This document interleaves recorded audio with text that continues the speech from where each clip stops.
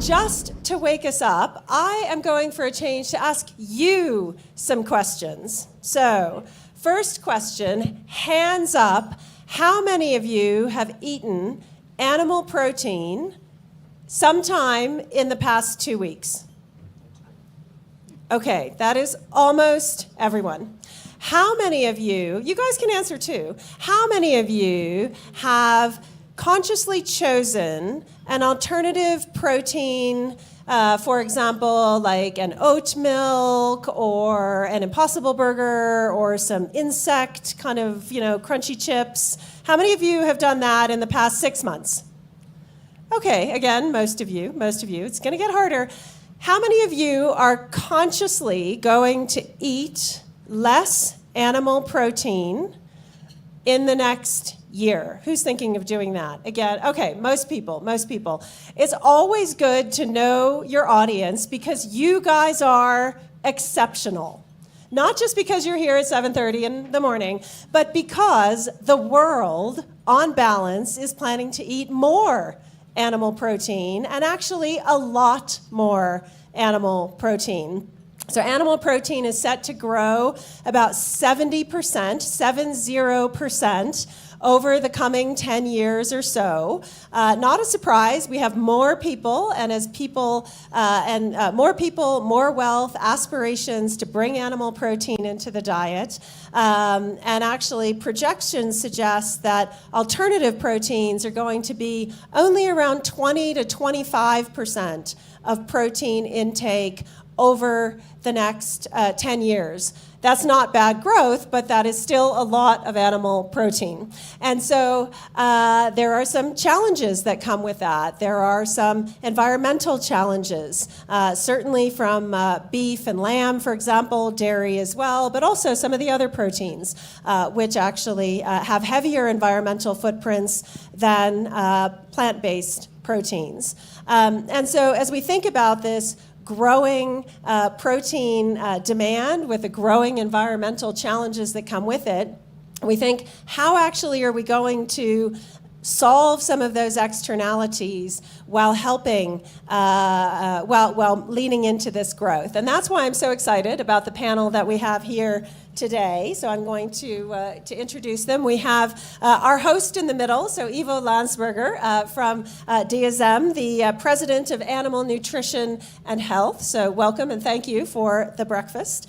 We have Arnold Puech, the president of the World Farmers Organization. And we have Mariana Vasconcelos, the CEO of AgroSmart, the largest ag data network in Latin America. So we're going to have a discussion in 3 chapters. The first one is around transformation. The second one is around transparency. And the final one around coalitions. And then we'll come back to you guys so you get a chance to ask questions instead of just answer questions. So I'm going to dive in. Ivo, let me start with you. DSM has been working on a lot of solutions for helping transition some of the environmental challenges around animal protein. Would love to hear, what are you working on? What are you excited about? Right, yeah, thanks for the question. And indeed, I think it's in the public domain, it's quite known. We actually been working a lot on feed additives, which are helping, of course, to reduce emissions. The classic example, as we use actually a lot of times, is Bovaer.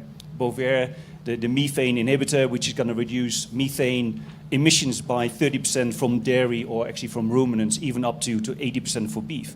So that's something in the news. We actually are quite excited about it. We just started the plant in Delray, so we're going to build it, very much committed. And actually, I'm so proud to really talk about it every time because we started this in 2009.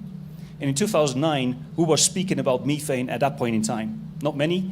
And I think now it's a big topic and we all actually recognize that methane is a big topic. So that's one example. We have other feed additives as well. I'm just looking also here at one of my colleagues actually from Novozymes.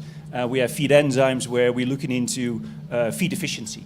And feed efficiency, so doing more with more or less the same or even less, is one of the elements where we're working very hard on. So feed additives is one category. The other one, and actually touches on the second topic as you highlighted, transparency in data. We are working on precision services, precision nutrition, to really become precise on a farm level, to make sure that the feed and food intake actually on the farm is actually tailored towards what's happening on that farm for that herd. And that is actually now taking more and more of a jump forward. And I'm happy really to listen to my co-panelists here later on as well, what's happening on the crop side, but also in general, because I think precision services is becoming quite important, and there we're also making inroads. Last but not least, also linked to this, I think it's extremely important to have a on-the-farm based, primary-based kind of data for environmental footprinting. What I mean to say there, I'm Dutch, and you see actually in a Dutch kind of environment, many of the dairy farmers are just being put on the same kind of standard, because there's not really a farm-by-farm kind of assessment being done. If we can go as a value chain, as an industry, and actually assess on a farm-by-farm level, you can actually make a difference between the different farmers, the ones which are exceeding and the ones actually which are below the standard. And that is, I think, a critical element in our value chain to make sure that we create a race to the top. I'll pause here. Okay, one follow-up question for you on that, Ivo. So you've got new feed additives, you've got new technologies. What does that do to the economics of a farmer? I've been active in many of other industries, not only in animal farming, etc. I even worked in electronics, automotive. And why am I telling you that? Because typically you find that the environmental side, sustainability, is costing more. I'll use the feed enzymes as a very good example. If you start using feed enzymes, you might actually, at face value, you might see a low or higher cost, but the net cost might be lower. Mm-hmm. So sometimes environmental gains go hand in glove with actually an economic gain as well.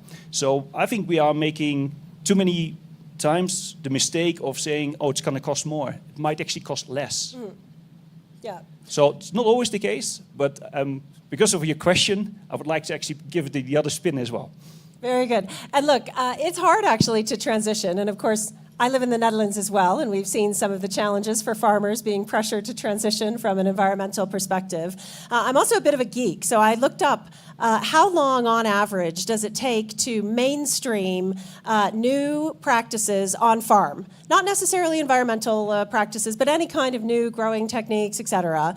And actually there's fantastic research which has looked at all kinds of farm innovations over the past 70 years. If it's easy, it's quite simple. You know, one thing you have to change. It takes about 5 to 7 years to get these practices at scale, which means at 60% or more of farms.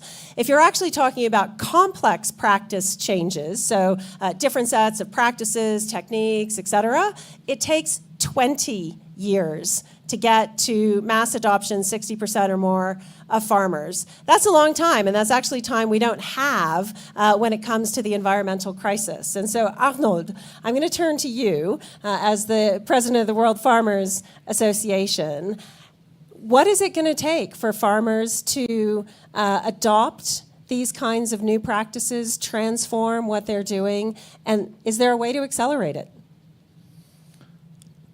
Thank you. Thank you very much for your question. I don't know how many time it takes. Sometimes it's the regulation who force you to move very quickly. And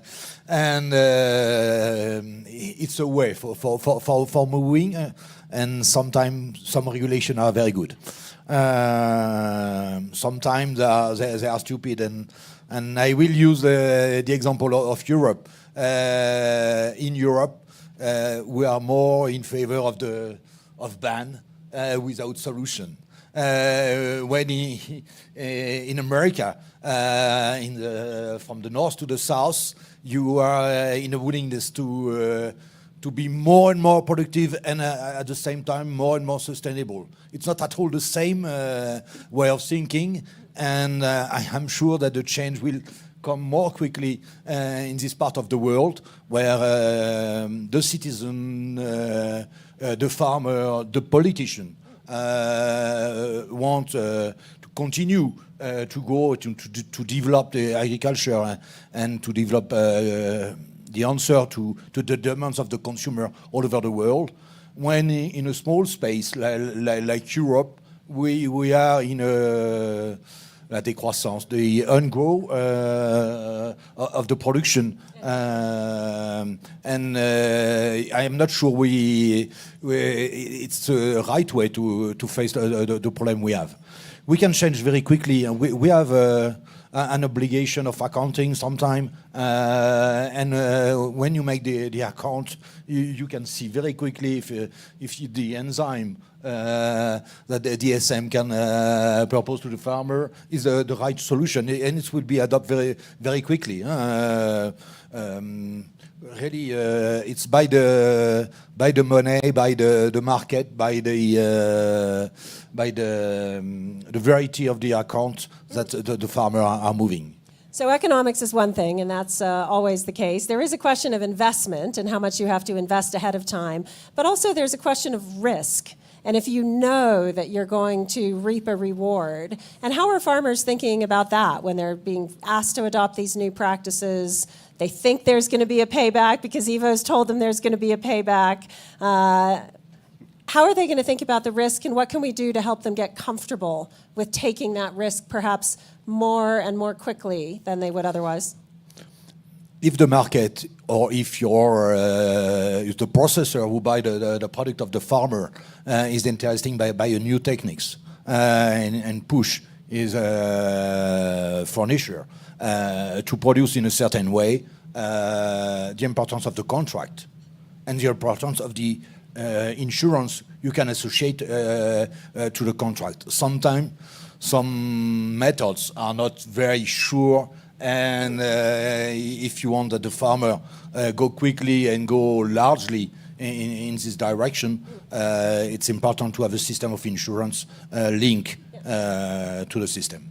Okay, so Arnold has just pointed out that we're missing two voices on the panel, so I am going to come to the room. One is finance, and I know Rabobank is in the room, so we'll hear from you guys a bit later. The second is consumers, and actually in the consumer companies, and is there the demand and the demand pull and the demand signals? I know Tyson is in the room, and anyway, there may be some other comments, but let's not forget that actually those are going to be important voices as well. But one thing you said, Arnold, is that farmers need to see if they're getting the benefit on farm. So I'm going to come to you, Mariana, because actually you're bringing data and helping drive farmer changes across Latin America. Tell us a little bit more about what you do and what you're finding as farmers are trying to transition. Well, we are building an operating system that supports the whole transition of food production. One of our main products is focused on climate-smart agriculture, so we monitor crops, we understand microclimate, and we help farmers to make better decisions every day.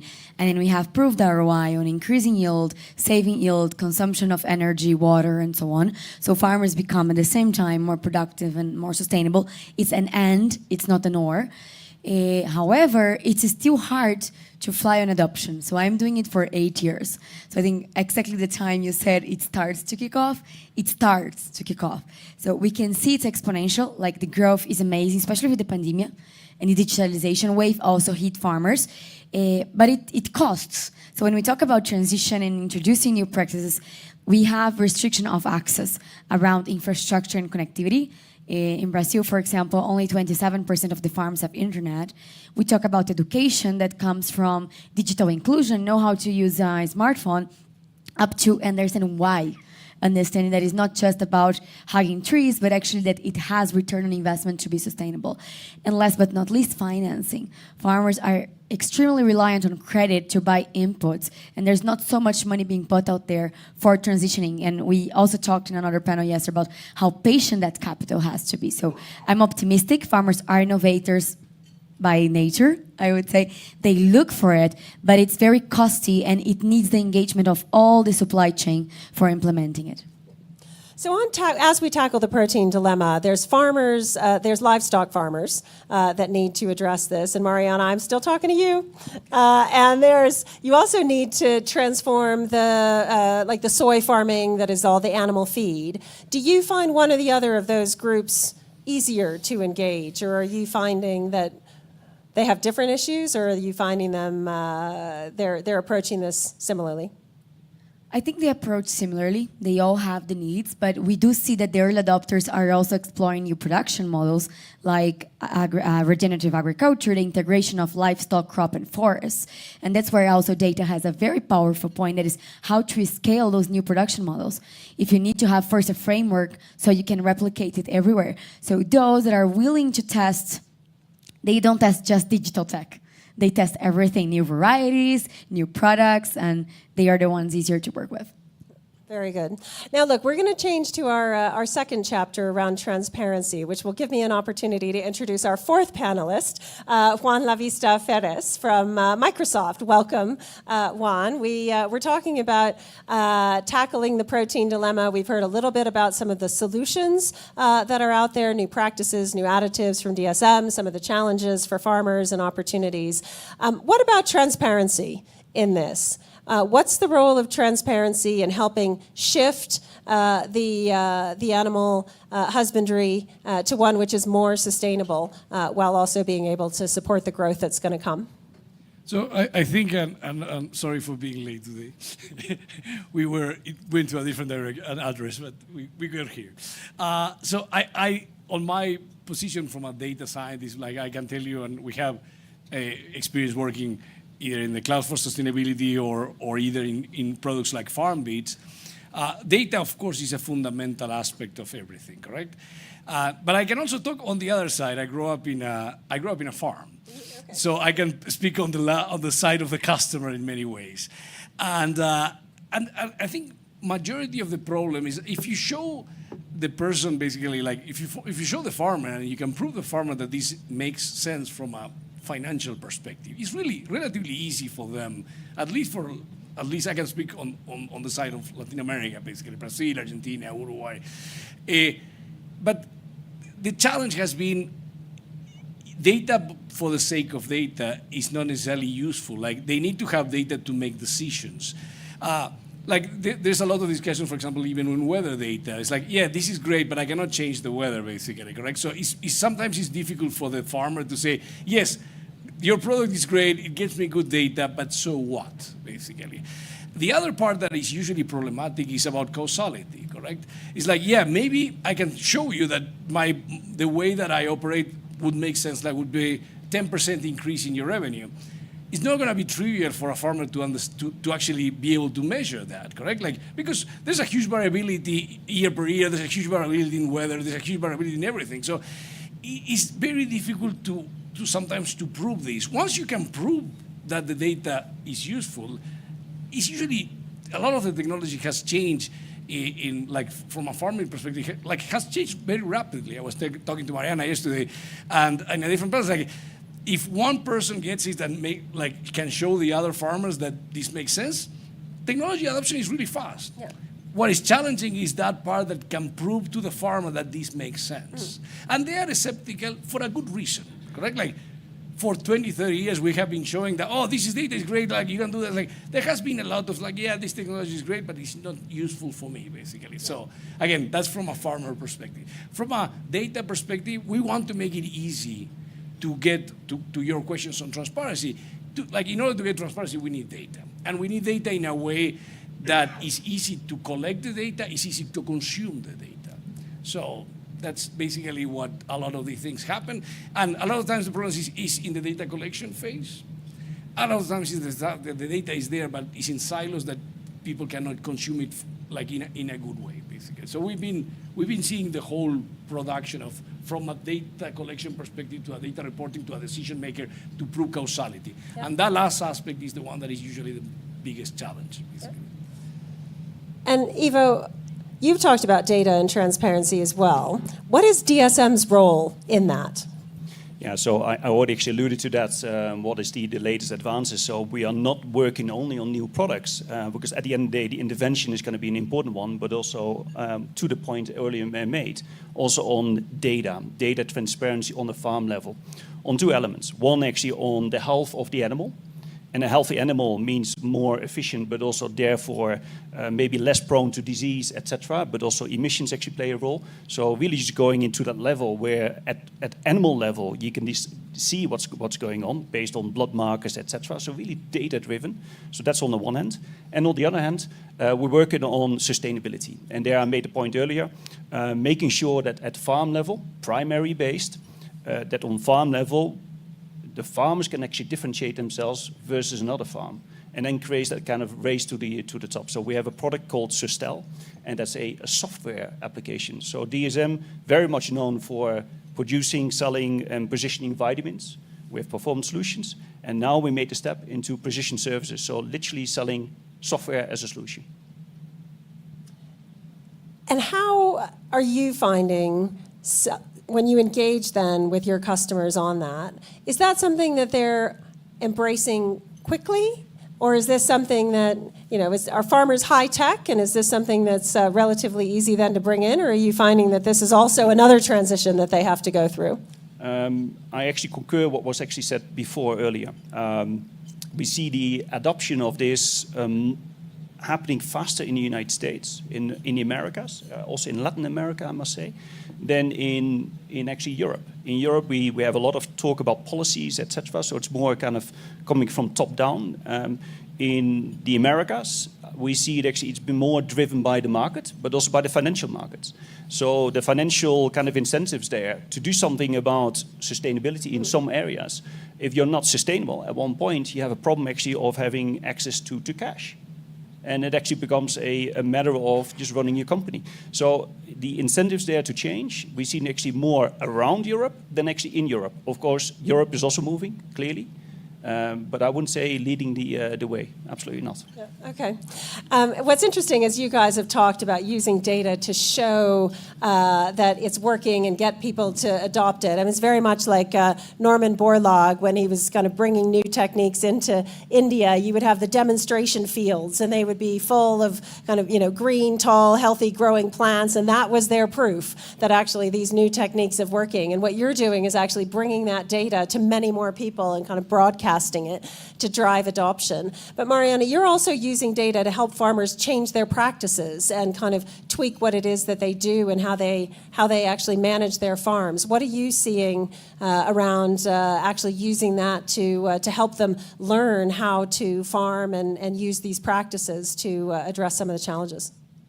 In Latin America, farmers perceive the data as a differentiation that allow them to capture value from transparency, either through getting better credit rates or to receiving payment for ecosystem services or just selling it at a premium because they know how it's good. And when you use the data, it's not just about the transparency, it's also increasing quality, increasing the protein levels. So we have right now in our platform 100,000 farmers, 48 million hectares using sustainable practice, and that becomes viral. So network effects actually happen in agriculture. It already did in the offline mode, like making demonstration fields and so on, but it also works on the digital level. And we are leveraging this to bring food companies traceability. So we launched a monitoring, reporting, and verification platform where we aggregate that data and then transform it in dashboards for managing ESG KPIs. So understanding what is that food company carbon footprint on scope 3? Are they deforesting? How is labor conditions in that field? So we help them to understand what they're failing at and then invest in initiatives that are actually going to help and work together with the farmers to transition. And that goes from cattle production in Argentina, in Brazil, but even to the Amazonia, where we are tackling acai extractivism and proving that we are not deforesting to produce food. And how quickly can you scale? So I was trying to look it up, actually, 48 million hectares versus the kind of growing capacity or the growing land of Latin America. It's a start, but there's a lot more to go. How quickly can it actually scale and scale these practice changes? I would say with the climate product, we already start to hit the mass of the farmers. But there is a long way to go, and I don't see that happening unless we embed finance. We need to be working together. Unless farmers have capital to invest, they won't transition. It will be very slow because technology costs. There is proven ROI, but it takes time. 1 season, 2 seasons, depending on the product. They have like unexpected situations that might influence that return. So we need to work together in order to accelerate, but I'm sure that I have been doing this for 8 years. I don't think it will take another 8 years for us to hit strong, but I think still 3 to 5 years until we are actually massively spread between every farmer. Okay, so Arnold, let's come to you. Now, you're the chairman of the World Farmers Association, so not just Europe, but you are European. You've heard a number of comments about some of the challenges of farmers in Europe. Is data and transparency helping there, or is it actually getting in the way in terms of driving some of the transformation? And then let's talk about the rest of the world. Let's start with Europe. I will repeat what I said just before when we have the talk before the speech. Transparency doesn't mean exhibition. It means that we have everywhere in the world more and more obligation of traceability, and that's good. That's good because the long food chain, but also the short food chain is asking for more confidence in the way of producing of the farmer. About the data, we, as farmer, we have a little bit, some problem in our speech. We have a double speech. On the side, we say we own our data and we don't want to share our data with the other. And at the same time, we are asking for data reference from the other. And that's the first thing. Second thing, we have a problem around the data and how the data can be used. Now, with the on the harvesting machine, for example, John Deere is able to know what is the yield in the south part of the globe. Are we missing quickly or not cereal or something else?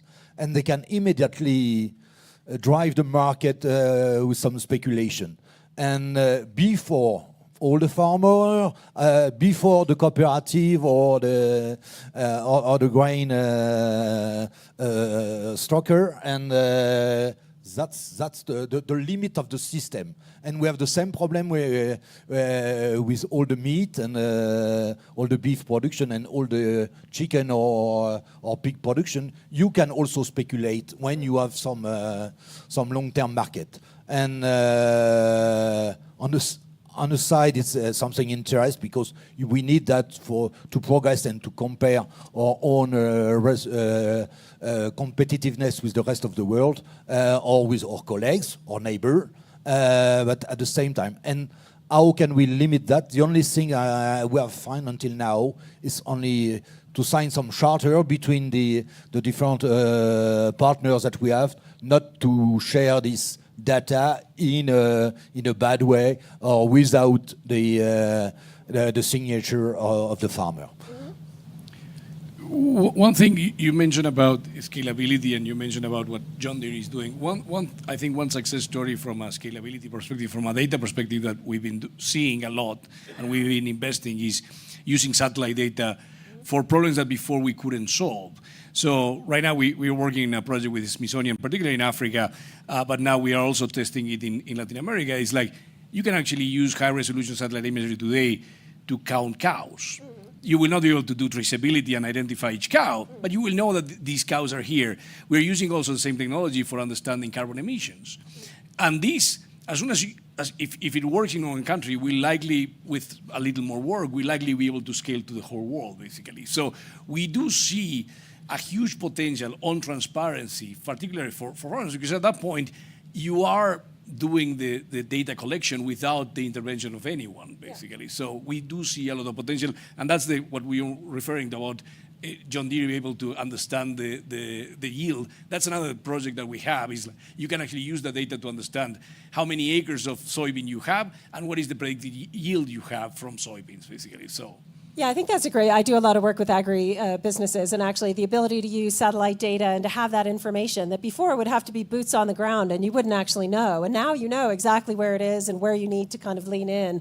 You also actually start to realize that the problem might be bigger than you thought, which can actually then help increase the urgency. Now, look, last kind of topic for the panel. I am then going to turn to the audience. Coalitions. Okay, everybody says you can't do it alone. We can't tackle these challenges. We need unexpected allies. I don't need everybody to answer, but do you one or two of you want to just offer a perspective on how have you been finding unexpected allies helping drive some of this transition further, faster in terms of practices or data? What have you found? I think we have an increasing awareness around ecosystems, right? So when we start talking about innovation, it was a few companies talking about it. Now we collaborate between startups, big corporations, government, all together to educate the farmer and why it is important. So it's not formalized. When we think about coalitions, formalized coalitions, on my perspectives, we are doing it way more for climate than we are for food systems. And I would love to see that together with a plan that we can read together, but we see it in the ground. Okay, great. Arnold? We are totally in favor of coalition. That's why we are a member of in World Farmers Organization of coalition for better land use, for the diet, and I think that in the food chain we are like a team in the rugby. Everybody is different. But together we can make something fantastic, and I am sure that we, from the producer to the consumers, all together, we are able to be very efficient for a more sustainable world. And the farmer want to be part of this movement. Ivo? So what's the problem with the panel? You say only two people need to answer, but you can say something too, Juan. Still on? Yeah. You just mentioned, I think, a very important point. It is really all the way from the feed, all the way down to the consumer. And we need to actually just go through the value chain and making sure that we actually create these kind of coalitions which make an impact. And what do I mean then? Financial institutions. Did I ever actually speak to financial institutions before? No, because our direct contact was a feed miller or a farmer. And that's where it stopped.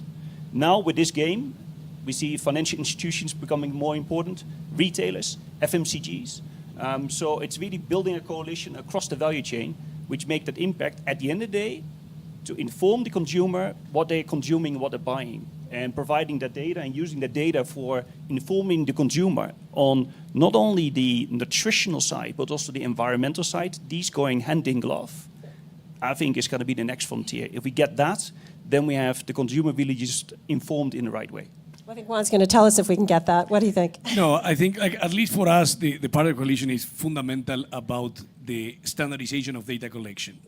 And we need to have clear rules of data collection, basically. Like a lot of times, to your point, is like we ask and ask and ask data, and there's nothing in return for the farmer, basically. And that's something that is like I can tell you, like on our experience, is that the minute you show to the farmer, like on the case of like traceability, that hey, your beef is being consumed here, like even if it's just there's not a lot of value add, like there's no decision that the farmer can make, but the farmer automatically see the value. Oh, okay, now I see why, basically. So on the data collection is to have good standards on data collection and also good rules of engagement on why we're collecting the data and making sure that the person that is the data collection person gets something in return, basically, even if it's just feedback. Yeah. So. Yeah, very good. Look, I am going to turn to the audience. Not that I'm going to be directive, but there was quite a lot of talk about finance, so I am hoping somebody from Rabobank is going to jump up and say something. I see a hand in the back, so we'll go there first. Gentleman in white. Is there a mic? I have a mic here, but we have 4 mics. Arnold, don't give it away. You're not going to get it back. Enchanté. Good morning. My name is Fernando Morales de la Cruz. I am a human rights activist working for the elimination of child labor. and forced labor. And I see that, the problem in the world is that everybody's talking about SDGs and ESG investment and sustainability, but the farmers and the farm workers are getting the worst part of the deal. And I think Arnaud would agree with me, even in Europe, because you go to a supermarket and you try to buy a tomato, and when you go to the farmer, he received about 40% or even less of the price you paid at the supermarket. But the issue for me, when we talk about proteins, please don't forget the proteins and the nutrition of the farmers and the farm workers. I'm working on a series of studies which are done in a very special way on infant malnutrition of children of farmers. And it's the first data we have, it's horrible. So here we have the people who are feeding us. Of course, they're harvesting our coffee, our cocoa, our sugar, and so many things. And the protein intake that their children have, it's minimal. So whenever we talk about the protein dilemma, I would like people to also consider the protein intake of the children of the farmers and the farm workers. Yeah. Because they're being left out. So if I may, I just want to disrupt your discussion by putting this point, and of course I'll talk to Arnaud and everyone else afterwards. But thank you so much. Great, thank you. Mariana, are you looking at that as part of the work that you do, some that kind of more holistically, like health of the farmers and their families? Yes, so when we are talking about supply chains where we have smallholder farms, we are talking about the farmers themselves. When we're talking about a big corporation, we're talking about their employees, basically. So we are looking into gender, access to education, slavery conditions, child labor, like are these childs actually enrolled in a school? Does that community have hospitals? Do they have access to security, to energy, to clean water? So yes, it's some of the questions. Our push to the corporations, like, it's not enough to self-declare, not just the farmer, but also them and their auditors, but they have to prove evidence. So, okay, they have access to health. Where is an evaluation of nutritionists and how they're doing, and so on. And I agree to him that it's not always beautiful. And I think that's the power of data, that is understanding what's wrong. And it's the same for deforestation and some other indexes. But then once we know what's wrong, that's where we can invest.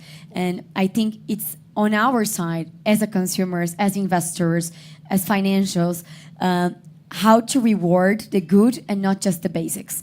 I think we were calling sustainability and giving sustainability awards for people meeting the law and the legislation.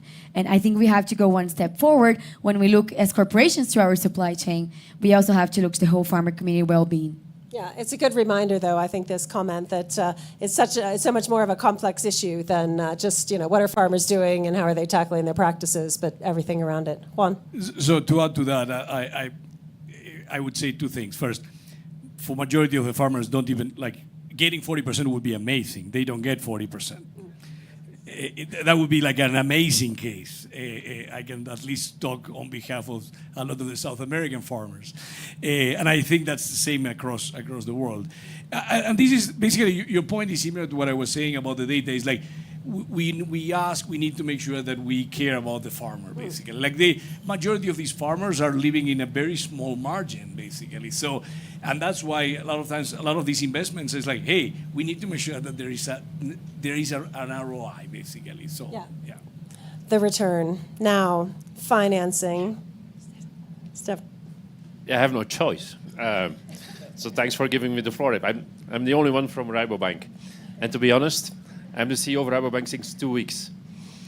So I'm not coming from Rabobank, I'm coming from another bank. So giving me the floor and talk about finance of Rabobank is a little bit complicated. But it's for me very interesting to be here, to be honest. I was hesitating, am I coming to this event or not? And I'm very pleased. And one of the lessons learned is already today, because if I look in the room, I think the solution will come from female and not from male, because there's more female in the room than male. So if you have the solution on tackling the protein dilemma, I will look at you.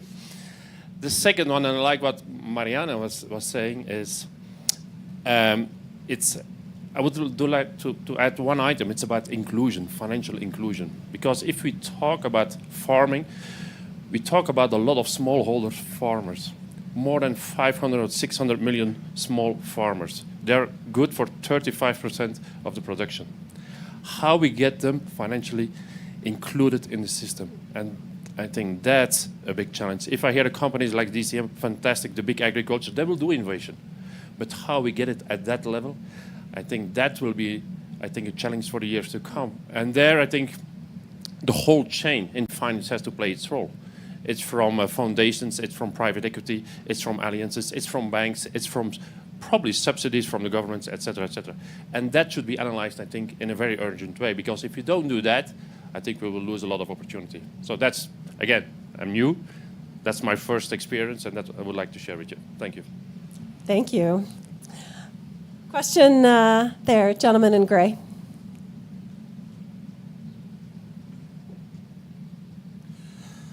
Hi, Brian Schmidt from the Australian National University. I guess one of the things I'm reflecting on is that overarching the protein dilemma is that if we're looking at productivity gains, the market's going to kind of deal with that, and finance works. But there's this huge externality of land degradation, methane, and we don't really price that in right now. And so we can withhold finance, but that's easily circumvented and doesn't affect everyone. We can have our purchasers impose restrictions, and again, easily circumvented, and neither really helps. It puts a lot of pressure on the farmer. The farmer gets kind of squeezed, because ultimately what they're trying to do, which is more expensive, doesn't actually get priced in a sensible way. So regulation is pretty ham-fisted often. So how do you see we're going to deal with this? Because if we're going to go down by a factor of 10 over the next 30 years, we're going to need to do something pretty serious and direct so that the farmer gets what they do. And I just don't see that in what we're talking about yet. Tough question. Who wants to take it? Arnold? We have a problem of response in the food chain. The cost of the production is increasing everywhere in the world.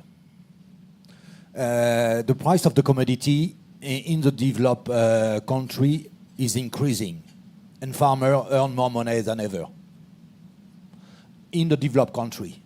In the developing country, the market is staying very often with the same price at the exit of the farm, when all their costs are increasing, and they are really in difficulty. And that's the market sometimes don't function correctly. And to come back at your example of tomatoes, you need to be aware that in India, when you buy tomatoes, the farmer receives 14%, 1/4 of the final price. When you spend your money in my country, in France, in food, in the supermarket or in the restaurant, it's just 6.9% of the money will arrive in the pocket of the farmer. Really, sometimes we have to progress. Huh? It's an old statistic, and I think that in France it changed very quickly because of the very good price that we have now. And to answer at the first question of my colleagues, I am sure that when you have good price, you are able to earn more money as farmer, and you are able to pay your worker with the best salary. We will do that. We do that, and we are obliged to do that because since the end of, not the end of the COVID, since the reopen of the life with less COVID, everywhere in the world, all the workers are more and more paid, and everybody need to find the best employee. That's what I want to say. Ivo, were you going? I would like to add here that we shouldn't really underestimate the willingness of our consumer, or the consumers in general. I go back to your first question here to the audience. How many of you actually have been going for a meat alternative? And a lot of the hands were raised. And why is that? Because there's a growing awareness on the environmental and the sustainability side of actually what we are consuming. If only we would know what the sustainability footprint is. Now there's all kind of assumptions that meat is bad and vegetable is good, etc. Maybe we should really give that insight. And then we come back to the theme of transparency and data again. because you need data to provide that kind of transparency to make sure that the consumer can indeed make that choice. But there's a willingness, and there's many studies out there, there's a willingness of the general consumer to pay a little bit more, but if only that person actually would then know that that product is indeed more sustainable. And that's the crux. That's where data and transparency plays a very important role. So I'm not that pessimistic, but I'm totally with you that we should really avoid that the farmers become into the squeeze, because that doesn't work anymore. We need to make sure that the consumer is fully informed on what the product actually, what kind of footprint we're talking about. Yeah, and there are some interesting innovations. For example, consumers paying a little bit more, but then it getting channeled into a fund that goes straight to farmers, so it avoids all the markups along the way. You can use insurance, you can use carbon credits, et cetera. There are a couple of other hands. I think this in the front there. If we have a mic. Thank you. I'm Virginia, and I work for the World Food Programme. Thanks. World Food Programme. Okay. Thank you so much for the very interesting panel. I wanted to mention two things. One was demand, and the other one was scale. And I guess if we are, as we all know, if we are to trigger a transformational change, we'll have to make it global, and obviously demand will play an important role. And the demand, Ivo was talking about the consumers, but the demand is going to come from the consumers in the Western world, but it's also, and if we are to make the radical change, is going to come also from the other part of the world. And I wonder, how can we use all our tools to actually start triggering that demand a bit more? We work with 160 million beneficiaries, millions of farmers, and we work in 83 countries on nutritional behavior change, SBCC. So we, for instance, can contribute to this, obviously. I was also country director in one of the countries where I think it was 87% of the people didn't have access to protein. They filled the nutrient gap. That was Burundi. As a consequence, they had initially 58% of chronic malnutrition. We have also that. It's not only about triggering the demand, it's also about trying to cover for those needs. So if we could maybe try to see, apart from making it available, apart from giving the transparency and information, if we can maybe also use all our tools and all of us to start triggering that demand, and also then make it up to scale. And that's also where the work with farmers, we work also with farmers. We could try to engage also a little bit more different parts of the world in that and triggering that demand and that change. Yeah. So stimulating demand. Now, I don't see her, but Emmeline from WBCSD was here. You work all the time on stimulating demand for healthy, sustainable, nutritious products. Do you want to say a couple of words on this? Thank you. Absolutely. You had asked me to make a clever question at one point. So actually, I was thinking get to make a clever answer. I had to focus a lot. Several points. So first of all, I think the nexus is to say that we are going to need to find a way to internalize externalities. That was a big word yesterday in the session we had at Bayer, but that's the reality. It's not cheaper to be more sustainable if you come from a pretty high-level production system already. It's cheaper if you come from a low level and you're able to actually farm better, and then it can be cheaper. But if you come from pretty high level, which is, most of the intensive production systems in Europe, etc., it's not cheaper. I worked for 15 years in Sustainable Agriculture Initiative, and I'm an agronomist, so I've done a bit of that. But the nexus is, it will be cheaper if we take into account the environmental and the social, either cost or value that we're bringing with new practices. So that's the crux. And now the question is, to what you were saying, where does the money come from in order to internalize these externalities? It can come from consumers, potentially. It can come from policymakers, potentially. And that's really what we have to look. It can come from the finance as well. And that's what we have to activate. In terms of consumers, what we find is that, yes, there is a willingness to pay more. Sometimes there is a willingness is different from actually acting. Plus, we see that increasingly, food insecurity is coming up. People are earning less in many places. I just saw an article in The Guardian 2 days ago or 3 days ago on the pork industry in the UK with higher animal welfare levels, which is actually losing markets. The consumers are turning to meats that is produced in China with different welfare levels. So that's something we're going to have to really tackle and stop diluting ourselves a little bit and really say, okay, we need to find the money in order to actually make this transformation happen. And there is money. It just needs to be redirected. So I don't have exactly the solution. But indeed, the consumers, if you give them the means, they would love to do better. That's the question of having the means. Thank you. Now, it looks like there's so many more questions in the audience. We are at time. Why don't we just go to one last one, and then we're going to wrap. Thank you. So I have a question. A lot of the talk today has been about using data to optimize the current processes. Can you sort of talk about totally new ways of, cultivated meat, for instance, and things like that, and how that's going to impact, all the actors across the supply chain and the role they have to play? Yeah, I can give an example actually of what's going to be at the horizon, and this is going to be groundbreaking. We are looking into the industry, the value chain is looking into using microorganisms as, I would say, the second wave of, let's say, domestication, not really of animals now anymore, but of microorganisms actually producing proteins. And the typical kind of the first take on that is it's for human consumption. Maybe not. It could actually be easier really to use this as feed really for animals. And I think that is going to be creating a huge inroad actually in tackling a lot of the environmental concerns as we see. This is still being worked on.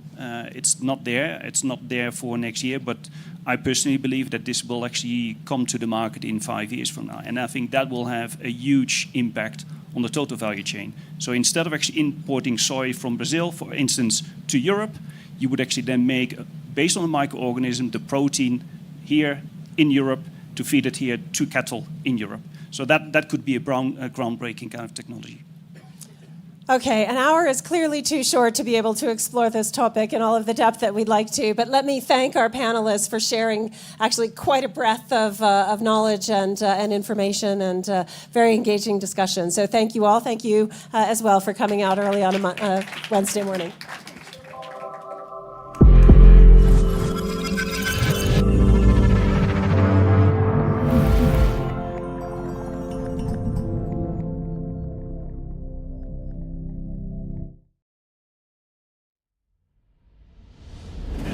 Good morning, everybody. We're about to start, so if you can take a seat. A lot of seats in the front row, actually. Where is everyone? Where is everyone? We took a shower. I actually didn't have time for a shower.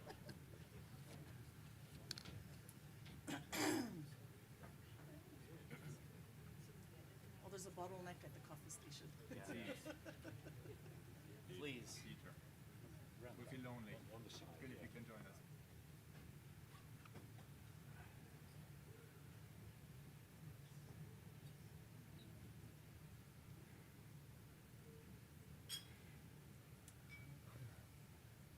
Very good.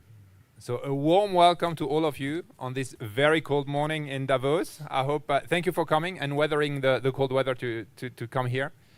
We have a very exciting topic, which is about making the energy transition a reality. I think one big theme that we hear at Davos this year is very much around the pragmatism and making sure that we translate big ambition to reality, and that's the topic of today.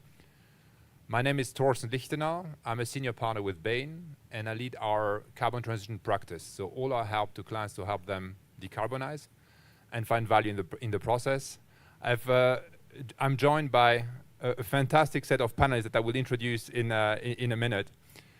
But maybe to introduce the topic first, clearly carbon transition is an imperative. I think if we needed a reminder, last year was a clear reminder with the extreme weather we had. When you think about the droughts in China, the floods in Pakistan, the heat wave in Europe. So I think there's not a debate that we need to do the carbon transition. And we all know that, to a large extent, carbon transition means energy transition. Now, changing an energy system is a complex undertaking because it's not only about making the energy more sustainable, it's also about making sure the energy is affordable and reliable. And if we think about the change we're on and we reflect on the energy transition, there are probably 4 key themes that are coming out. The first one is, despite all the progress we've been making from COP to COP, we're still not on a trajectory of 1.5 degrees. So if you take all the pledges of the world, you're probably still on a 2-degree trajectory, and that's just pledges. Probably only 25% of these are translated into policy.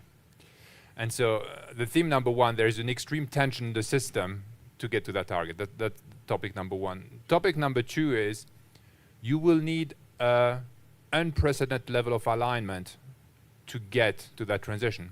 And alignment between 4 key things. Number 1, making sure that policy is supporting it. Number 2, making sure that technology is coming down the experience curve. Number 3, making sure that capital is flowing the right direction. And number 4, making sure that customer and consumer are valuing the low carbon energy. So that's the second theme that is coming through. And this tension will only be resolved often at local level. It's hard to resolve all of that at once globally. And therefore, that's theme number 3. What we are seeing is a period of great uncertainty and of great disruption. And over the coming years, the coming decades, we can expect great opportunity, but also great risks, stranded asset being one example, from disruption happening. And the last theme is, when you look at all of that, you could think, should we be passive and just wait for this uncertainty to disappear, to take action? Absolutely not. I think now is the time for corporates to act, also to adapt, to prepare for this disruption, build resilience, and also advocate to make sure that they are proactively trying to shape the policy. So these are some of the 4 themes we will cover today. I have a joy to be joined today by fantastic panelists, and they're fantastic for many reasons, but they're leaders in their sector, and also they come from very different sectors. But all of these sectors are in hard-to-abate industries, in areas where actually the energy transition is playing out, from utilities to oil and gas and energy, to mining, to chemicals. And that's what will make the richness of this debate. So with me today, if I start to my right, Ernesto. Ernesto is the Chief Innovation and Technology Officer at Enel. And actually, you managed to find a fantastic new term, I think, to define your role, which I really, really like. Innovability, which I've never seen before. Very great. Then, further to my right, Bob Mohan, who is the Chief Sustainability, Technology and Innovation Officer at SABIC. I think it's fantastic to bring all these roles together, because all of that will be required to make the change. Then we have Annick Michaud from Anglo American, who is the Group Director for Corporate Relations and Sustainable Impact.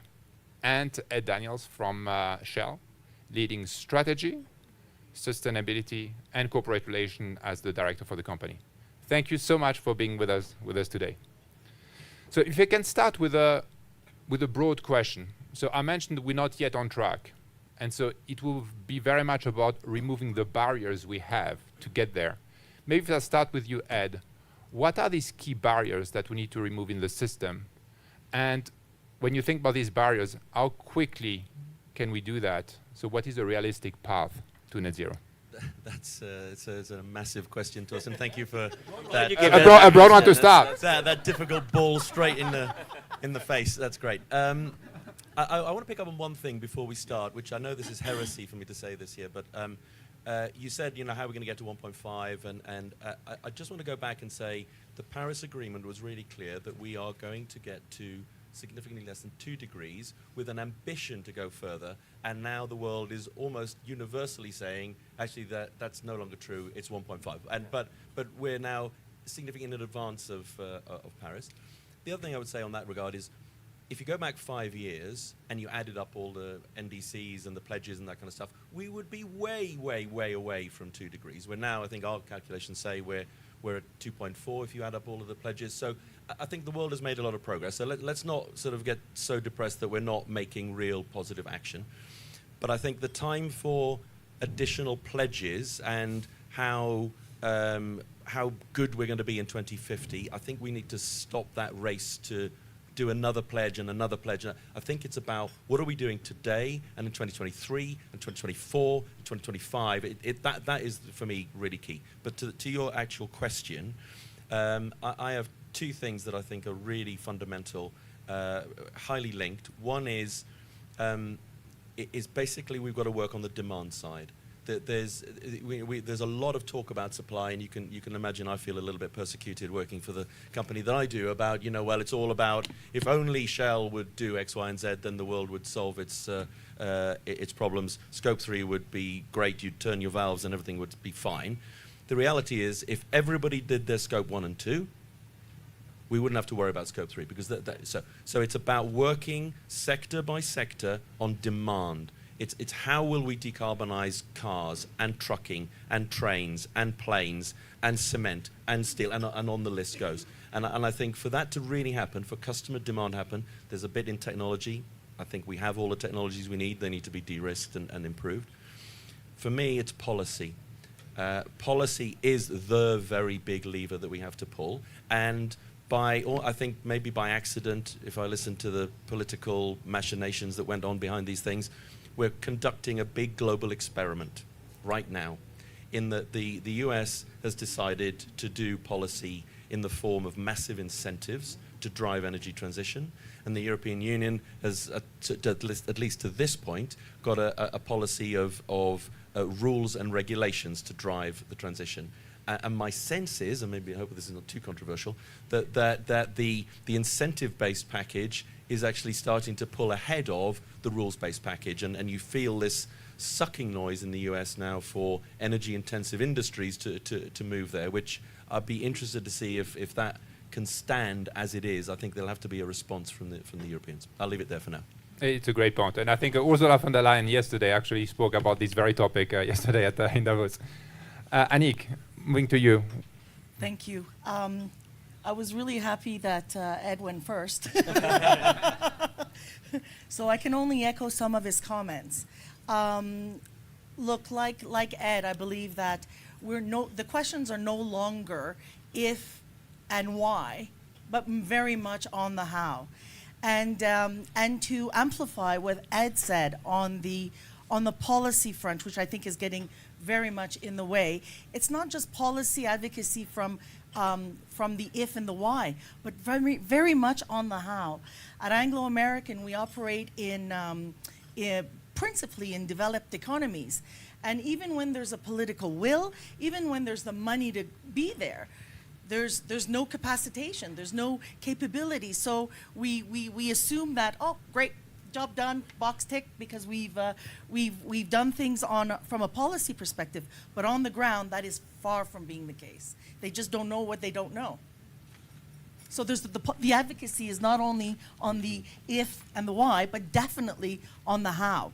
And sometimes governments are reluctant to take help from corporates. So that I think is a barrier. It's a great point. Bob, what is your perspective on the topic, the key barriers you would see as critical to remove?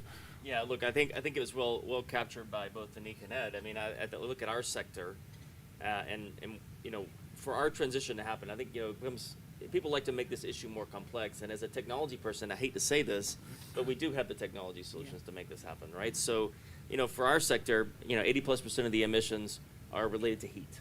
It's not a complex problem. The problem is, how do you decarbonize the heat? And at the end of the day, what you see happening, and I love the example of the U.S. versus I love the description of rules versus incentive-based, right? What we don't need help on are rules telling us what a government thinks the right technical solution is to apply. What we need are incentives to get the infrastructure in place for the right set of solutions. And so to me, this policy gap is still the biggest gap. There are technology risks. There are implementations that we need to do to de-risk the scale that we want to take these solutions. And there are unique infrastructure and regional differences as to what solutions are going to be applicable for asset bases across the world. But if we don't have a common alignment across regions at the government level on policy to help enable us, we're not going to achieve this. And Ernesto, what is your perspective? I can share with you a story. When I joined Enel, before joining Enel, I was a serial entrepreneur and a serial innovator, having supported many companies and support the invention of things like the first smartphone, the first GPS in a mobile phone, and the first scratch card to recharge a prepaid phone service. I didn't imagine that I could work in such a sector. I was not an expert of this sector. And I was having a meeting with our CEO, the CEO of Enel, recently appointed at that time, just to ask for advice for my future, because I admired him, I trusted him, and he shared with me the real barriers to the adoption of renewables, simply the cost. At that time, in 2014, the cost of renewables were higher by more or less 30% more than the cost of fossil fuel energy. So he shared with me this dream, lower the cost of renewables, and he asked me, why don't you join our company as Director of Innovation and Sustainability?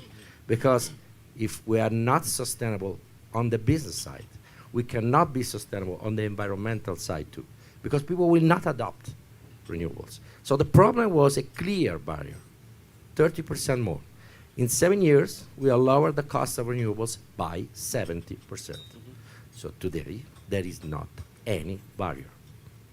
We have a lot of incentives to support fossil fuels. I use a metaphor. We are addicted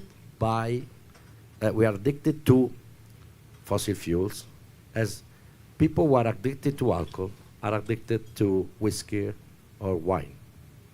This is the problem. And we are, I don't know if you have kids. I do. Try to imagine. I never hope that this happens, but if you have a kid that is becoming addicted to beer, will you provide him with money to get beer? No. So we are paying to feed what is killing the planet. So it's like if the Ukrainian people would pay Putin to bomb them. This is exactly what we are doing. So there is not any barrier, just the culture, the willingness, and the poison that we are using to poison ourselves. So at that time when I joined Enel, there was a barrier. Today, if you compare the cost of renewables in any country with the cost of fossil fuel plants, the cost of renewable energy is lower. That's why we have canceled any investment in new fossil fuel plants in 2014. And we have invested only in new renewable plants and in digitalized grids, because you cannot dispatch in the right way the renewables if you are not a digitalized grid. So we prefer to avoid feeding alcohol, providing alcohol, but we try to provide other ingredients that could better the body instead of killing it. I want to explain why we have invented the concept of innovability, because it's connected with this topic. Innovation and sustainability makes innovability, because every day we must change to survive. We can learn from the nature. Every 2 hours, we change the skin of our lips. After this meeting, you will have changed the skin of your lips, all the cells of your lips. Every 4 years, you change the cells of your liver. Every 15 years, you die and you are born again, because the 99% of your body cells die. You kill yourself to survive. So if you don't change, you die. If companies don't change, they die. Why we use innovability? Because it's an innovation that is aimed at getting survival. That is the real aim of sustainability. In harmony. If you want to survive and you get drugs every day, you get drunk every day, you have sex without any condom every day with different people, unfortunately, you have a short life, unfortunately. Because people could like this, but unfortunately you have a short life. But if you have a more sustainable way of living, you have more chances to survive. The same happens with the business side. If you adopt a sustainable way to make relationship with the environment, with the institutions, and with the communities, if you respect all of them, if you protect them, and you are able to get money with this, you are able to survive. Thank you very much. I'd love to come back if I may. For this kind of example. I mean, the descriptions of the last days of Rome are really poetic, Ernesto, and I'm a poet too. Yeah, and poetic. So, and there's elements of truth in what you say. Some of the analogies, perhaps, I'm not going to put in a Shell press release, but we've certainly been compared to cigarettes and tobacco. The sex one is brand new to me, so thank you for bringing that to the stage. This is Chatham House, right? Yeah, good. You're absolutely spot on. The power today is cheaper in terms of relative to its fossil fuel derived alternative. But let me put a little bit of reality. Let's tether us on planet Earth. 20% of the world's final energy consumption is through power. And if we could electrify more, let's say we electrify 50% of it, that would be brilliant, great. Or 60%, brilliant. But that's going to take time. It's going to take time to change the capital stock of the world. There are certain inventions that we need to create. High temperature heat is a good example in chemicals. Yeah. So we're not there yet. So you know, I slightly struggle with this sort of, we've got to stop selling alcohol because, you know, we're going to kill people by hospitals not working, by transportation not working, if we stop fossil fuels in an instant like that. There are hard to abate sectors which need molecular solutions, and those are not yet in the money. We've just built building a 200 megawatt hydrogen electrolyzer, green hydrogen electrolyzer in the Netherlands today. We don't have a single customer. There is not a single hydrogen truck in Europe that was prepared. Well, not when they. If they were there, would they buy with the hydrogen from us? It's going to take time for the capital stock of the world to turn over to be able to use those new products, and it's going to take policy prescriptions, incentives or rules in order to encourage people to pay the additional fee for those molecular solutions. But your point on power is well made. And I think it's a great point. So clearly, electrification is one of the levers. But when you look at all the end sectors, it will be part of the solution. If we go to policy, I think we mentioned it's a key topic, and I think what we've been seeing is probably an area of policy competition. I think the IRA has probably triggered an increased competition across different regions. But also, what we're seeing more and more corporates is thinking about being more shapers rather than just takers of policy. Yeah. Because you discussed, I think, Annick, you mentioned the how. And sometimes policymakers need also the corporate voice to actually have a very pragmatic policy. Could you expand more? Because I think as Anglo, you do a lot in terms of policy shaping. And if you could share with us what that entails. Absolutely. So, by the way, Ed, we have a hydrogen truck in South Africa. Oh, brilliant. Just thought I'd mention. Absolutely. So in mining, Scope 1 and 2, principally, Scope 1 is about the diesel that we use in our trucks on site, and then Scope 2 is going to be about how we plug into the grid. Fortunately, Latin America and Australia will be 50% renewables, so that box is ticked, but Southern Africa, absolutely not. And the discourse, especially in South Africa, has been evolving from year to year to year to year, from government who has a vested interest in coal mining. And when I say vested interest, I mean constituency. And we're going to be talking about the social implications in a little bit, but you're talking about hundreds of thousands of mine workers who are coal workers.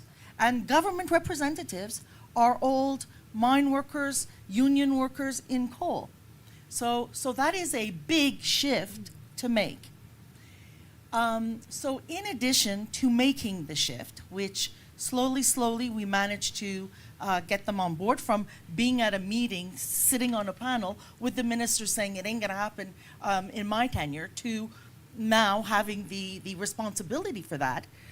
And we've seen it slowly by liberalizing the market there. But then what? It's all good and well that we have the policy structure in place, then what? So we actually had to say, right, work with us. We're willing to work with your state-owned entity. We're willing to work with a partner, a trusted partner that you will recognize. We are willing to put our capital in this, and we are willing to get a local partner participation in this. And basically what we've done is that we've created a company that is going to help electrify the grid on renewables. We're having to do it ourselves. So that's why I'm saying policy is one thing, but helping them to do it on the how. And because we've taken a total ecosystems approach, we're able to do it for all of Southern Africa. So in South Africa, in Botswana, and in Namibia. And it's wind and solar. I think it's a great example of shifting policy, not only for the transition, but the just transition, which increasingly is And I'm hoping we're going to be able to chat about that in a little bit. And we mentioned the topic of technology. So clearly technology is important. There are some sectors where we still need to bring it down the experience curve and the cost curve to get there. Bob, can you tell us a bit more about that? How do you make some of the key technology mainstream and bring them down? I know you've done a lot as SABIC in CCS as an example, CCUS. Yeah. Also in blue ammonia as an example. How do you actually proactively drive the technology down the cost curve? Yeah, I think well said, and I think the technology piece is really coupled to the policy discussion in my view as well. I mean, I think what we can do, and I think you captured this a bit too, Ed, as an industry now, I think we have to be very focused on what are the things we need to do to transition so that we can have the right dialogue with the regulators on what support we actually need. And we can't get in the situation, I think, that historically maybe we were in where we were waiting on that to solve itself so that we can make our transition happen. So, again, I'll take our sector, but then maybe go out a bit from that. I mean, you highlighted the issue on heat, right? For us, it's heat. And you really have three choices, right? I mean, you either are going to do carbon capture, which by far is my lowest preferred path. I mean, it's basically I've made a decision that I've failed at reducing the carbon, I'm going to capture it at the back end. But that's clearly, in the hard-to-abate sector, is a critical piece of the equation. We're going to leverage hydrogen. And in our case, especially in the kingdom, blue hydrogen is going to be a big piece of that equation. And electrification. And my preference is electrification, where I can do it, where the economics work, and where I can scale it, because I'm avoiding the emissions in the first place.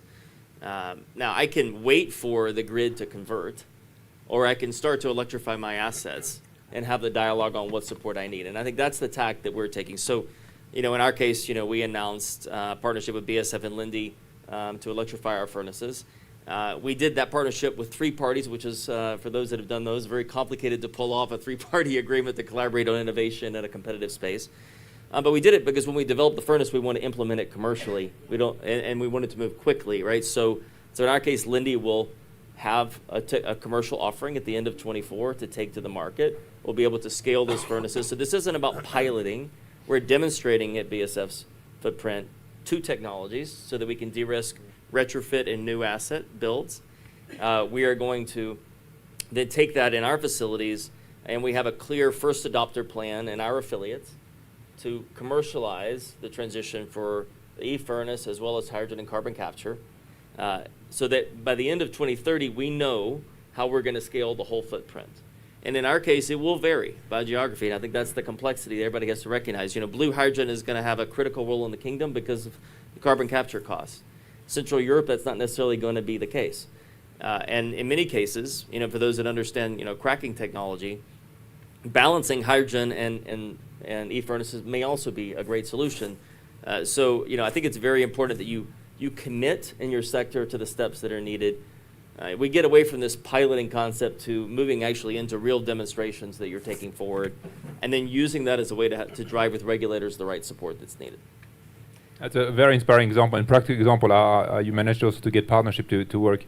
One topic when you want to scale technology, I think there's a lot of capex that need to be spent. I mean, depending on the estimate, it's 2, 3, 4 additional trillion per year you need to spend on it.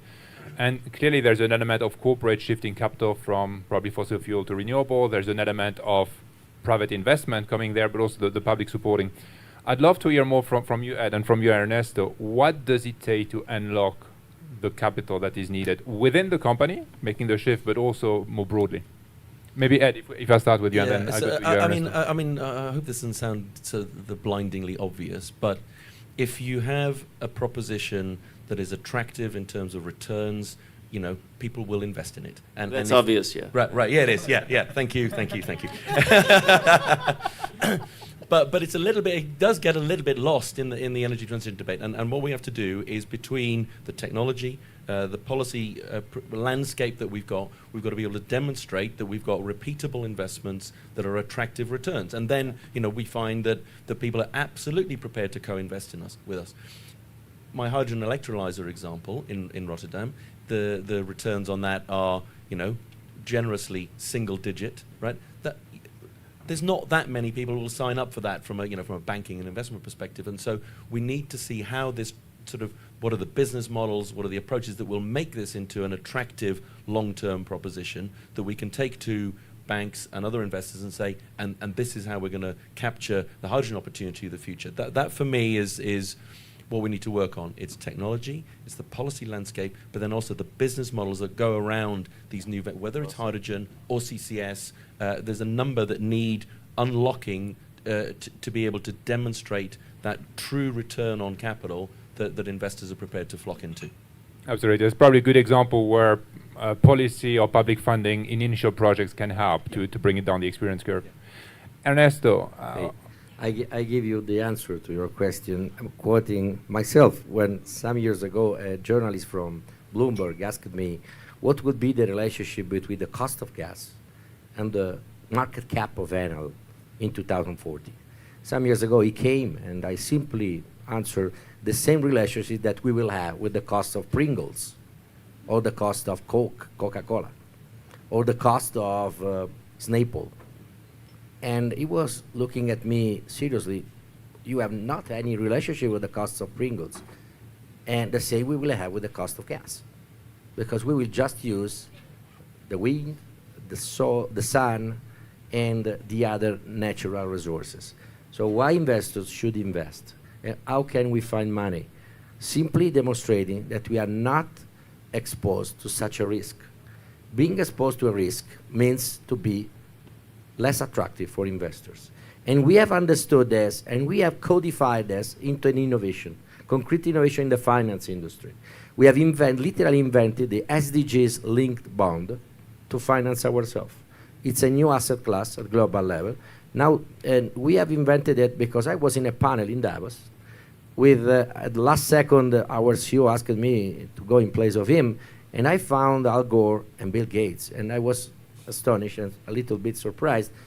But okay, I was in this panel and they were speaking about sustainable finance and saying that the sustainable finance is great, but has a concrete problem. Even if you are sustainable, you don't save money in terms of interest rate because they evaluate your financial performance.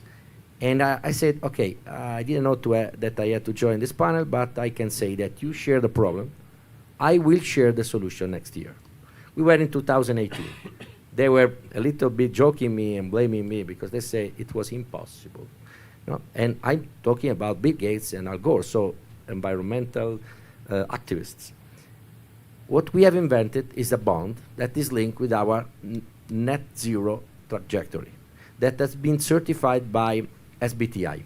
We have raised from the market 23 billion, saving 30 base points, comparing these bonds with our corporate bonds. And now this asset class at global level value is 200 billion. And other companies like Chanel, Tesco, and other stuff have copied us. And Forbes has written an article asking, how is it possible that this Italian company, they think like pizza makers and similar stuff, and from the energy sector, that is to say in a sector not innovative, like people like the Flintstones of the innovation, no, they could invent something in the finance industry, even if they have not Harvard, Berkeley, and the other stuff. And I commented on LinkedIn that it's the typical prejudices coming from US on Italian energy companies, but it's okay. We have literally invented, other companies copied us.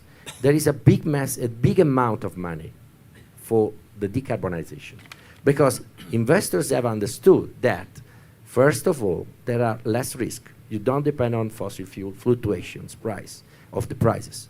Secondly, because communities want it. The world wants it. Thirdly, because the world needs it. And if you don't do, you die. So companies in the oil and fossil fuel industry, that I want to thank because I was using these fossil fuels. They helped the humanity to grow up. They have a giant opportunity. They can invest the huge amount of money that they have to create new businesses, to kill the previous ones as we kill ourselves every day, to be sustainable and to be able to survive. Thank you, Ernesto. Annika, I see that you're keen to come in. Yes, I must have been looking at Ernesto's LinkedIn article because we also did a sustainability-backed bond. In addition to that, Which year? Last year. We did in 2019. Okay, great. And in addition to that, We have been the first in the world. You have copied us. Thank you. You're great. That's what I said. Great I follower. looked at your LinkedIn article. You did a great job. And in addition to that, we did an IFC loan, which were based on sustainability principles and not just transition. Because this transition, and I hope we're going to get into that topic, has broader ramifications. But it is also, in fairness to Ernesto, it has also been our experience that the money is there. The question is, and as Ed said, it's blindingly obvious. So maybe the way you look at business models going forward, I don't see it as surviving. I see it as an opportunity to thrive and to reinvent business models. And even some of the multilaterals want to invest in some of the projects that we have right now, and we're oversubscribed. Thanks a lot. Ed, I see you want to come in, I think, especially on the topic of transition and creating new businesses. I wanted to sort of segue that a little bit further into a different space as well. I think one of the things that we've obliquely touched on in this conversation is the importance of coalitions, that I don't think any one company or any set of companies can do it alone. And in sector by sector, I think it needs the coming together of not only users of energy, but providers of energy, the support services around it, governments, regulators, you name it, in order to make this work. And I think we all have a duty, really, to make sure that we're helping form those coalitions that will drive the decarbonisation of chemicals or of trucking. So that's really important. But there's another coalition that we've kind of almost sort of brushed up against in this conversation, which is the coalition with civil society and the just element of transition.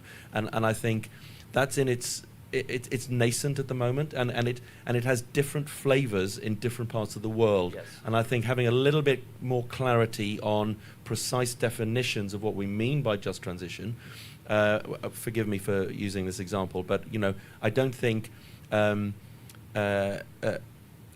only preserve of just transition is that highly paid energy workers in Western economies are somehow found alternative employment when the oil rig slows down. I think there's a much broader swathe to this, and I think that's an important debating point that we've yet to really fully unpack. Thank you, Ed, for bringing that. Couldn't agree more. And again, because of where we operate, the local economies are very, very sensitive to that. Fortunately, we had already started working on, and not just because of the just transition, but also because of the fourth industrial revolution. Yes, we all have to work on a social license to operate, but what about a social license to innovate? And basically, we're in the innovation space in the just transition.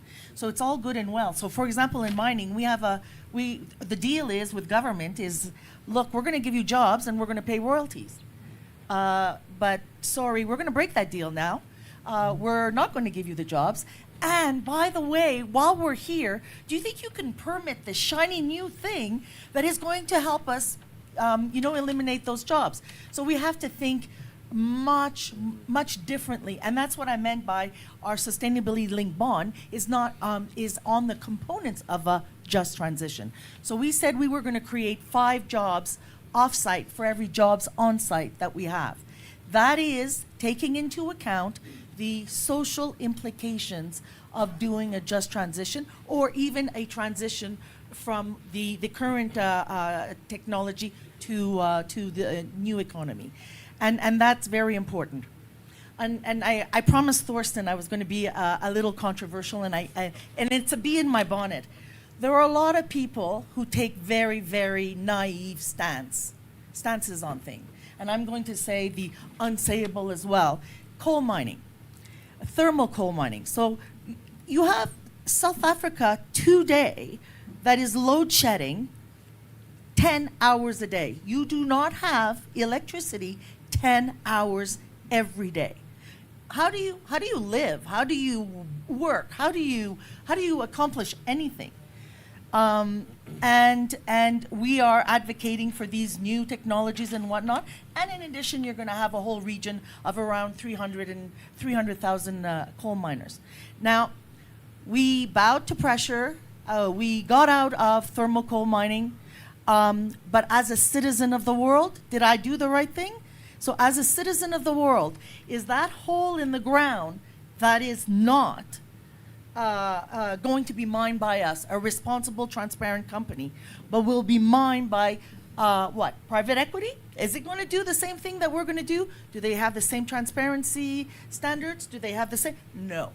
But that and as a citizen of the world, am I really working to that 1.5? So nuance and the how and what Ed said about how difficult it is not simple.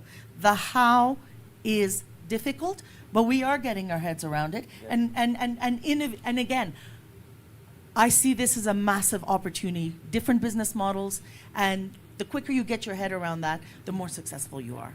I think it's a great point, and it shows that it's not easy. And actually, a corporate making a decision needs to think about clearly return, but also, are we helping the world? Are we just doing it because we're being asked to do it, but does it make a change? My suggestion: we have a few minutes left. Let's turn to the audience to get also a few questions from the audience. Please raise your hand if you have any questions or comments on this very rich discussion we had so far. I have a few more questions we'd like to ask, but. Peter, thank you. Hi, Peter Parry from Bain. Just a quick question to everybody really on the rate of change. I think the title here talks about the unprecedented rate of change. I assume that is impacting you as individuals in your roles, but yes. How is that impacting those around you in your organizations?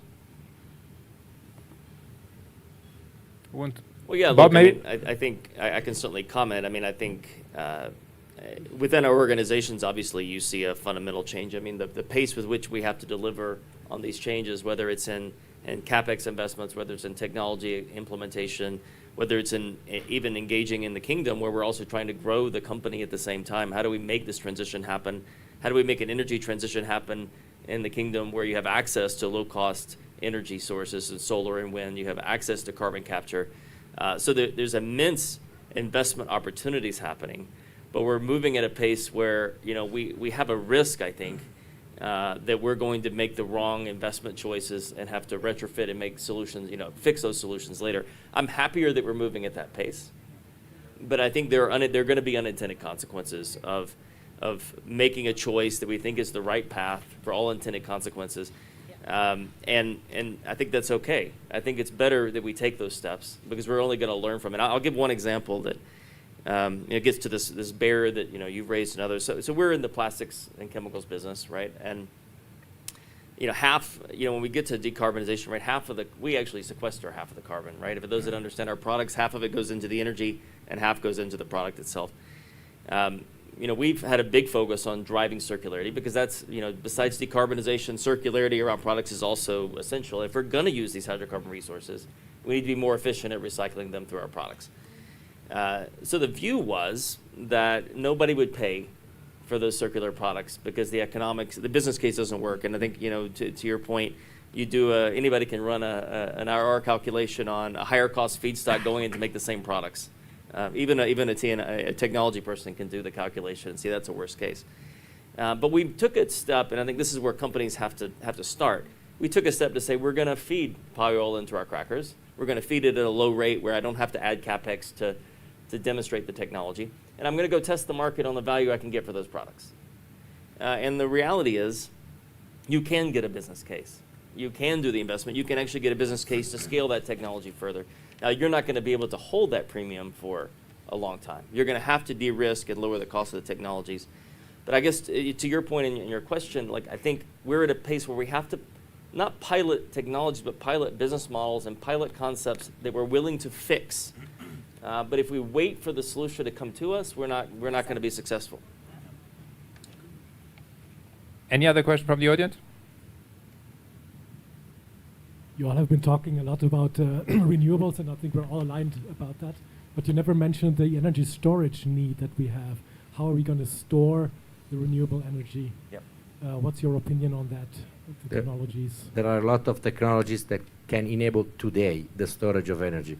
So there is no need for blue hydrogen or brown hydrogen that can kill the planet even worse than the current coal and gas, to be clear.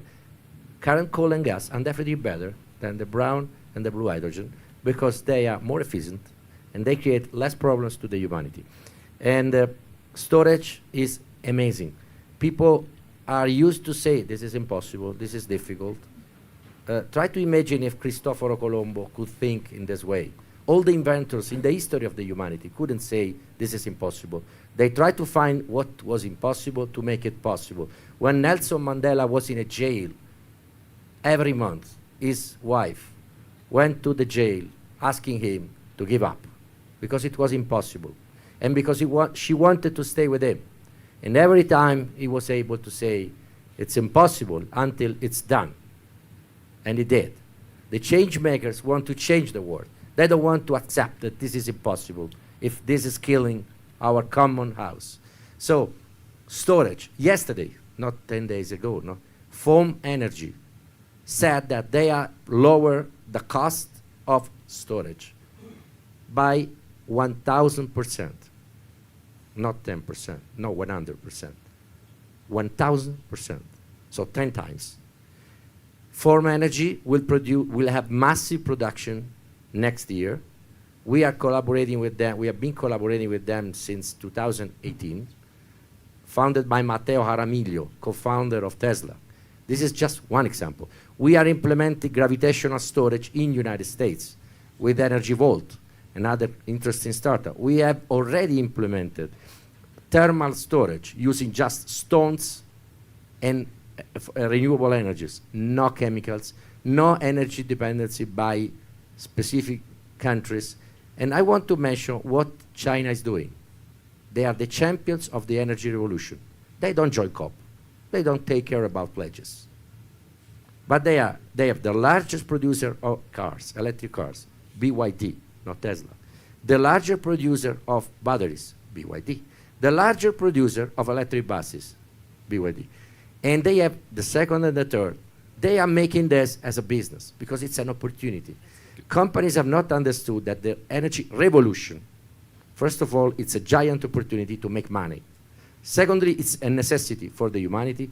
Thirdly, is something that will create new chances for many more workers. Not me, but IEA, International Energy Agency, released a report some days ago. And they have analyzed the future of energy. The total energy sector today has more than 35 million of workers. In 2050, with a strong energy revolution, it will have 63 million of energy workers. So if we don't do this, we are killing our companies. Annika and Ed, if we can have a quick comment for both of you, and then I'll wrap up. Very quickly. So storage for us, I mean, we use our assets, old mines that are, we're going to be able, I'm contrary to these gentlemen, I'm not a technical person, so don't ask me the ins and outs of it, but it's using old assets.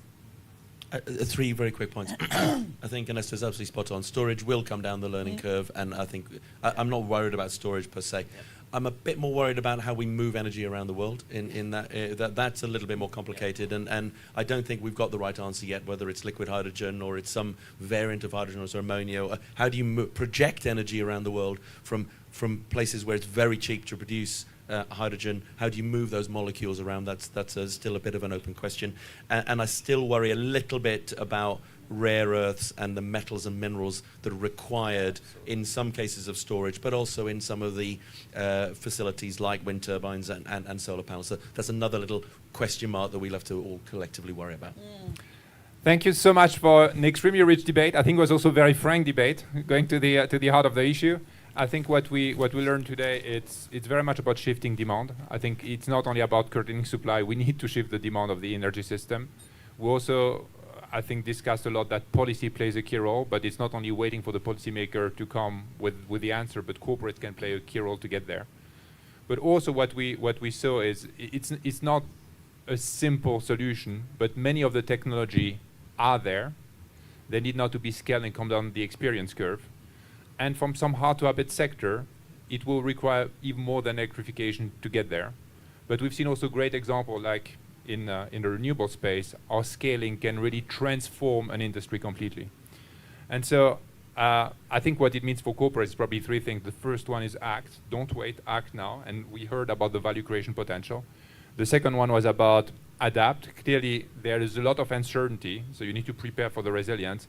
And the last one is probably advocate, which is have your voice heard in the public space, build the coalition, but also with the policymakers. So thank you to all of you for this fantastic debate. I really enjoyed it. Thank you. Thank you so much. Thank you. Thank you.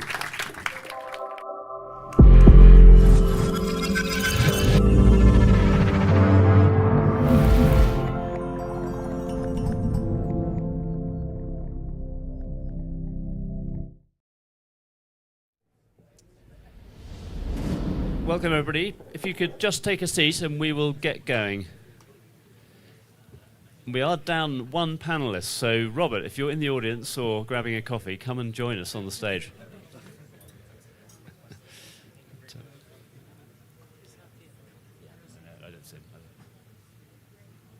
Very good. Thank you, everybody. Well, welcome to the SDG Tent, and welcome to our panel discussion on the critical topic of decarbonising supply chains, both to those of you who've come in person and to those watching online.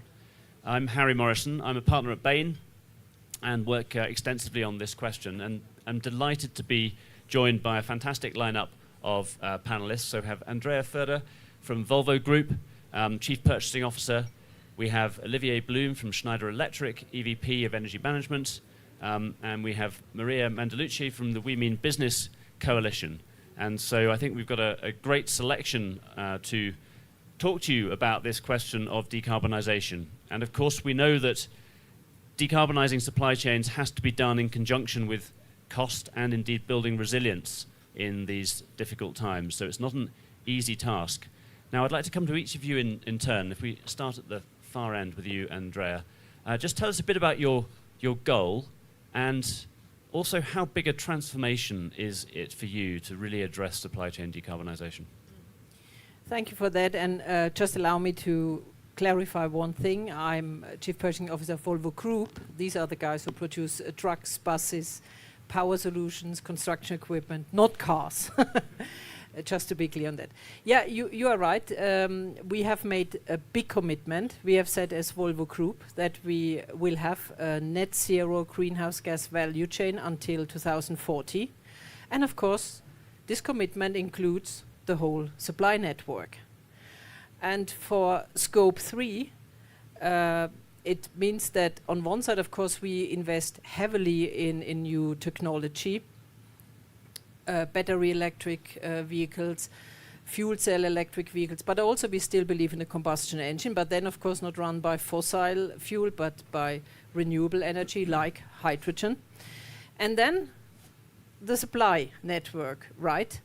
Here we also are committed to bring it to net zero, which is a huge task, an important task, and we have to do it because it's very complex and we cannot wait one day. We have to start today.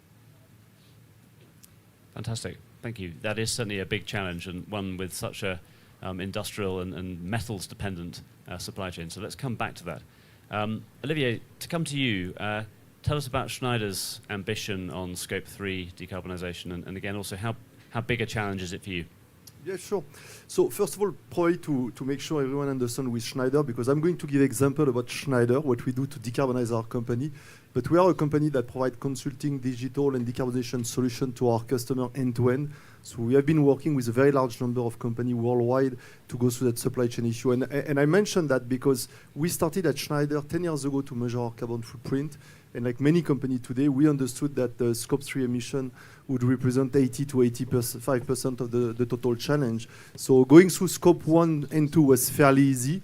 So to answer your question fairly quickly, we made the commitment to decarbonize our entire supply chain. So we want to be carbon neutral by 2040 and net zero by 2050.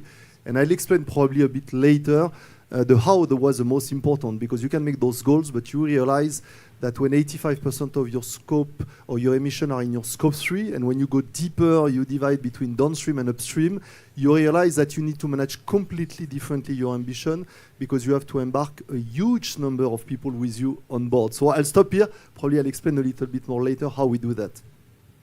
Fantastic. Thank you. Robert, I'm going to give you a moment to catch your breath before I put you on the spot. Thanks. So, but thank you for running down the road. Maria, give us the broader perspective. You at We Mean Business obviously have visibility across a large number of different companies. And how do you see what's happening right now with Scope 3? Well, thank you. And thanks a lot to Wayne for organizing this session and your leadership. And I'm very pleased to be with this incredible panel, because you're leading the way, and we see it every day. Because often the conversation of Scope 3 is like, oh my God, how am I going to do it? But I think these people are doing it, and so it's possible to move into action. So I think first, for some companies, it's a discovery. Oh, okay, we need to do this. How are we going to do it? Others are doing it. I want to put the emphasis in this discussion on the topic of accountability. Because at the end of the day, each company is responsible for their Scope 1 and Scope 2 emissions, and they need to engage with their Tier 1 suppliers, the most material, so that they also are responsible for their Scope 1 and 2 emissions, and so on and so forth. And we need, and I hear a lot of discussions about how to get the perfect data solution and mapping the data, but actually, in parallel, we need to train and work with those mid-sized companies and small companies that don't have the resources and the knowledge that you have in starting to implement solutions to reduce emissions, because that's why we are talking here. We need to have emissions by 2030. So I think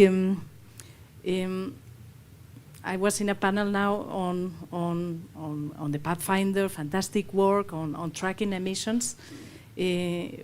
Data, and it was all a conversation with data specialists, consultants, etc. And I miss having here the mid-sized companies that are actually at the other side of the spectrum saying, okay, now I need to do this. How am I going to do it? Fantastic. So you've laid down the challenge for us, and this idea of accountability, I think, is a great one. Robert, where do you stand? Now you've got your breath. Philips and Scope 3, what's your ambition? How big a transformation for you? Yeah, well, we've been on the path for quite some time.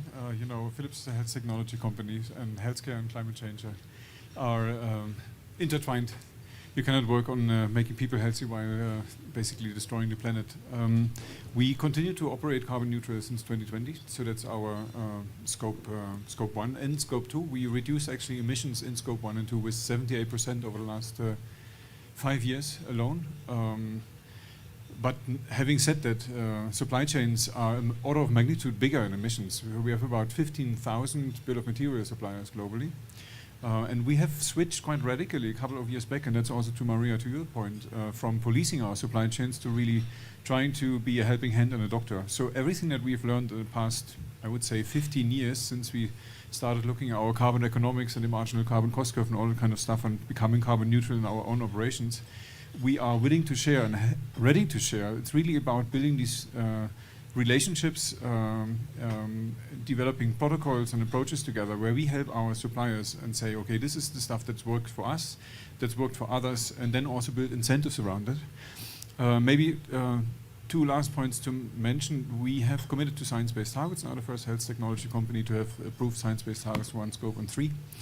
But we have also pledged a couple of years back, I think 2 years back, that by 2025 we would like to have 50% of our suppliers to commit to science-based targets, which may sound insane given the size of the supply chain. But I think it also has this huge ripple effect. And I can say by today, 40% of our supply base has committed to science-based target. And I think that's only working if you build these capabilities. And then you also touch a lot of smaller companies basically in your supply chains and help them to get on board. Thank you. And you raised a great point. I think the Science-Based Targets Initiative is definitely driving action in this area. I looked this morning, there's nearly 2,200 companies with a goal now, over 1,600 with a net zero target. And so that forces supply chain action. Now, to pick up on another point you made, Robert, you talked about capability. And actually, I'm really excited, Andrea, to have you on the panel, because I think the capabilities of procurement are fundamental to success. You know, whether it's changing suppliers, pressuring suppliers, collaborating with suppliers. Can you shed a bit of light on how at Volvo Group you are taking this challenge within procurement, and maybe share some innovations that you're bringing forwards through the supply chain? No, you're right. We have to come from words to action. And this means we have to have capabilities. And I like a lot what was said by Robert. Of course, you have to do it with a close collaboration. And but to coach others, of course, you must have capability. So what have we done at Volvo Group? So first of all, if I just look to my purchasing team, I have now an expert team for fossil-free material. So I have experts for fossil-free steel, fossil-free aluminum, fossil-free polymers, fossil-free electronics, and so on and so forth, which can really give advice how to do things. I have also invested in a team who is working a lot on remanufacturing, recycling. And when we now go out and look for a business partner, we always ask for remanufacturing concepts, for example. And we sit down and say, how can we together reduce CO2 footprint from the start? Very concrete example, we were very early out to invest together with partners in fossil-free steel. And we are also not shy, for example, to help our small and medium partners to get access to fossil-free steel. And we have a lot of speed in this. It took us 10 months from the idea to really hand over the first commercial vehicle in the world made from fossil-free steel to a customer who has it now full in operation. So these are capabilities you need. First, to establish in your own company, because then you are capable also in good discussions with your business partners, with your supply partners, to bring your supply network with you. And also just on, I would like also to come back to one thing what you said, Maria. I think many companies fall into this trap that they first die in data analytics. In our case, we have 50,000 direct supply partners. So if you go down the tiers, you can talk easily about millions of partners we have in our supply network. And if I would have started first to get all supply chains mapped, which, by the way, today I think no one is capable to do. Here we need digital solutions and digital standards, like what is now the heart of Catena X, right? But we would have not started. And therefore, we took a very pragmatic starting point. We looked, if I split our product into material, where is the biggest pain point? And 60% of our products are steel. So it was so easy to start there and come from words into clear actions. Fantastic. And can I just ask, where are those people coming from, those experts? Are they procurement people who have learned about this topic, or are they sustainability experts who you've brought into procurement? It depends. So as I'm also responsible to quality assure our supply network, all the purchased parts, so I have quality engineers who are anyhow, for example, experts in casting, in steel, in forging, and whatever. So there, of course, I can use what knowledge I already have. But for other areas, of course, we bring in external experts. And then the expertise is by far more important than having really a long history in purchasing. I think this is not the right approach. Olivier, can you share a bit about capability building at Schneider and how you're developing your muscles in this area? Yeah, so for us it was a very different story, but at the end of the day we do the same, because as I said before, we add the capabilities, because that's our business at the end of the day. For instance, we are the largest advisor for PPA in the US, so we know how to do it because that was a business of Schneider. But at the end of the day, the problem was more how do we align with the Andrea of Schneider to make sure that we help those guys really to do the same for our own supplier. And to tell you the truth, we did not start it by ourselves. The idea came when Walmart one day told us in North America, we have thousands of suppliers, those guys, they cannot access to PPA. Can you help us to build a program that we federate all those small, medium-sized suppliers to help them to go through their decarbonization? And then I turned to my head of supply chain and purchasing at Schneider. I say, that's a great idea, you know. So 2 years ago, we launched what we call the Net Zero Carbon Project for Schneider, where we say we commit publicly Schneider Electric that by 2025, we'll cut by 2 the CO2 emission of our supplier. And then the question was how to do it now. And we structure basically a program where we have asked those top 1,000 suppliers at Schneider, the most intensive from a CO2 emission standpoint, to commit. And very interesting, when we built the program with my colleagues of Schneider, we said, hey, how many are going really to register to the program? 50%, 60%? And it's not a line. 100% have committed. 100% have registered to commit to divide by 2 their own CO2 emission. And of course, because we were structuring a program to help them to go through the journey, being able to measure, being able to access to capabilities and so on and so forth. But as some of my colleagues said in the panel, what was great is that all of a sudden you don't embark only the largest supplier, because those largest suppliers anyway, they are going through their net zero journey.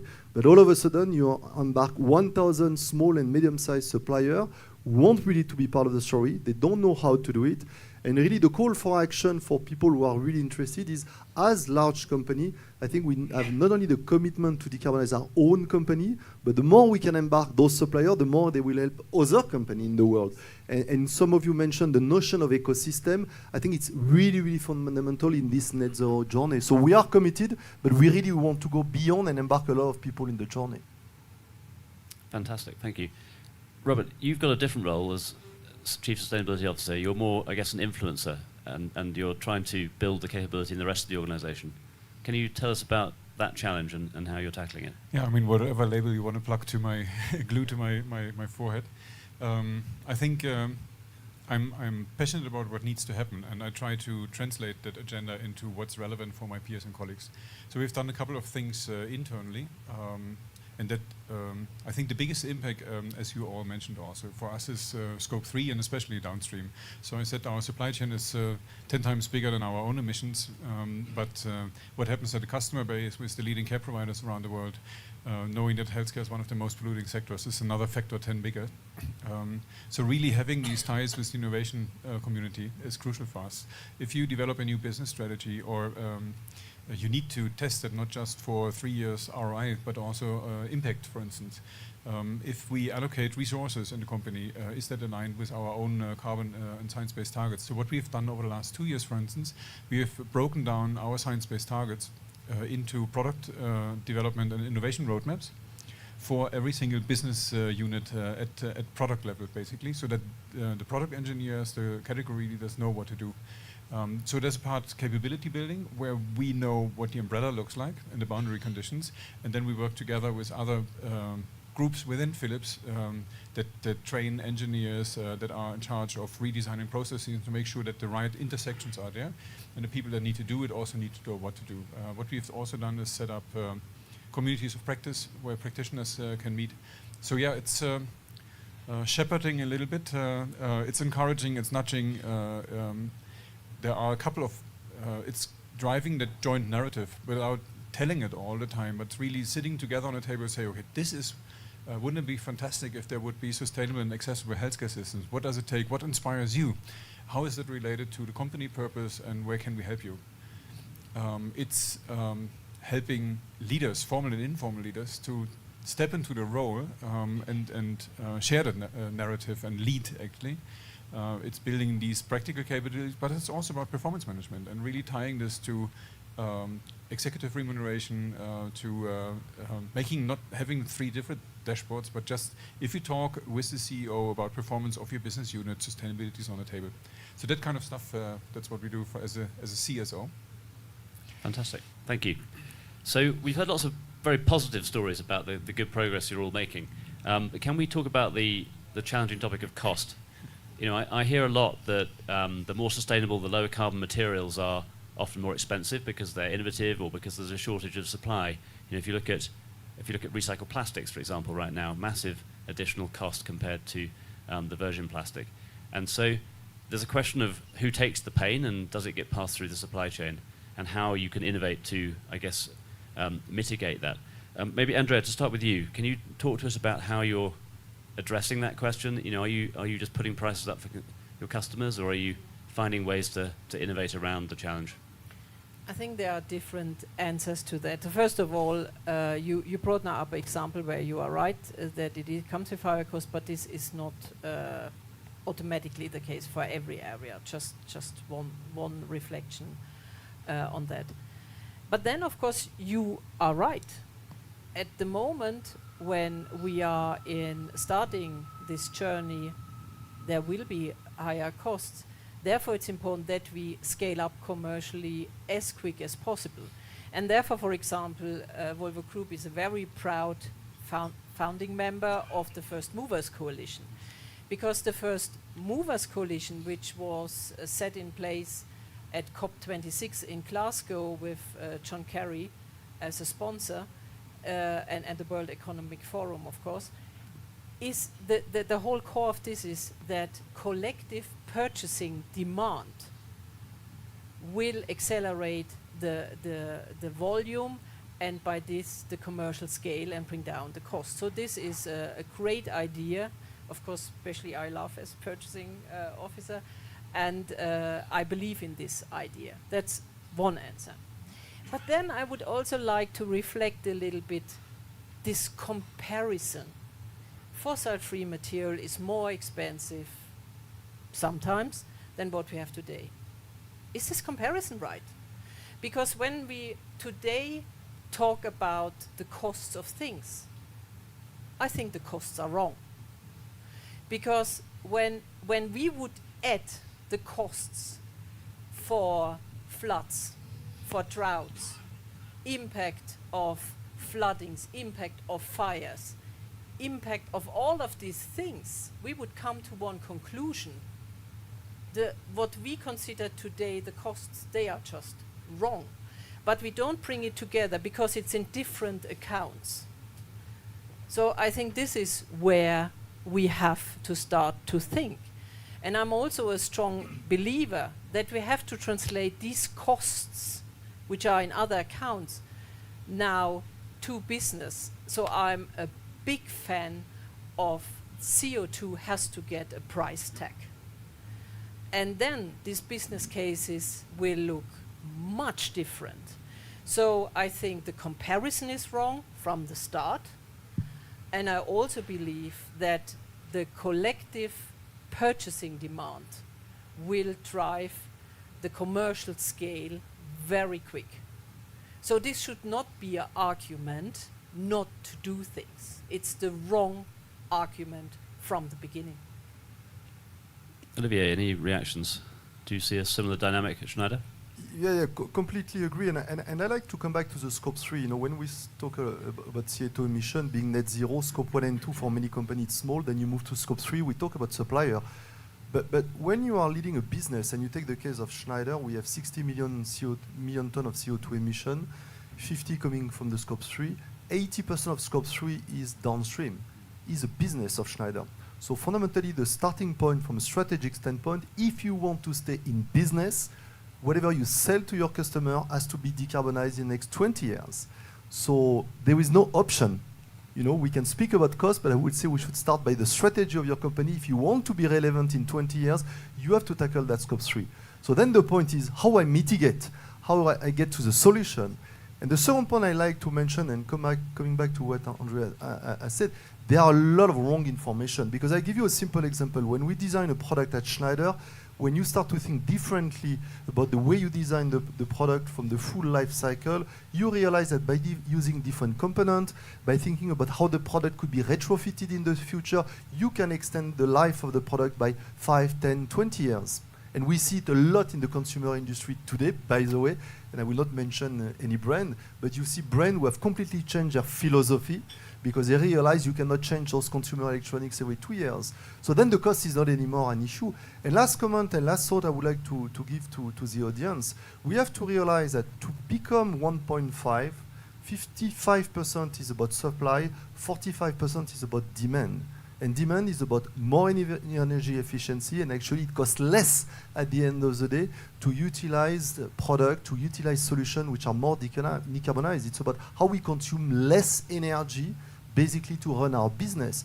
So I can tell you, you can prove the business case, but yes, sometime you will sit with your head of supply chain, you will sit with your CFO, and sometimes the business case is not completely obvious. And then it's about leadership of your company. Do you believe in it? Do you want to realize? You cannot always prove financially the business case, and at times, definitely, you have to take those risks. And if I just allow, I think one thing is also important. This mindset, we increase cost. Perhaps we should switch it to the mindset, we increase value. And it's not only what is the right thing to do, it also makes complete business sense, like you fantastically explained here, Olivier. It's a very good point, and I would just add to move. When you sell, for instance, an electrical device to an industrial customer, and you tell to that customer, now in the future you can retrofit every 5 years, every 10 years, and you don't have really to shut down all your electrical installation, I mean, you're absolutely right. The value proposition for the customer is very obvious. So I think some great points there, starting with the demand and the customer proposition, thinking about building in value, not just taking out cost. I think some good tips. Robert, is that your experience at Philips? Is the business case stacking up? Yeah, very much. So maybe building on what Andrea and Olivier already said, I very much like the carbon-free steel initiative of Volvo and the first movers, the Climate Executive Coalition.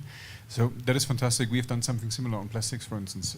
By signaling to the market what the demand on recycled plastic is, you allow your suppliers to invest and scale. And I very much hope that, for instance, the leading care providers around the world get together and agree on what they expect in terms of sustainable purchasing, in terms of healthcare equipment, because it allows us to translate it into innovation programs and do something similar. So scaling, I think, fully recognize. The other thing that you touched on is also designing out waste. Right, I mean, there's the question cost to whom, which you brought up, Andrea, cost to society, true pricing, but there's also designing more efficient solutions. So some of my key people in the team are black belts in lean. So design for whatever is also designing for cost down, but designing to reduce environmental impact. And if you think about design for repairability, extending life cycle, finding software solutions, over-the-air upgrades for medical equipment, all these kind of stuff, being able to architect your products in a way where you can exchange components that are developing very fast while keeping the large materials, reducing carbon emissions. So all this kind of stuff is reducing the total cost of ownership, which is another concept of cost that is very relevant in that context. So yes, I fully recognize it. Thanks, Ari. Thank you. So a couple of times we've heard about ideas around collaboration, so aggregating demand. I think, Olivier, you talked about building the ecosystem as well. And Maria, you obviously see that as someone who's trying to build collaboration in this space. So maybe you could just talk a bit about what lessons you're learning and what's working. Well, thank you. So I think, I mean, you know, I'm sure everybody's quite impressed by some of the examples that we are talking. And I often hear in Davos we only talk and we don't do. I think, well, this panel is about doing. So thank you. It's very refreshing. So Women Business was created back in 2014. There was only a dozen companies that were taking ambitious action on climate. Now there are more than 10,000. We created the Science-Based Targets Initiative and the SME Climate Hub as two vehicles to channel that climate action. Leadership in terms of science-based aligned. I think at the moment, you know, I would say that most of the conversation in the business side is around Scope 3. There is a lot of conversation that individually what you're doing, but you are starting to highlight some of the collaborative initiatives like First Mover Coalition, Mission Possible Partnership, which is working with the supply side, how to set you know, net fossil fuel free steel that is connected to it. We want to launch an initiative, it's called Plus One. How can, exactly what you say, Robert, is how can we, as part of the Science-Based Targets Initiative, tick the box of Scope 3 by engaging a percentage of your suppliers to set science-based targets. And this is going to make the movement unstoppable. and because what you're doing is benefiting others, because you have shared supply chains, because the banks are also doing the same. So very interesting initiative, Net Zero Banking Alliance, also pointing into that direction. So we see certain convergence in the need for companies to set science-based targets, and to my point earlier, and that each company is responsible to reducing their Scope 1, Scope 2 emissions, and then engage with the Tier 1 suppliers to reduce their Scope 3 activities. Finally, I want to talk about the SME Climate Hub. We launched this a couple of years ago. It has more than 5,500 companies across the world. These are SMEs, that are starting the journey, and we cannot leave them behind, because if not, we will have the Gilets jaunes or whatever social movement in our doors, right? Yep. And so this is what the SME Climate Hub is doing. And what I find is really interesting in the initiative is that, we did the typical thing we normally do, guidance, etc., and we spoke to Google and say, no way, you need to create user journeys. We need to automatize. We need to use machine learning so that when companies that are not in the space enter into the climate journey, it is easy for them. We need to simplify. I think that's the future, is machine learning, simplification, bringing massive amounts of companies into this journey. If you allow, Harry. For sure. I think we have now mentioned so many times the Science-Based Targets Initiative, and perhaps I would like just to use the opportunity to really pitch for it, and just telling our story. First we created our clear statement to have a net zero value chain 2040. But this is easy said, because at least I hope at this time I'm retired and lying somewhere on the beach and enjoy life, right? But then when we applied for the science-based target, then you have to come to action. You cannot hide anymore, because your targets are public. You have to constantly report your progress. And perhaps in the first year you can say, oh, we are just ramping up, not so much movement yet. Would you like to say this the second year, the third year?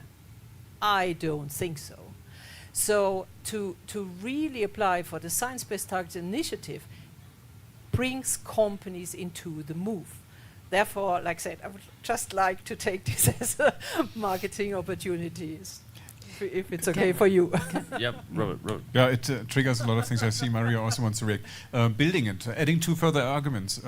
I think first of all, it also really creates a competitive advantage. I mean, if we work with leading hospitals around the world, of course they are concerned about their energy bill, right? It's extremely costly to run MR scanners and so forth. So you can pick them up there with eco-design.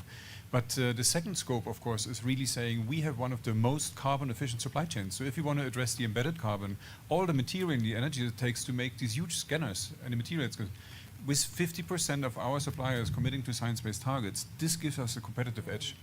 And the third argument, maybe building on that, it is still voluntary, so you can still ride a wave and differentiate yourself in the market. But I wouldn't be surprised in 5 years from now, science-based targets become mandatory or being taxed or whatever kind of stuff. So you better hop on the bandwagon sooner than later. Maria, did you have a comment? I always like to bring the audience to these debates, and so I would love, if you don't mind, that if you have a science-based target in your company, can you raise your hand? Because I'd love to see how it looks like. Okay. That's well, a good scattering. So there are opportunities, Maria, right? Well, I think these people will be knocking on your door so that you have one, because if you have it, you set yourself to be accountable, no? Yesterday I was at the New York Times dinner, and someone said, at the end of the day, business needs to position themselves in the right side of the story, no? We know what the right side of the story is on climate, right? And it's everyone's responsibility. And by the way, if you do business with Philips and are one of our suppliers, we are also tied, for instance, financing of our working capital to these type of programs. So people that are committing to science-based targets get better conditions for financing. Fantastic. Now, I should have said at the start, but it's great to get audience participation. So if you've got any questions, we've got well, just under 10 minutes, so shout them out. Yeah, lady in the middle. If you project your voice, we'll probably be able to hear you. Although there's even a mic coming, even better. Thank you so much. First of all, thank you for the contribution. I think it was very, very enlightening. But we've been talking about many companies pledging, like committing to 2040, 2050. of course, not everyone's going to reach, because that's normal in life. When do you believe companies are going to start up raising their voice and saying, actually, we're not going to meet it? Is it going to be 1 year before the deadline they gave themselves? Is it going to be like 5 years before? Like, when do you think it's going to start coming out, like, we need to revisit our pledge? If I can start, of course, like I think all of us are managing this is by regular reviews with our partners. So this should not happen, that we find it out very late and then we just hope there is a hockey stick effect. When people are going to come up in public and say, we're not going to... For me, this is now, we are now in the decisive decade to avoid irresistible, irreversible damage. So, of course, I cannot talk for all the companies who have make big commitments, but I think it will be quite soon that they have to come out. But to be honest, at least in my company, this is purpose, and if there is anything where I see all employees super engaged, then it is this question. And therefore I'm not so negative that many companies will not make it, because the employees, who are, by the way, anyhow our highest asset in the company, they will ask for their companies to do it. So I'm not too afraid for that, to be honest. Olivier, and then quickly Maria. Yep. Yeah, I think it's a very interesting question now. When you look at the trend, 2015 Paris Agreement, 2018 less than 100 companies in the world who have committed to net zero, few thousand today. As we said before, we have created an ecosystem that makes it almost mandatory for those companies to go through that cycle. Now you're right, it's not easy. When companies have committed, usually 3 years later they discover it's very complicated and they really start to work hard on it. And you are in an ecosystem today. When I say you have no choice, you have no choice because you have to refer to your shareholders. You have no choice because we are all suppliers of someone, by the way, who wants us to be net zero. And we don't speak much about it, but your employees are looking at you as well. They want you to be extremely serious. When they join your company, they want to make sure that between the commitment you have made and what you are doing, there is no gap. Now, I think in 3 years from now, when we will have a couple of thousand companies who will have been through that cycle, two cycle, maybe some company will say it might not be exactly possible. But I will tell you, at the end of the day, when you look 10 years ago, all the money and all the smartest people in the world were working on digital. And that was really the century or the decade of digital. It's still the decade of digital, by the way. But the smartest people in the world are working on decarbonization solution today. Every single day, you see a new innovation. So you have a very valid point in the sense that we have set up an ambition. We don't have all the solution, but by the day, science is evolving that makes it even possible. So for us, as Andrea said, we are really committed to make it happen. And today, we don't see any reason why it will not happen. Maria, did you have a quick comment? Yeah, I think your question is valid, because you see the economist reports, you see the emission trends, and you say, well, how are we going to make it? But when we went to COP, there was a noise about removing 1.5 from the text. And we were quite upset, because we have mobilized companies to commit to net zero. And now the governments were going to backtrack. So we mobilized with 24 hours. There were more than 200 companies, big companies, that say 1.5 is the limit, is not the target. I was with a few CEOs. They were saying, when I set a budget in my company, I don't have a second budget. That's the budget that we have. And this is what is 1.5. Of course, one can think, let's be realistic. We only have 10,000 companies that are committed to that. But we need to move to the millions. And that's why this discussion is important, because through Scope 3, there's going to be millions of companies that are going to be affected, right? The second point is that we're seeing some trends that we are reaching to picking points or tipping points in terms of some of the solutions are reaching a stage that are becoming exponential. Talk about renewables, you see it right now, solar and others, right? And so I think these years are going to be really interesting. And the last point, one thing that really struck me when I was at COP, I was talking to a chemical company and says, I invested in renewables 2 or 3 years ago, and I'm making so much money. Because of course, when you compare it to gas, you're making so much money. So the leadership and the risk that these companies are taking pays off, because inevitably, fossil fuels are going to be more expensive, renewables is going to be cheaper. And your companies, employees, banks, etc., also are pointing into that direction. Thanks. Thank you. So you hit a nerve with that question, which is great. Let's take one more, but we need to be quick. Okay, just in the back here, gentleman with the mic. Hi, I work with a lot of large corporates to help them work towards carbon neutrality through carbon offsets. I'm curious to know the thoughts of this panel on carbon offsets, and if your organizations do purchase carbon offsets, how do you choose which type are the right fit? Okay, so big topic, offsets as part of the journey to net zero. Give us your quick 20-second answer. We are not buying them. Okay, one no, simple. Olivier? We've set up an ambition net zero, so we start to be carbon neutral in some category and then net zero, so we do buy, but at the end of the day, the objective is to be net zero and to do it without, so it's not a big topic for us. Yeah, so we source 100% renewable electricity, and we are on a trajectory to phase out fossil fuels, but some stuff, for instance, for air logistics, are still unavoidable at this point in time. So we do buy only gold standard, and we try to create triple effects. So for instance, we are a health technology company, so we try to find carbon projects that we know and that have health-related project effects. For instance, clean drinking water not having access is 60% of the admissions to hospitals. So if we can do something there, then we have multiple effects, also social benefits, and declining the number of offsets that we need. So according to the net zero standard that you know well from SBTi, there will be around 10% of residual emissions that will need to be offsetted or use a better word. What we have said at Women Business is that actually that 10%, we ask companies that they should invest now, okay, and don't wait until 2050. So we say decarbonize and 10% of your footprint, invest in nature, and you can see some on our webpage. And I find that's really important because we have a big crisis on the nature side as well. Yep. So a little plug for the report that Bain released yesterday with the World Economic Forum on the voluntary carbon market, looking at some of these topics, looking at some of the uncertainties, and I guess also looking at how to ensure that the market can play a role, because wouldn't it be fantastic if we could get the market to actually support decarbonisation at scale beyond the four walls of organisations. But have a look at the report, and then we can move on. So it's time to wrap up.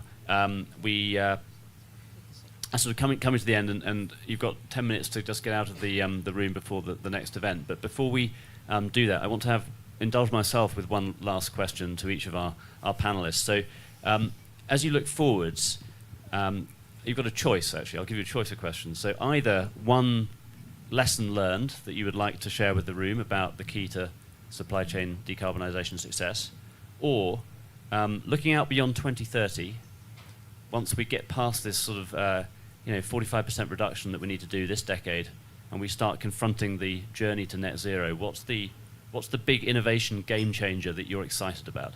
So that's my final question to each of you. Either one key lesson or one key game changer. Anyone feeling brave wants to go first?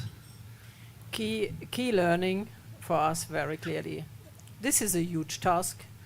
No one can do it on himself or herself. So we have to work together in an ecosystem, private and public sector, in synchronized agendas, work with ecosystem mindset. That's this is the key learning for us. I would say on our side, it's really about leadership. You mentioned, Robert, before that some companies are putting incentive they are putting those objectives in the incentive of their leaders. But I would say it goes beyond the incentive. For us, it's about recruiting people who are competent and people who really believe in it. And that's probably the soft part of the equation. You cannot just do it because someone has asked you to do it. So that really transforms the leadership of the company. So leadership has been everything for us in the journey. Maria, any thoughts on that? I think the future is going to be artificial intelligence, machine learning that is going to help millions of companies learn from each other in a much faster way. And so the leadership and examples that we are hearing here will be replicated and improved through incredible developments in that side. Yeah, AI is already helping us today to focus the efforts in the supply chain. I think key learning from us in the past is really reach out, go from policing to curing. So teaming up, sharing the insights, and do it together along the supply chains. Fantastic, thank you. So it's interesting that all of you picked quite soft topics actually, collaboration, ecosystems, people, leadership. I think that's been a bit of a theme for the panel. It's not just about the big technology solutions, it's actually about working together to collaborate across the supply chain to make the change happen. So thank you all for listening. Hope you found that inspiring. I'm sure the panelists will be around to grab over a coffee if you want to now. And thank you for your time.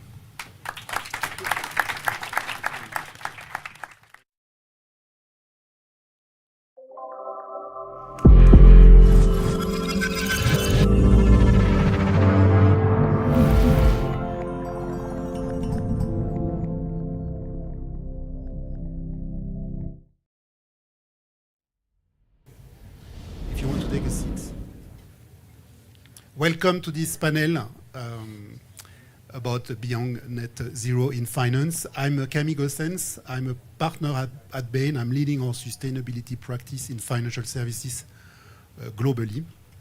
And I'm looking forward to the discussion today with Rick and Sophie and the audience. Financial institutions are facing a dual objective or mandate, which is to decarbonize the portfolio, but at the same time invest in sustainable finance.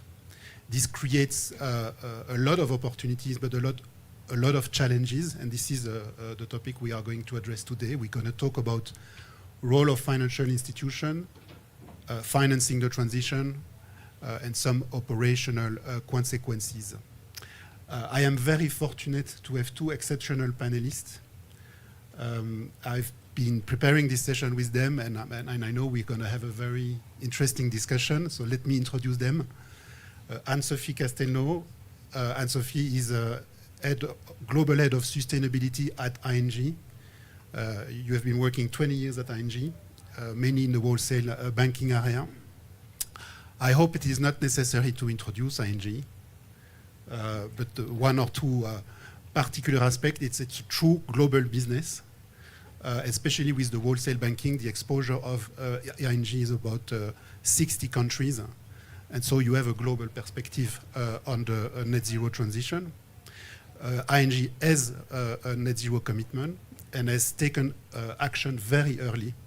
I recommend you have a look to their communication, which is very interesting. Rick Lacaille. Rick is Global Head of ESG at State Street. Rick has also 20 years, more than 20 years at State Street. He has served as the Chief Investment Officer for many, many years. I hope it is not necessary to also remind the audience who is State Street. State Street is about 40 trillion assets under custody, 4 trillion assets under management, 100 countries.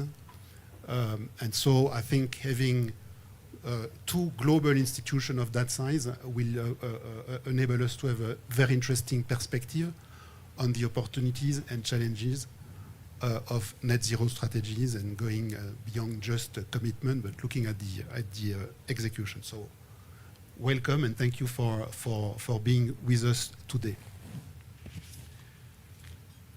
We'll cover a couple of topics for 25 minutes and then I will take questions from the audience. We'll start with the role of financial institution, just to set the scene. My first question is, what is the view you have on the appropriate role of financial institution with net zero, and especially how proactive should you be in the transition? Perhaps we'll start with you, Anne-Sophie. Thank you, Camille, and thanks for having me. Happy to be there. As you said, the topic is not new to us, and it's basically about our business, our portfolio of loan. Of our CO2 emissions are related to the lending we grant to our clients. So we started quite early to look at that, and we see our role as really key to foster and enable the transition to happen and to accelerate. So we want to engage with clients, and we engage with clients so as to ensure we share the same views and we facilitate their life by helping them, financing them, moving ahead. Thank you. Rick? Yes, thank you very much. So, I mean, there are many financial institutions, but if we confine ourselves just a little bit to banks, they enable the real economy to grow. They ensure that depositors' funds are safely managed. So safety and soundness is very important in the financial system. But they are absolutely an enabler. If you look back to the 19th century, industrialization, financial institutions, and particularly banks, were enablers of that enormous transition.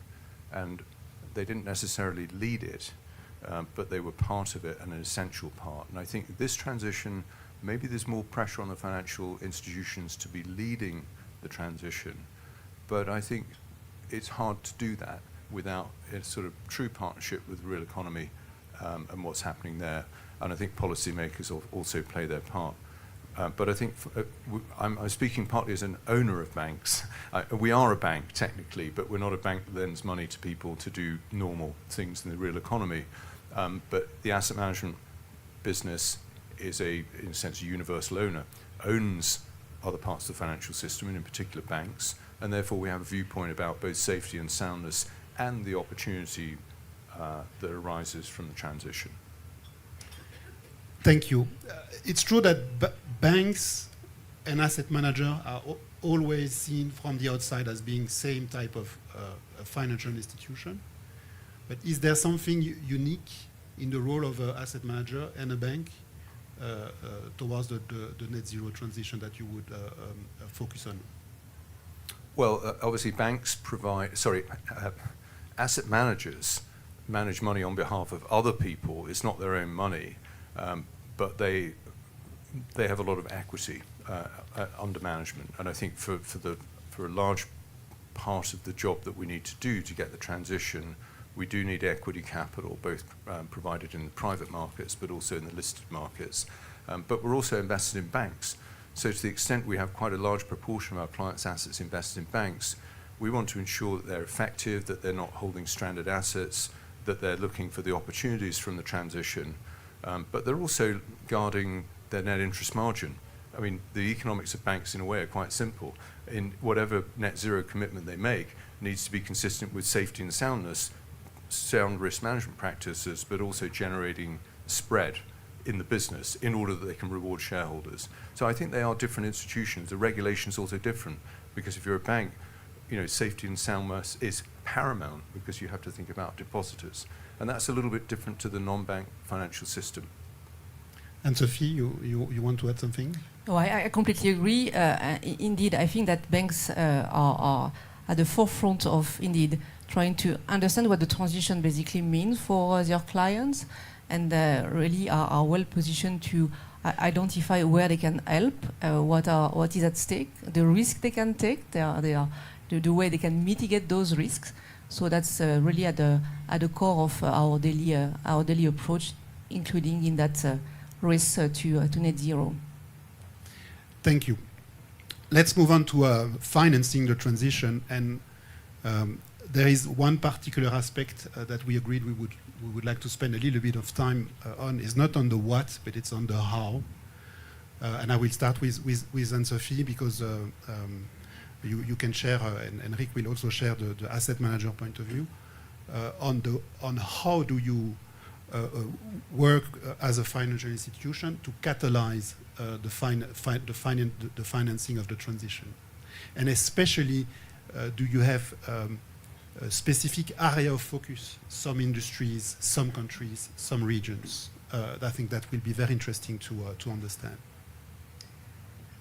Indeed, I think that focus is probably a key topic because indeed we have a very large portfolio, very different types of industry and sectors in which we are engaged and that we finance, and we had to make choices. And that's what we've made with our approach toward net zero, by focusing on the areas that are the most CO2 intensive. And for that, we've looked at the sector we finance, and we've identified 9 of them who all together are responsible for 75% of CO2 emissions worldwide. And those 9%, basically, they are related to energy. So we have upstream oil and gas and power. They are related to transportation. So we have automotive, aviation, and shipping. We have big industrial, like steel and cement. And finally, we have real estate assets, so be it commercial real estate, but also mortgages, so residential real estate. And those 9 sectors, they are the one on which we focus. And we take a really deep look, we have taken a very deep look on basically what needs to happen so as to make sure we achieve the goals of being net zero in those sectors by 2050. So we have that very technical and detailed sectoral approach for which we have defined clearly new pathways that are now aligned with 1.5 that are telling us what needs to happen in terms of evolution of the CO2 intensity and the one that is relevant for each of those sectors and what needs to happen in those portfolios so as to meet our target. So how do we do that? Basically, concretely, our bankers engage with clients and they share notes. They ensure that what they finance and the way they approach financing is going to lead to reaching those goals. So basically, we look at, indeed, what is, when this is an asset-based approach, what is the CO2 intensity of the asset we finance, and is it in line with our ambition? Or if that's an approach that we take by company, what is the average CO2 intensity of that very client? What is his plan? In which types of transition is he himself engaged? And are we comfortable with the measure he's taking? So really ensuring that deal after deal, we onboard and we have clarity on when we onboard on our books so as to get there. So, and that's really about supporting the transition. So we have, apart from coal that we have excluded for various reasons since 2015, we are engaged in supporting the transformation of clients. And that's extremely important. We don't want only to do green stuff. I mean, that's quite easy to have a green balance sheet at the end of the day. You can pick and choose and get there quite easily. I mean, we have a 4 to 5 year duration in our portfolio, so we're going to make it. But it's much more interesting to have impact and to really enable clients to transform themselves. And that's typically the kind of conversation we foster and our banker have with your clients. Thank you. There is one sentence in your external communication, which is divestment will not help decarbonization. There is one aspect I think that from the outside we don't see. It's the investment you are making in building your own way to approach footprint measurement, the way you cooperate with other organizations on setting methodologies, the capabilities you are building to understand, and then you are also very clear on sectors where you are not on track because there are some issues on how do we measure, how do we progress, and I think that's new capabilities for a bank. Can you share a little bit on that? Yeah, we try to be extremely transparent in what we achieve, but also the dilemma or the struggle we are facing. So each year we publish what we call our integrated climate report, in which we explain where we are in our journey. And indeed, we report on the progress we are making, because basically it's not about perfection, it's about making progress.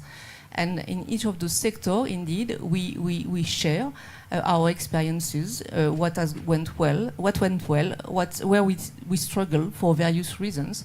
If we are optimistic about the direction, and if indeed we think that we need to rethink maybe our approach and methodologies. And to come back to that, indeed, we don't work in isolation at all. We are extremely mindful of collaborating on methodologies and direction. So we work with our peers, of course, but we work also with non-profits helping us to design those methodologies, like the 2DI initiative or the RMI, the Rocky Mountain Institute, who are very highly recognized parties. And the methodology we use are generally shared with some of our peers. And for instance, PACTA, that we had co-created together with 2DI, is also used by some of our French peers, SocGen, BNP, or BBVA in Spain, showing that indeed there's an alignment on the way to look at things. But I think that's extremely important to continue further, I would say, sharpening our approach, because the world is evolving. And we know that on some sector, the view we have today is not capturing perfectly what needs to happen, and we will continue to adjust. As we will continue to adjust, to enlarge, in fact, the number of sectors we track in that reporting. So I mentioned 9, but we work on further elaborating methodologies for at least 4 or 5 additional sectors that are also extremely CO2 intensive, and that we will add to our monitoring in the coming months and years. Thank you, Sophie. Let's transition to asset manager, because it's a totally different perspective. But still, there is very interesting solutions, product, investment vehicle that you have built at State Street on your 2 engine very differently, by the way. Could you share with the audience what you are doing at State Street? Yeah, absolutely. And I think we're a very large-scale asset manager. We have a lot of indexing where we own everything, you know, the good and the bad and the ugly. And so engagement with those companies is probably the most effective thing that we can do. But I think on the transition, we need to retain a degree of ambidextrous thinking in a number of respects. One is we need to think about the things we need to invest in that don't exist at all at the moment, obviously the new energy system, at the same time as supporting and transitioning the kind of old and difficult stuff.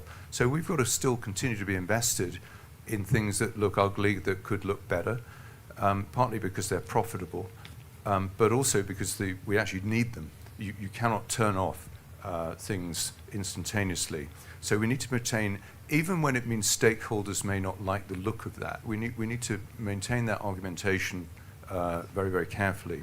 The second kind of ambidextrous point is really north versus south. So if I think about our asset management business, our clients are diversified enormously, and in their emerging market equity portfolio or debt, they're really leveraging the potential growth in both GDP and earnings in those countries.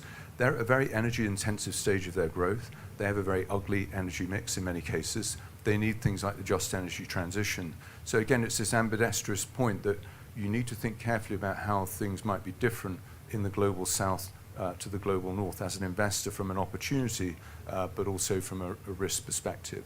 So I think that what we've done is, on engagement, we've really kept it at a very high level. So we've tried to avoid being prescriptive with individual companies saying, can you please stop doing this, or can you please start doing that?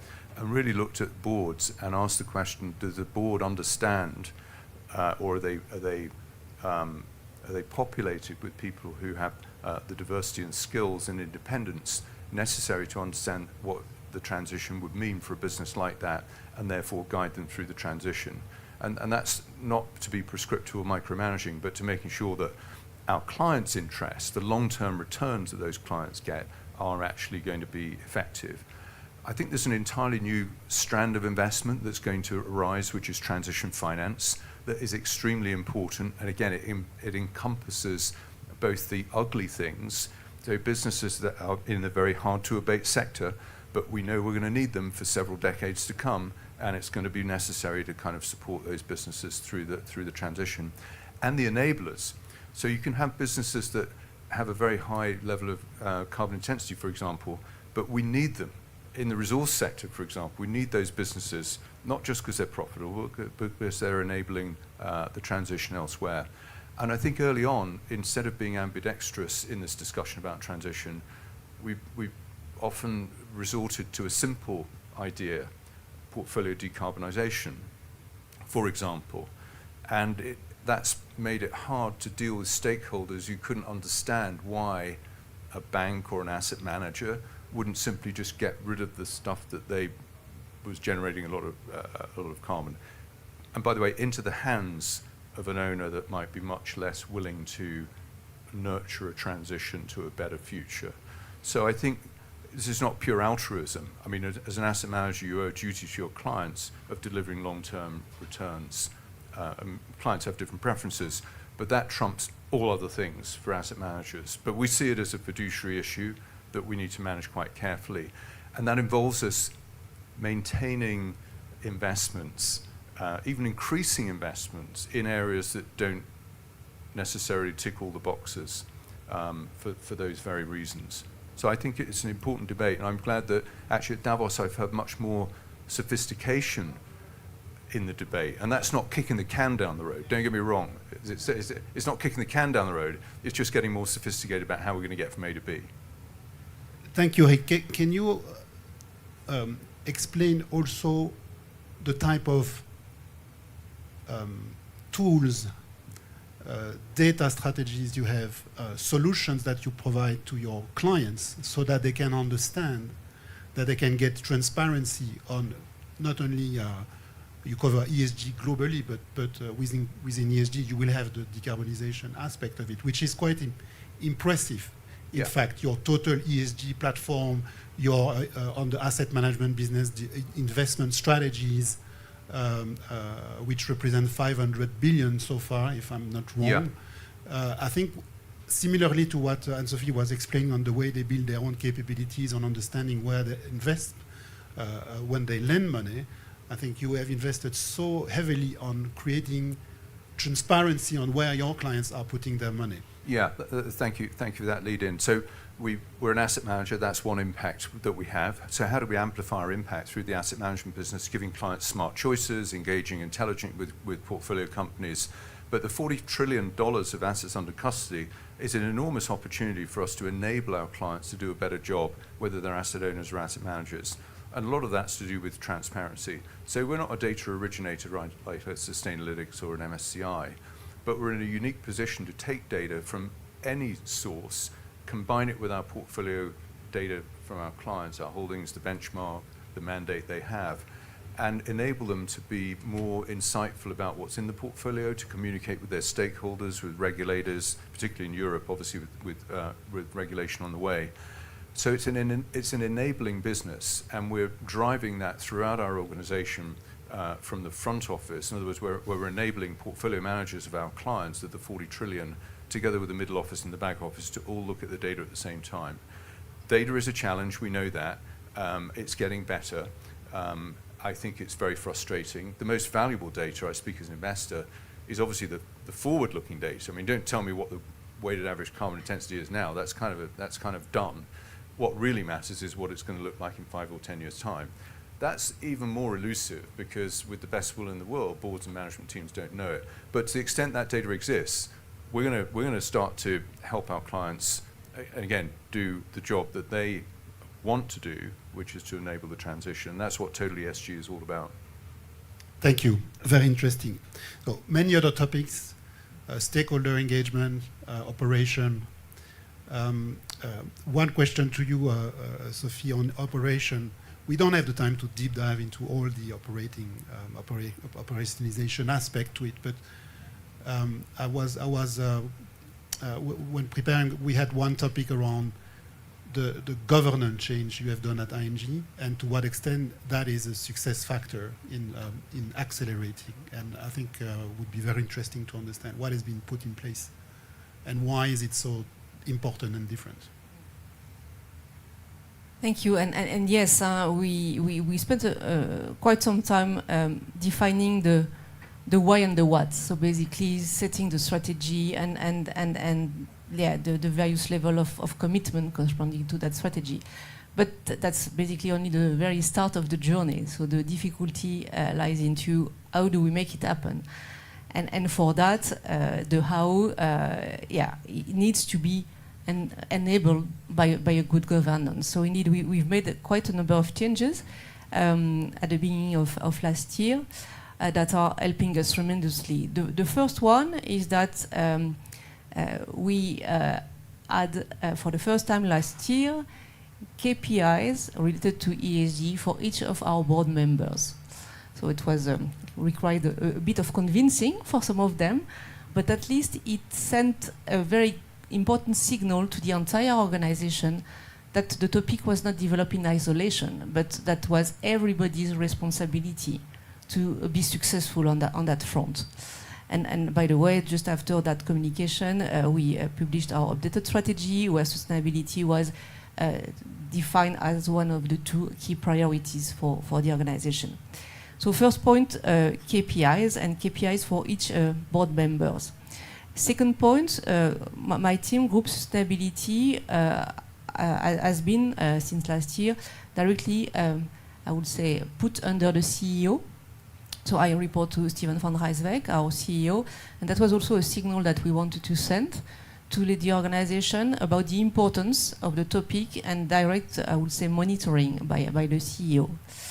Third point, we have set a new, what we call ESG com at the supervisory board level that on a quarterly basis monitors the progress that we make on those famous board KPIs, but also during which we share topics, what is happening, what is the strategy, the progress we make, or that's an opportunity for business part of the organization to share how they are engaged and the progress they are really making at the level of the professional part of the organization. So really enabling the supervisory board member to advise, oversee, and monitor what we do. We've also set what we call an ESG sounding board with 15 members who are basically delegates from the board members plus advisors.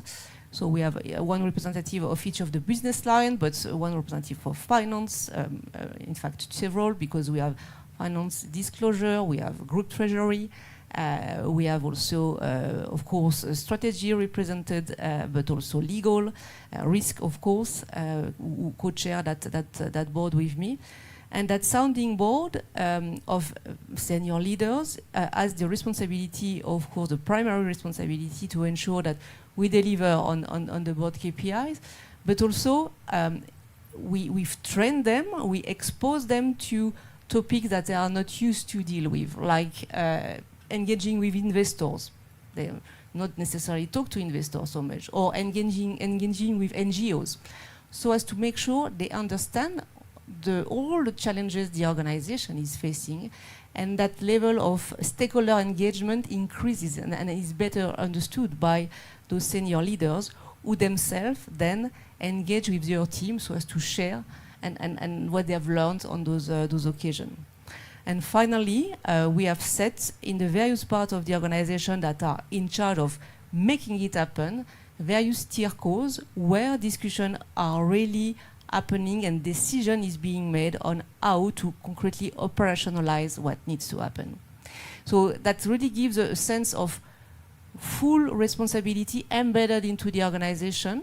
That's a lot of opportunity of exchanging, learning, and sharing for all parts of the groups, and ensuring that middle management layer also, that is so key in the entire setup, owns the topic and understand it much better, because that's a quite technical matter. I mean, we are not only talking about putting a nice logo on our annual report. We are really talking about going into the details and making sure indeed bankers understand perfectly what is to decarbonize and what role they can play.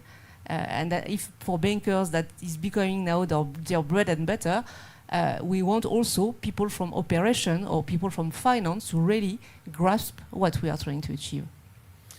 Thank you. You mentioned also in your communication the upskilling effort you are doing, which is something that many corporates are doing, including ourselves. We are upskilling all our consulting staff to be able to understand what we are doing, and we have done that with universities in all the countries, and it's a great effort.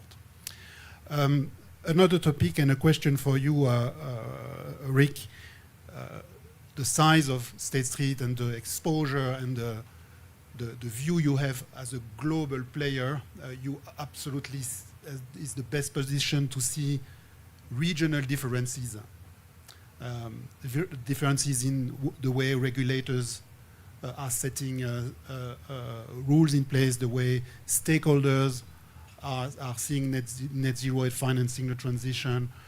We have seen many information in the press over the last couple of months. How do you navigate this as a global institution? With great care. I think a couple of things that happened in the last 30 years. One is that there is a degree of homogeneity in the way that people think about the investment practice. Things like the CFA, for example, that designation has traveled around the world. So whether we're talking to a client in Sweden or Taiwan, it's quite likely that they'll have gone through that process and be thinking about investments in a very similar way. However, there are still important national preferences that manifest themselves through the political system and elsewhere, and in client preferences on things like sustainability that are markedly different. And I think as a service provider, we have to do two things. I mean, as an asset manager, we have to do two things. One is stick to our conviction when it comes to fiduciary matters, which are universal and would apply whether the client is in Texas or Sweden or Taiwan. And that's a conviction that's very important. So consistently in that conviction about why sustainability matters and how we're going to address it with our portfolio companies, but continue to be flexible in the following sense. Clients in Sweden want different things, different products to clients in Texas. And we have to offer choice and ensure that we are effective as an organization in meeting the different choices that people have. At the same time, in the policy sphere, be active. So respond when we're asked on consultations, whether it's from the Department of Labor or the SEC or in Europe, as a fiduciary and with and as an entity that has knowledge of the financial system and investment and economic background, and do so consistently. So don't say a different thing to the SEC to what we might say to our partners in Europe. And again, that's important because our clients are looking to us for leadership from an investment perspective. And I think it's very important that we're not, although we're client driven, we're not swayed away from, in a sense, the North Star that we need to maintain as an entity. It's actually a pretty important governance point. I think back to your point, you have to make sure that there's some guardianship of that fiduciary thinking and decision making against a lot of different forces that might come at it that are different. And I don't want to make too much of a transatlantic divide, but obviously we are seeing different views. But the reason we're seeing different views is that the mandates of those institutions that govern our financial system are often driven by a democratic system, and people want different things. I mean, it's just as simple as that. People want different things. You're going to get a different type of regulation in one place to the other. Thank you, Rick. Another sentence, this time from your report and your CEO, who was saying decarbonization will not be a straight line. And I think it's a true statement. It won't be a straight line, but I mean, listen, there is people understand the idea of a left tail risk after we went through the GFC. There's a right tail risk. I think there's a technology right tail risk. So it won't be straightforward. We might be making no progress whatsoever in green cement or whatever. And then suddenly there will be, because there's an enormous payoff from a venture capital perspective, there will be right tail events that might well accelerate progress, but it won't be straight and it will be challenging. Thank you. We are well on time, so I propose we take a question from the audience, a couple of ones. We still have 10 minutes to do that. Yeah? Thank you very much. Appreciate your comments and insights. So I believe Rick mentioned just now that when investors decarbonize their portfolios, you often are selling to often or always, let's go with often, are selling to investors that may not care as much about the carbon footprint of those assets.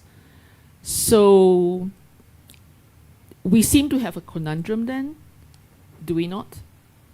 What is then the best way to move forward? because what we care about is the system's carbon footprint. And while we are hoping to get there by encouraging or ensuring that investors have net zero portfolios, at this point, I'm not certain yet if that is indeed the best way. Although certainly for many investors that, is the path they're on. Do you have comments? I'm not certain either. Listen, the whole subject's rife with uncertainty, and we shouldn't pretend we know exactly. If you take a business that's got a lot of hairs on it, yes, you could divest of that business. Maybe one good reason to sell a business is you think the price is wrong. So you think the price really doesn't reflect the risks in that business as we go through a low carbon transition. And that's legitimate. Markets are not always efficiently pricing all risks. But if you sell it because you don't want the optics of owning that business, and the buyer of the business doesn't care about the optics, and maybe kind of pedal to the metal, so to speak, in terms of running that business for cash, in the interest of generating a lot of profit, and ignoring the risk. So in a sense, you've got a new owner who may have a higher risk appetite, and be less concerned, for want of a better word.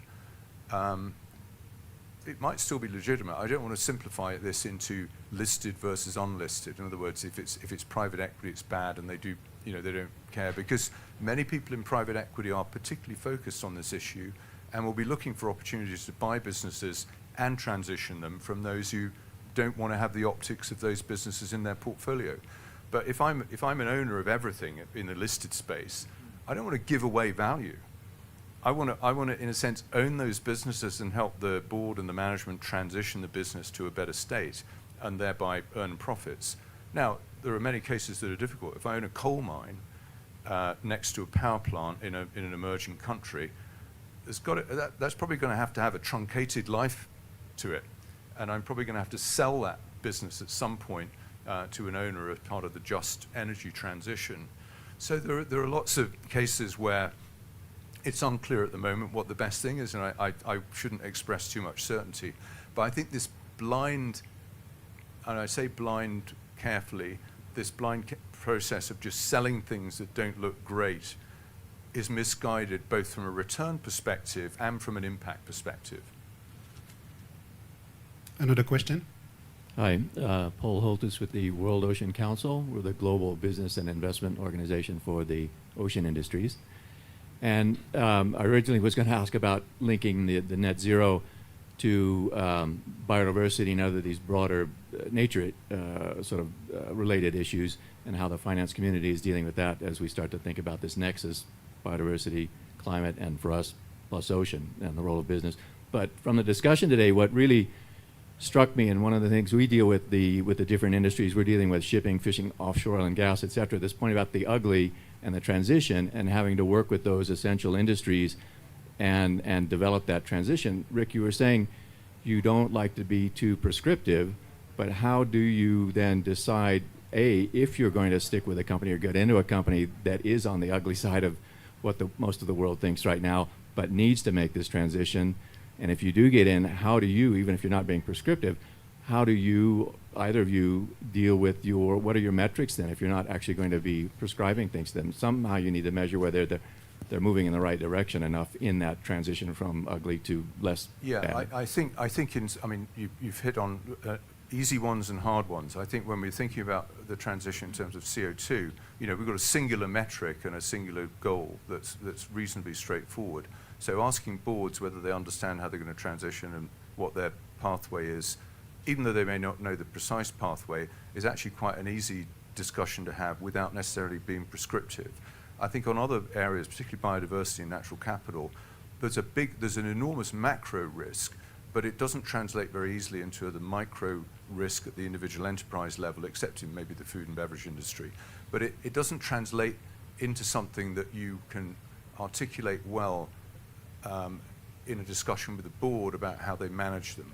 There are exceptions in the food and beverage industry and in deforestation, where we do have guidelines for boards on deforestation, again, without being prescriptive, but asking them the question how sustainable their supply chain is in relation to the risk of deforestation. But I think the reason and maybe it's not true of all investors, but if you're an investor that has 9 or 10,000 securities, you're in a very different position to one who's got 20 or 30. The risks of owning 20 or 30 stocks, one of them going wrong, is such that it's tempting and in a sense feasible to get much more into the weeds. If you own 9 or 10,000, the law of large numbers kicks in, and you're more interested in the macro, in a sense, and the kind of high level. Is the board really understanding it than the micro? I don't know whether that answers the question, but you've hit on an extremely difficult topic. And maybe just to complement that, and I think we also have similar policies. I mean, there are areas, no-go zone for us. We started designing an environmental and social policy, I think more than 10 years ago, something like that. And definitely in terms of indeed deforestation or human rights, of course, there are things we are extremely attentive to, and we of course exclude from our financing. But where we struggle a bit more is indeed up to where do we need to go? Do we want to go? I mean, there are governments are edicting rules, and that's difficult to say as a bank that you don't want to finance something that is, for instance, gets a permit for in particular in some I would say advanced areas like Europe, when we see some governments issuing some permits, deciding not to finance related project, requires lots of explanation for clients that are in those maybe more complex industry. And that's why we really believe in supporting shaping governance and supporting shaping regulations. And that's why, for instance, we've announced yesterday that we are going to be part of that working group that the UN has created on plastic, so as to ultimately and hopefully by in 2 years' time have new international binding rules for corporates around indeed the usage of plastic, because we want as a bank to finance that change, and we really call for indeed having clarity on basically a uniform definition of what is good plastic, so as to help I would say the entire value chain to go into that direction. So that's maybe something that indeed we are quite confronted to, and more confronted to. Perhaps one last question. We have two, so.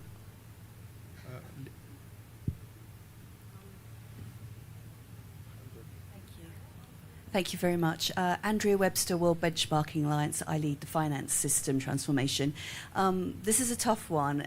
This is about the flow of money into emerging and frontier markets to finance. You touched on the just transition, Rick, which was great to hear.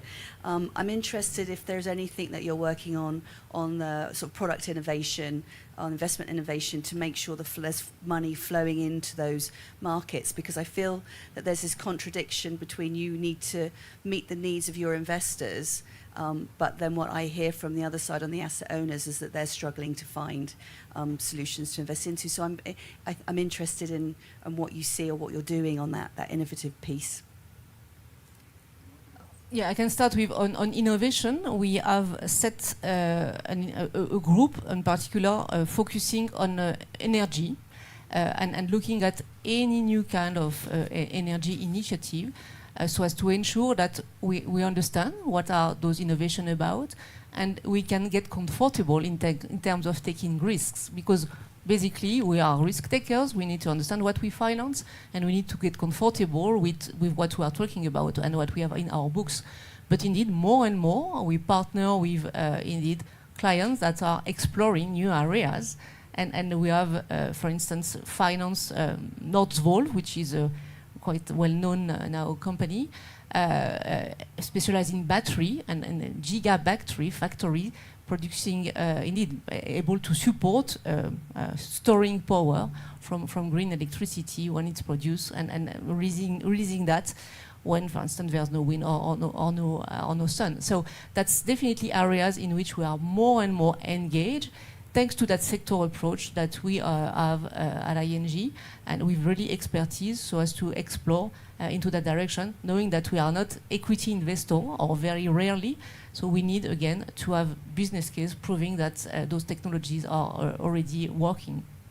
I think we need two things which are happening slowly. So there's no shortage of money for regular, equity and fixed income in emerging markets, but private infrastructure is what's needed for the mitigation, the new energy system in frontier and emerging markets, and there are risks there that are not easily accepted by asset owners or their agents, and so you need a degree of blended finance, and there is work going on.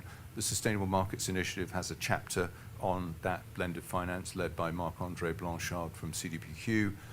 But really the holy grail, I don't think that's easy, but the hard stuff's really the adaptation finance, because there's no obvious economic payoff, but we need to have a lot of it. And so we need the kind of creative thinking that we had before the global financial crisis of the financial industry across insurance, derivatives, banking, asset management, to really get at that adaptation finance, and that's not happening at all at the moment. Thank you. A last question. We'll grab some minutes more. Thank you. So, question for each. So, Rick, you've got 40 trillion under management. That's a big stick in some ways to educate your clients, because you see the flows and you see where money goes. And I think as businesses, we all respond to what our customers want, what our clients want. But I think some of the largest asset managers that in the world have a role to play in educating clients and not just respond to the zeitgeist. Because you have a really nuanced understanding. So energy is in fact the easiest part of going to net zero, right? You could convert to electricity and it becomes much easier. That's technologically a solution that exists. But cement, steel, fertilizer, plastics, the stuff that makes the modern world, decarbonizing that is a way, way harder challenge, and you'll need 4 right tail events to crack those 4 codes. Yeah. So but the likes of you or BlackRock or Vanguard don't seem to be at the forefront of trying to shape the conversation, that the transition takes much, much longer than perhaps is currently envisioned. I think you're right.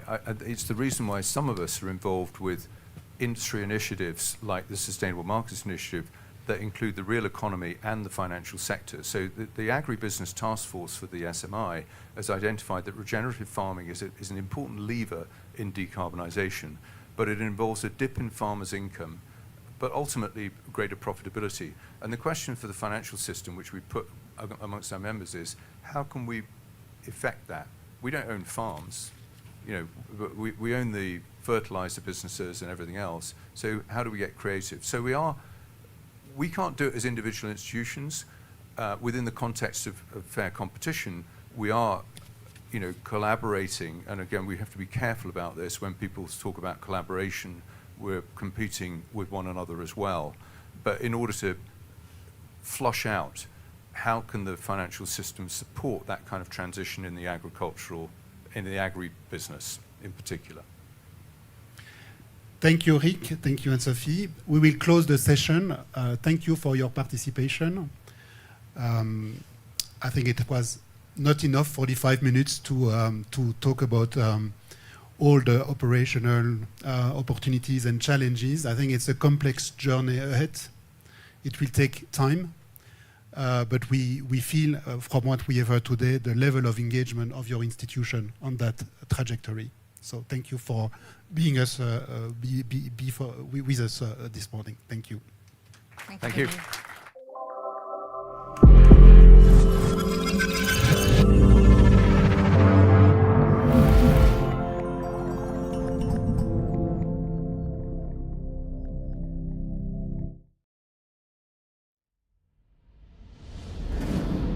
So good afternoon to everyone. I will maybe start. We come from innovation space. So how are you doing today? That was a little bit sad, so we'll try this one more time. How are you doing today? Thank you very much. Let's go. So my name is Katka Letzing. I'm the CEO and co-founder of Kickstart Innovation. We are the spin-off of Impact Hub Zurich. And we work really closely with organizations in public and private sector, as well as startups and scale-ups from around the world, focusing on collaborations that are hopefully changing the world towards sustainable and circularity. And I'm really honored to be here today. Me too. Me too, Katka. Me too. Number 6. I'm also honored to be here, Katka. I'm honored to be with you on stage, but I'm foremost really humbled by seeing you all being interested in this topic. Really a big thank you up front for taking the time and giving us the attention to actually discover this interesting topic of circularity today. My name is Felix. I'm a co-founder of the Impact Hub in Geneva and in Lausanne. Impact hubs exist around the world. We are a network which is decentralized, so we are a network of partners. But all the impact hubs, they do two things. They are a home of innovative projects for a better world, and they accompany those projects in different programs and ways. And today we are here representing all the impact hubs in Switzerland. There are 6 in all different major cities. So welcome also from my side. But to get started with our content, Katka, tell me, why are we actually here? What are we going to talk about today? So we have really packed agenda. We were really hoping, I'm sure that all of you were online, but we were just wanted to a little bit to bring you closer to the Circularity Gap report that was launched, the global one, just on Monday. So we have amazing speakers talk about that. We also invited speakers from the ecosystem to speak about what they do and what does it mean for their organizations on different topics. And last and not least, I'm really happy to say that we'll be pre-launching the first Swiss Global Circularity Gap report and inviting you to what's next this year in Switzerland. So I would say, as we say, fasten your seatbelts and we will be starting. I think we need a clicker, if I get to the next stage. But maybe, Felix, can you tell us what does it mean as a circular economy for us? Yeah, we thought before we dive into the numbers and the tendencies from here to the future, we thought let's make a playing field that we all understand a little bit how we think at Kickstart Impact Hub and different organizations here about circularity. So yes, we know it's about material flows and volumes of that and how we can actually make sure that those materials are used to the best of their own qualities for a long time. So it's a lot about principles. There is different principles that circularity invites into to consider. For example, the principle of non-toxic materials, because what's toxic always remains. So can we actually find alternative materials to replace the toxic ones? Just to name one of them. There are several of them. But then it's also about business opportunity, and I think that's what really speaks to us here at a core. It's not in the narrative of more expensive, but it's in the narrative of future fit. Business models, how we can actually engage our clients in a more permanent way, in a more dynamic way than maybe we do it in the linear economy. And that's also part of circular economy to us. And then it's about the activities. How can we actually make sure that the material flow is really circulating? So a whole new range of activities. We all know reparability is an important one. Reparability of consumer goods, for example, or also if we just say the paved floor doesn't go on a huge hill and is being new materials brought in, but actually recircling and being used again. But last but not least, it's about a mindset. It's about a mindset to value multiple values, not just the commercial one, but also ecological and social ones. And it's about diversity, valuing that there is no one solution fit all, but actually needs to be contextualized in their environment. And so with this having said, we hope that you can benefit outmost to what we're going to hear now about the current state of circularity and where we go from here. Katka? Thank you so much, Felix. So I have kind of, to keeping a little bit on your toes, I have a little bit of exercises as we go through it. So there's a question behind me, which is, what do you think, what is the link between circularity and carbon emission? So for the ones who think it's number 1, please raise your hand. If it's in number 2, please raise your hand. And if you think it's okay, we'll let you decide still. If is it number 3, please raise your hand. And the answer is number 2. So 1 exercise, congratulations, more is coming.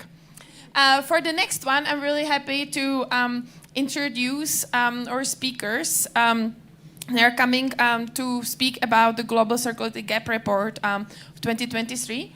And so I'm really happy to, on stage, invite Martin Lopez Cardozo, the CEO of Circular Economy, coming us from Netherlands. So please join us on the stage, as well as Carlo Giardinetti, who is the Sustainability Lead Consulting for Switzerland in Deloitte. So please applause for them.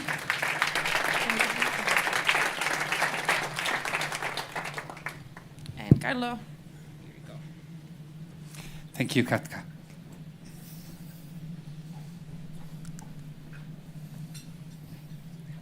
So as the food is coming in, I would love to present the findings of the Circularity Gap Report 2023 that we have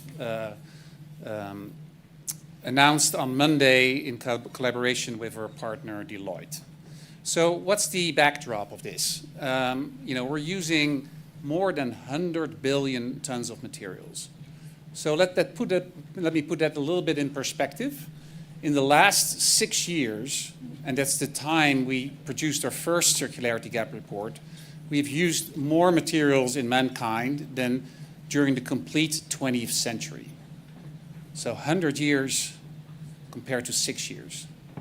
And if we look another 30 to 40 years ahead, this number is going to double. So the second big finding, and that's the theme of this year's report, is planetary boundaries. So I'm sure you're familiar with them. There are 9 planetary boundaries. We're currently overshooting 5. What we'll be showing is that if we increase circularity, we can actually stay within these 5 planetary boundaries. But I'll go to the solutions later, because the message is a little dire. Because 6 years ago, when we announced the first Circularity Gap Report, and maybe just as a little sidebar, the reason we did that is because we felt there was a lot of talk about circularity, but it was very in an abstract, hand-waving way, and a lot of sort of little examples. But it wasn't really grounded in science. It wasn't really grounded in metrics. So that's when we launched it 6 years ago, and the number was 9.1%. And it actually dropped. We're at 7.2% as of now. And why? And the main reason is, yes, we're trying to do some recycling at the end, but the use of new materials is actually growing at a much faster rate. So the linear machine is basically outpacing us. There's more in this report than just the problem. There's actually also a bunch of solutions. So let me go to the next one. And if you apply these 4 principles, use less materials, use materials longer by product lifetime extension, regenerate, use bio-based materials or renewable resources like renewable energies. And finally, but this is just a component of the circularity cycle at the end, you can actually stay within the planetary boundaries. And that's the key message of today, which I think is a big message. The message 3 years ago, and I think that was in the questions, if you implement the circularity, if you double circularity, you can actually reduce climate emissions by anywhere between 50 and 70%. So a big contribution. And last year, a report came out from Citra showing an even a bigger impact on biodiversity. Yet the attention is mostly on renewable energy, which is critical, but this is the other path of the solution. So in the report, we show applying this across 4 systems: food, mobility, built environment, and consumables, actually provides a solution set. And we also looked at different countries, because each country has a different starting point in their circular journey. There's build, shift, and grow countries. And that's why I want to also introduce my partner, Carlo, and ask him the following question. We have launched the Circularity Gap Report, but we're also giving a sneak preview in the work we've done together with Deloitte in Switzerland. So, key question is, Carlo, if you look at the findings of the Global Circularity Gap Report, how would that apply to a country like Switzerland? That's a very good question, and thank you, Martijn. I have one kick. I hope the food is good. They told me I have to deserve it, so here I am. Thanks for that question. It's very important when we look from a global perspective to get that snapshot, and then we need to get closer and closer to action. So we're super excited with the fact that our partnership has started with global, but is going now deeper into the different nations. We're kicking off the report for the UK and Switzerland, most importantly, which will come out in March. And then we will get our number in Switzerland, but more important than the number is also what can we do about it, and so the sectors and the different strategies.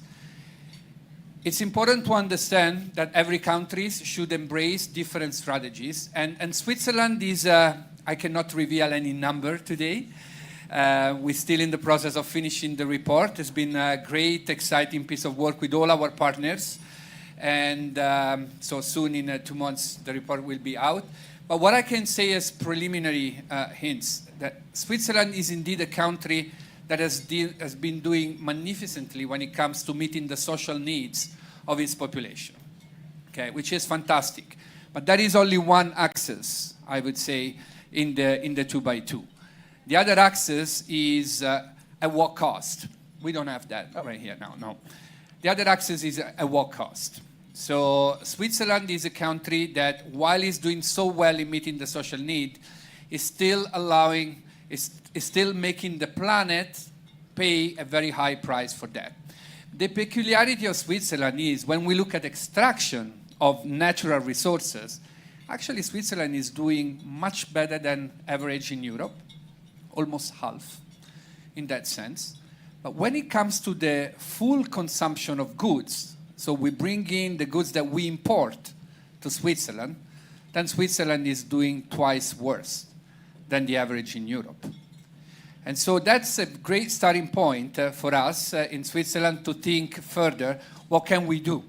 The way we intend to use the report is really as our science piece that we can use to then engage with ecosystem and organizations to do better.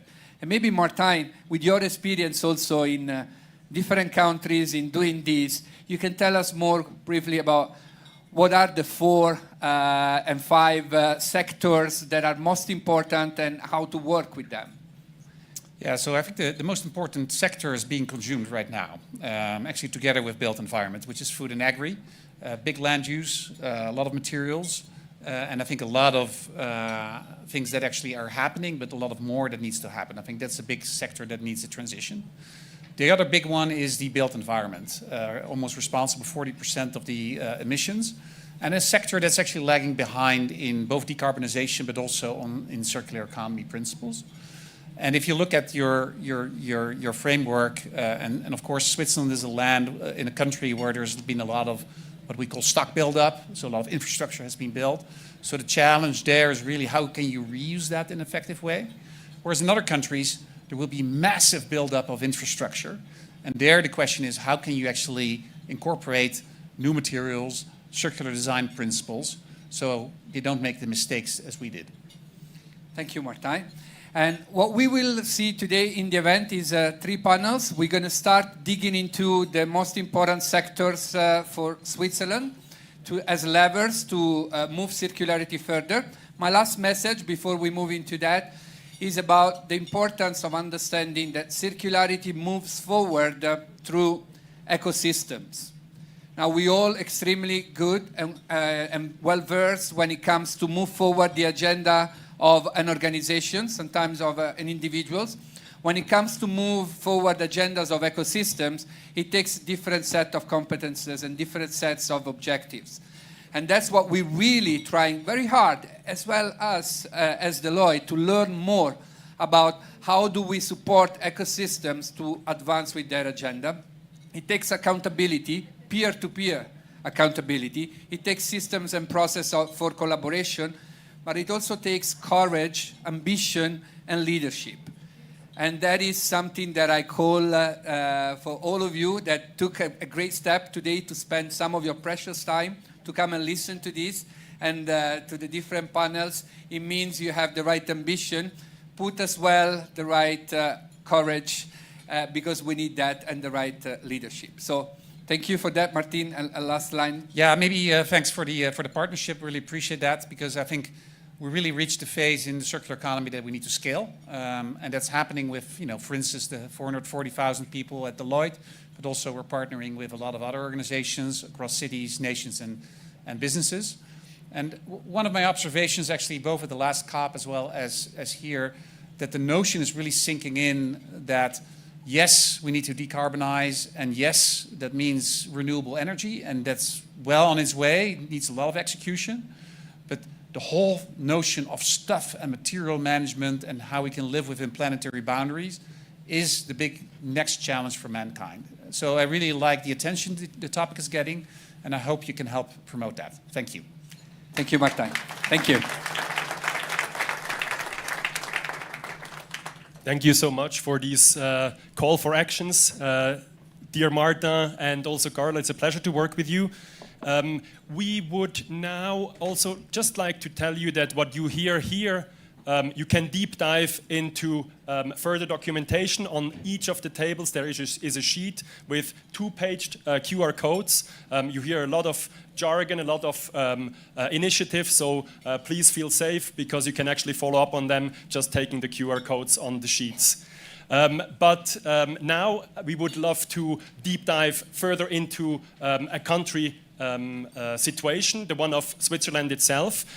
We have the pleasure here to have a little bit of a foresight and analysis by one of the drivers from the political sphere, not only, but also in Switzerland for many years. Adel, it's a pleasure that you're here. Thank you so much for being with us.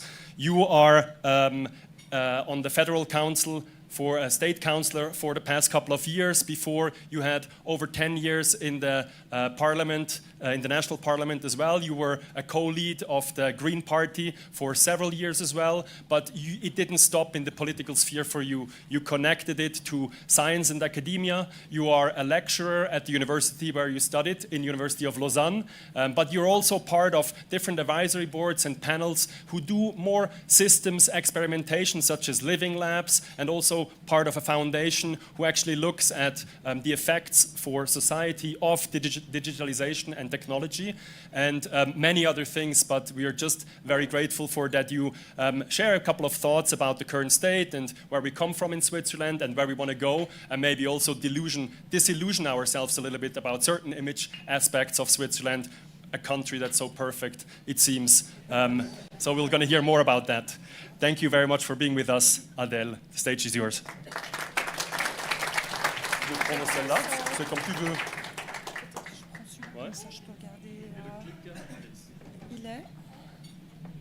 Merci.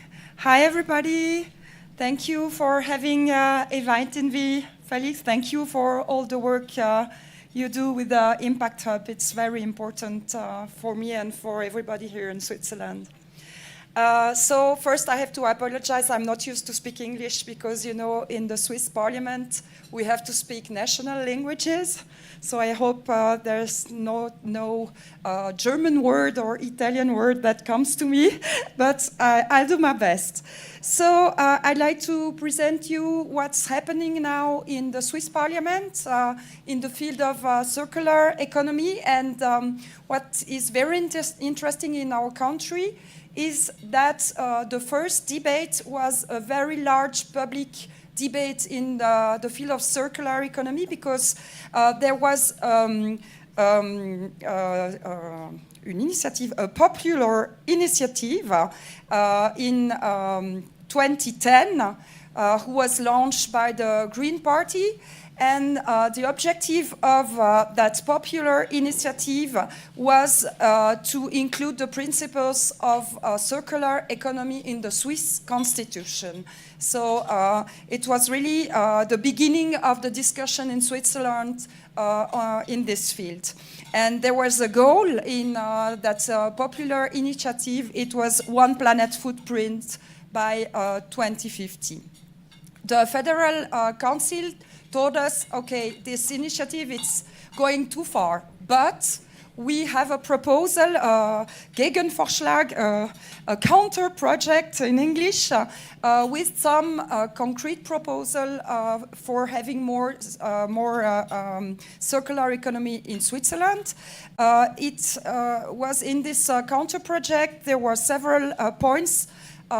First of all, shift from pollution management to sustainable resource management. So it is, we have not to wait that the pollution here is, or overexploitation of resources here is, we have to prevent this in advance. Then priority to material recovery. It's a principle which is not in our law today. Considering the whole value chain, because in Switzerland we have much import, much extracted materials that come from abroad, and you have to take this into account. And then the Federal Council wanted to build a platform for exchange of best practice for the economy, and then target agreements with the economic sector. It was really a good, very good counter project. But unfortunately, it was rejected by the parliament in 2015 for, I don't remember exactly, it was 3 or 4 voices. So it was really, we were not far from a success. But unfortunately, it was rejected. And then the popular initiative was submitted to the people, and it was also rejected in 2016. But it was a very important point to have that discussion with the whole population in Switzerland about circular economy, because people don't know circular economy. It's something very technical, it's something new. People always think circular economy is recycling, and it's not recycling, it's far more than recycling. So we could really, during that vote and the campaigning, we could explain to the population what was circular economy.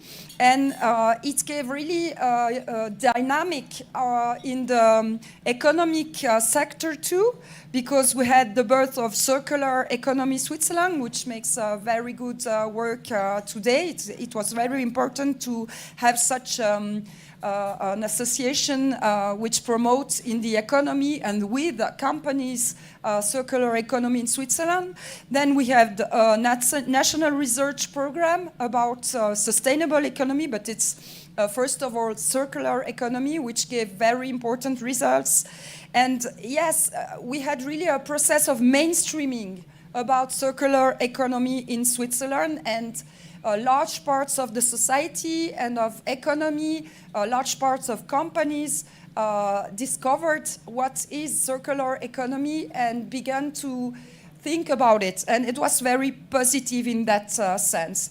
In 2019, we were a little group of colleagues in the Swiss Parliament, and we were so frustrated that we didn't get that counter project that we decided to begin one more time. So we decided to make several proposals all together.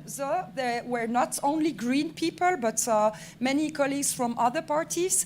And we propose the major points of the counter projects one more time. And this time we had a majority, so it was really a success. And now we have a revision of the Federal Act on the Protection of the Environment, and it's happening now, and it's very interesting and motivating. Now I'm going to tell you what's in that revision.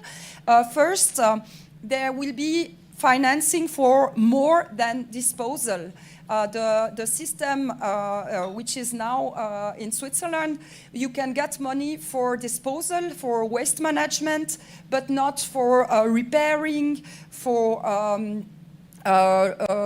processing, cleaning, testing of products in the sense of circular economy. So the definition theoretical definition in the law of disposal could include other activities such as preparation for reuse of materials and products. So this is a very positive point because it's not a question of definition. It's not so theoretic. It's really a question of getting financing from the state for such activities. Then economy and state have to recover materials, and in the law there are some materials that are considered as more important as others, in particular zinc, copper, lead, excavation materials, spoil, phosphorus, compostable waste. And those are materials that we have to try to reuse and to revalorize, to, how do you say it? Well, you can say it. It's, sometimes it's easier that I thought. Revalorize those materials to have less extraction and import.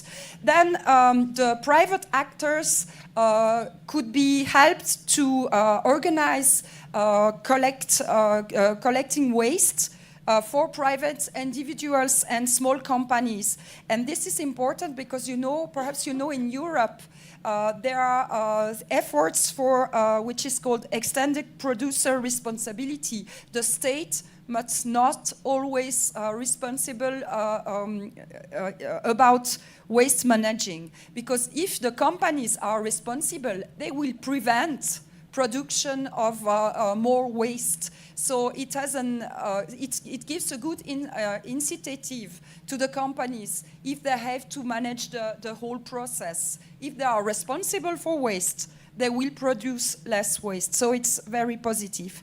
And then in the public market, public procurement, today in the law, it's written that public actors can take into account the ecological impact.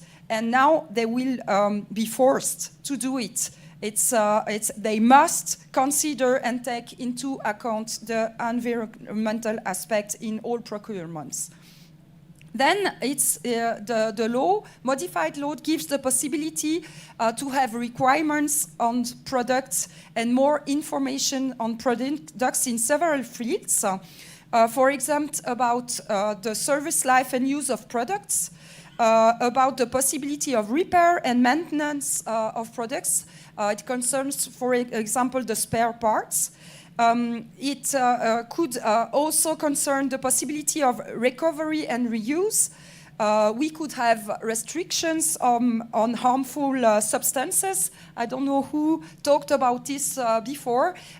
With this circular economy, you have to ban harmful substances. And then it could also concern use of clean, recycled, or circular materials in product. There's also in the project of law the possibility of banning certain single-use or short-lived products. You know perhaps that in Europe they are going in that direction. Some one-use products are forbidden, and there will be in Switzerland too the possibility to do such requirements, but we have to try with the economy first. So it's not for tomorrow. Then there will be some measures in the field of construction. Construction makes lots of waste. Sorry, German words are coming. There are lots of waste in the field of construction and building. And the Federal Council wants that field is pioneer in that circular economy. So there could be requirements for using recycled material in the construction, promoting local building and insulation materials, and most of all, what is very important, the Confederation must set an example with its old buildings. Then there are lots of new measures in the field of promoting innovation And one example I wanted to present to you, it's also because I'm very proud of it, but because it's my my personal contribution to the revision of the law. It's those regulatory test beds.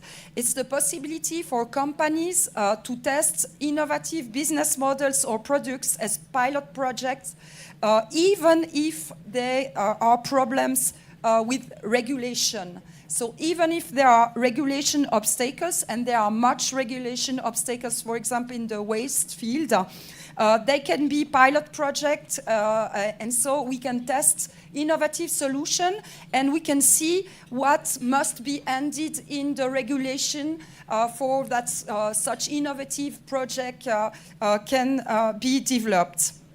And there will be also a platform between authorities and private actors to promote best practices and innovation. So we are working on that subject now in Switzerland, and the National Council is expected to vote on the law in March, perhaps in June, but I hope it comes in March. And then the Council of State, where I am, will take this issue and will deal with it. And I really hope that we will have a definitive vote before the end of the year. I am the president of the Environmental Commission, which will treat this issue, and I'll do my best for constructive, rapid, and positive work in the Council of State about this issue. And last but not least, I'd like to say that we always think that Switzerland is a pioneer because we are very good in recycling issues. We are really very good. It's true. We are near 100% recycling, for example, in glass or aluminium. And we are also very good for paper, more than 80%, and for PET. But we produced per person each year 700 kilograms of waste, and that makes us one of the most producers of waste in the world. And it shows that recycling is not enough. We must act before recycling. We must reduce, rethink, we must repair, we must reuse. And I hope that that revision of the Act on the protection of the environment will be a good contribution in that direction. Thank you very much for your attention. We were curious about this last part of your presentation, dear Adele, really demystifying this image of the Swiss having it all under control, PET being 1 out of 50 plastics of the plastic family. So I think we have a way to go there. Thank you for this. And I think what it also shows nicely is how we combine pragmatic ancestral approaches in the building sector, for example, with top-notch, high-tech ways of actually doing farming. So we need to bring together different expertises for a shared future. And we're going to hear now a little bit more about one of the sectors soon. Katka, you're nudging, but you want me to change the slide. We're eating first. So we're building up our culinary needs in that sense then, or building it down actually. So in that sense, please continue to enjoy your meal. It's already a meal of the future, being vegetarian, and we hope that you enjoy it, and wish you a bon appétit for this.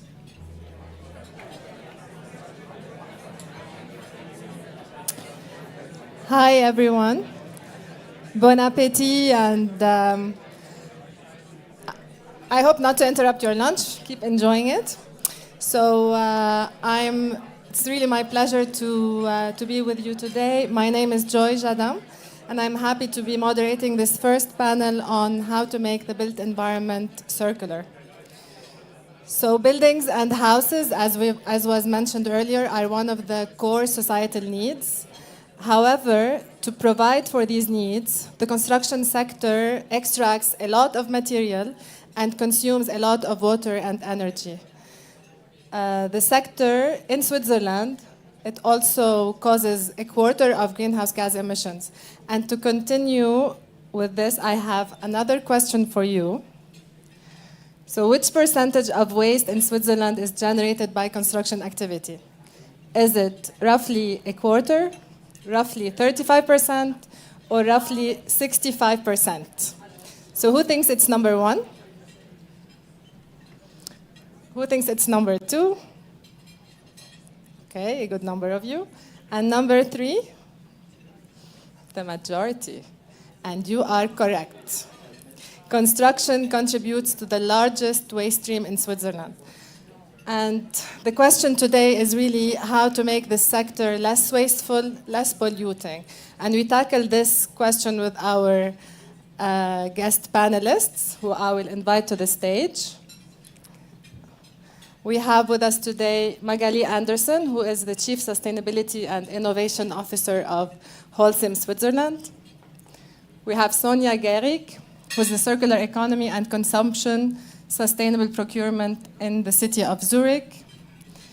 Anita Eckert, who is in the Executive Committee in charge of Sustainability at Implenia. Johannes Stiefenthaler, who is the co-founder and co-CEO of Neustark. And Damir Kusar, who is the head of Group Innovation at Expo.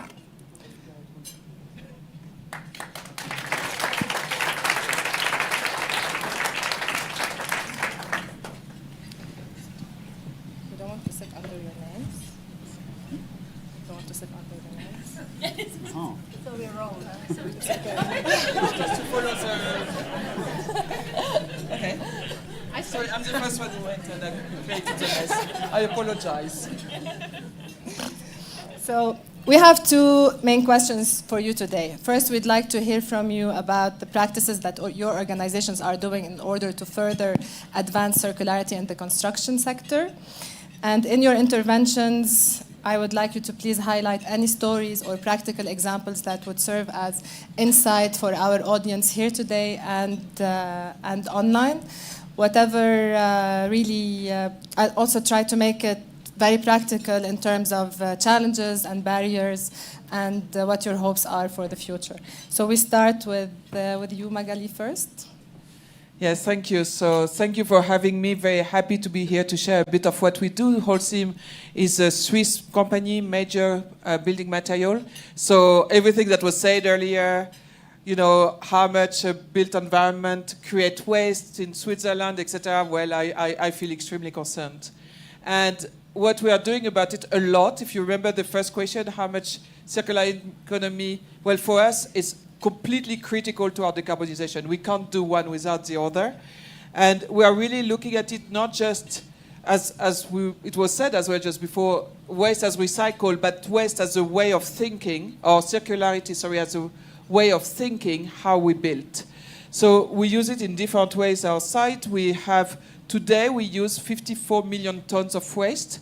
To put things a bit in perspective, it makes it as big or bigger than Veolia, the biggest waste company. So I sometimes say we are a waste company that that makes cement as a byproduct. And we use it to decarbonize, to replace our fossil fuel, to do energy to waste to energy, but also we use waste as a complement of the clinker, which is what makes the cement, to make it way more circular. But then what is even more interesting is that we can actually, concrete is 100% recyclable indefinitely. So it's how we use it. Just imagine you have a building that has been renovated to the end of its life and that's it, it has to be destroyed. Let's imagine we could use that same concrete to redo the next building. And we are actually, it's not that much science fiction, because in Switzerland, we have a cement called Susteno, which contain 20% construction demolition waste. So basically the concrete, we grind it back, put it straight back in the cement. So imagine circularity-wise what that means. We only do it in Switzerland because, as again also was said before, it's quite a pioneer country, and that's the only country where the norm allows it, and we are We are getting now the norm approved as well in Europe, so we will deploying it. But circularity, I think, is a built environment. There are many solutions, and we are already having quite a lot in Holcim. So that's why I'm great. It's such a fantastic topic to talk about today. Thank you, Magali. Sonia, if you would like to... I'll just go through the questions with all the panelists, and if we have some time left at the end, we're going to ask further questions. But please don't hesitate to ask each other questions as well and contribute to the discussion as you like. Yeah, thank you, Joy, and hello to everyone.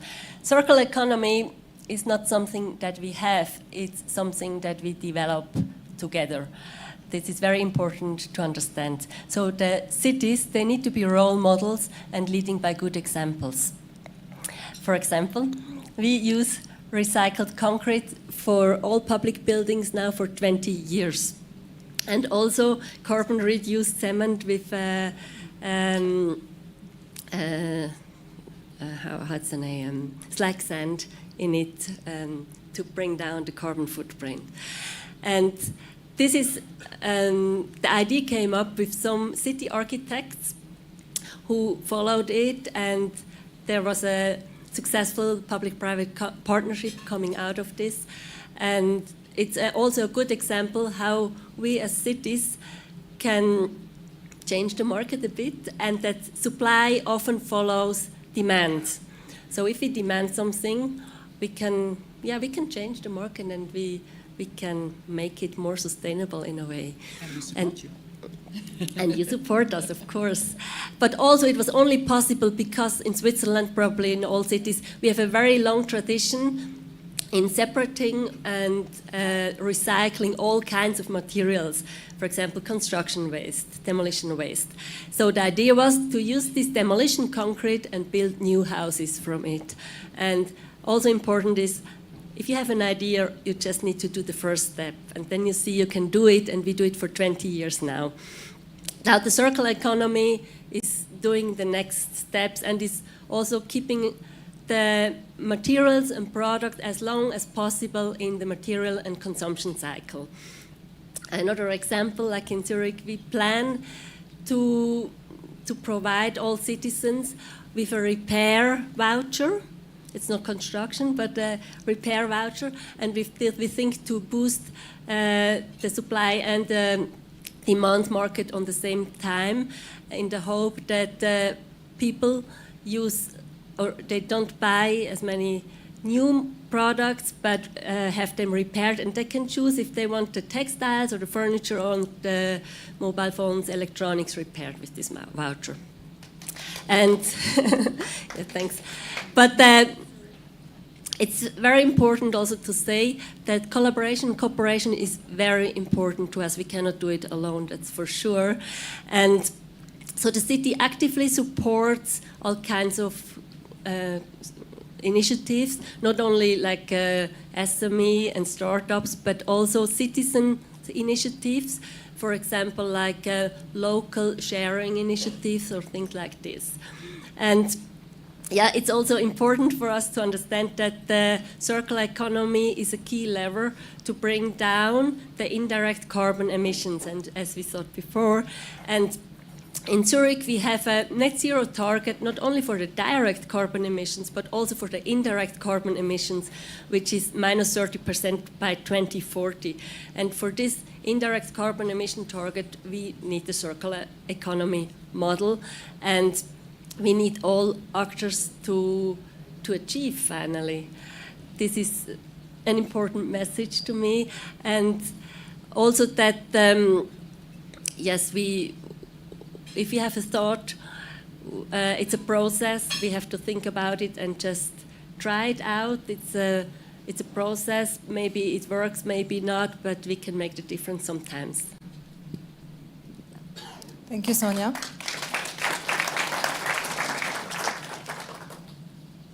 Sonia, you've highlighted already the importance of procurement, like to channel demand. That will affect supply and cooperation, and I'm sure some of your organization already cooperate with one another. I will leave Anita now to tell us more about what Implenia is doing to support the circular built environment, as well as any examples, practical examples you might have. Yes, thank you very much. And hello, everybody. And thank you to both of you, because you are actually helping us becoming more sustainable, because what we need is the opportunity to use sustainable material. And we also need customers who want to construct sustainable buildings. So these are some prerequisites. In everything where we can decide ourselves, so I don't know if you all know Implenia, we are the biggest construction company in Switzerland, quite well positioned in Germany also, and specifically for infrastructure we work European-wide, because building tunnels is a very specific topic, so you go where big tunnels are built.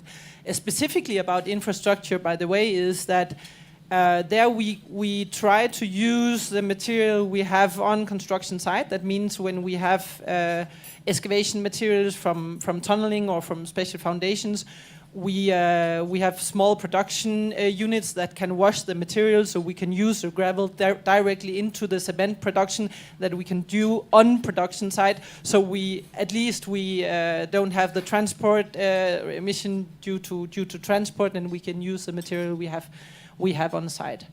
In general, for the construction industry, we heard it before, 65% of waste in Switzerland. I wasn't even aware of that, because the global figure is 50%. Normally you say construction industry is responsible for 50% of waste, but for 60% of material consumption.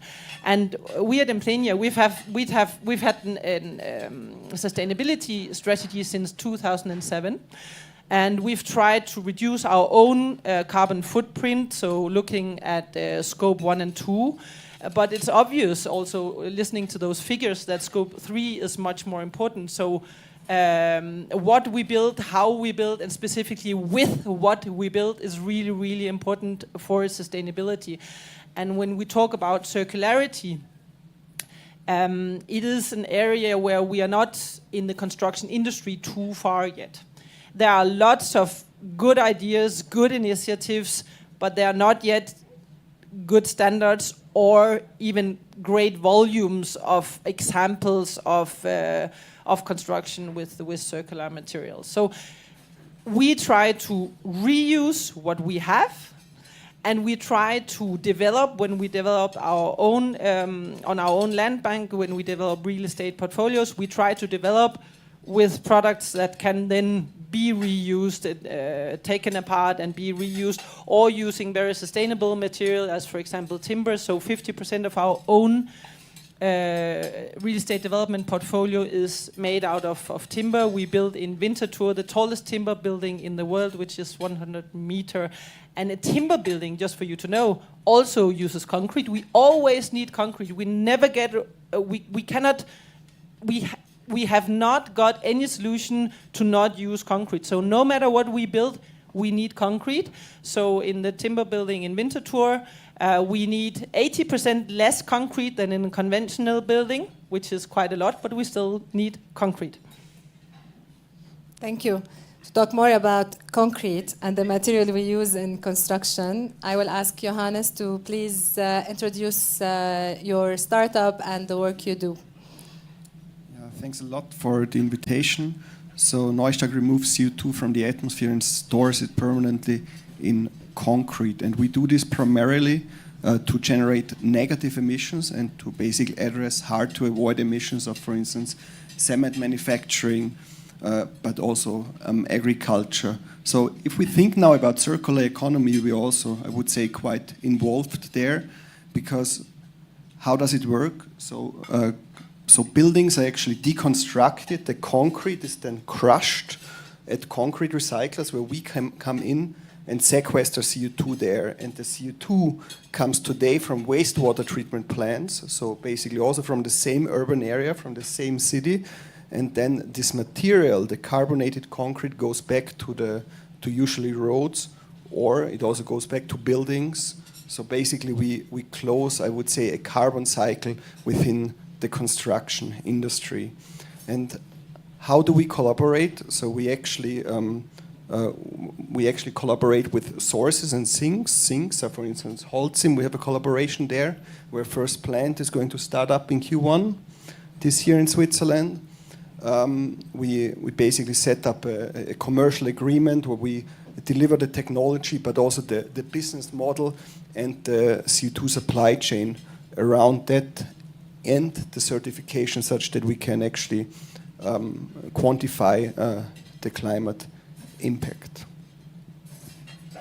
And we can take the CO2 directly from the flue gas of the cement plant, so it's very interesting collaboration. Thank you, Johannes. It's great to know that you're already collaborating with Holcim. Can you just give us your ideas on what would be needed to scale up the technology further?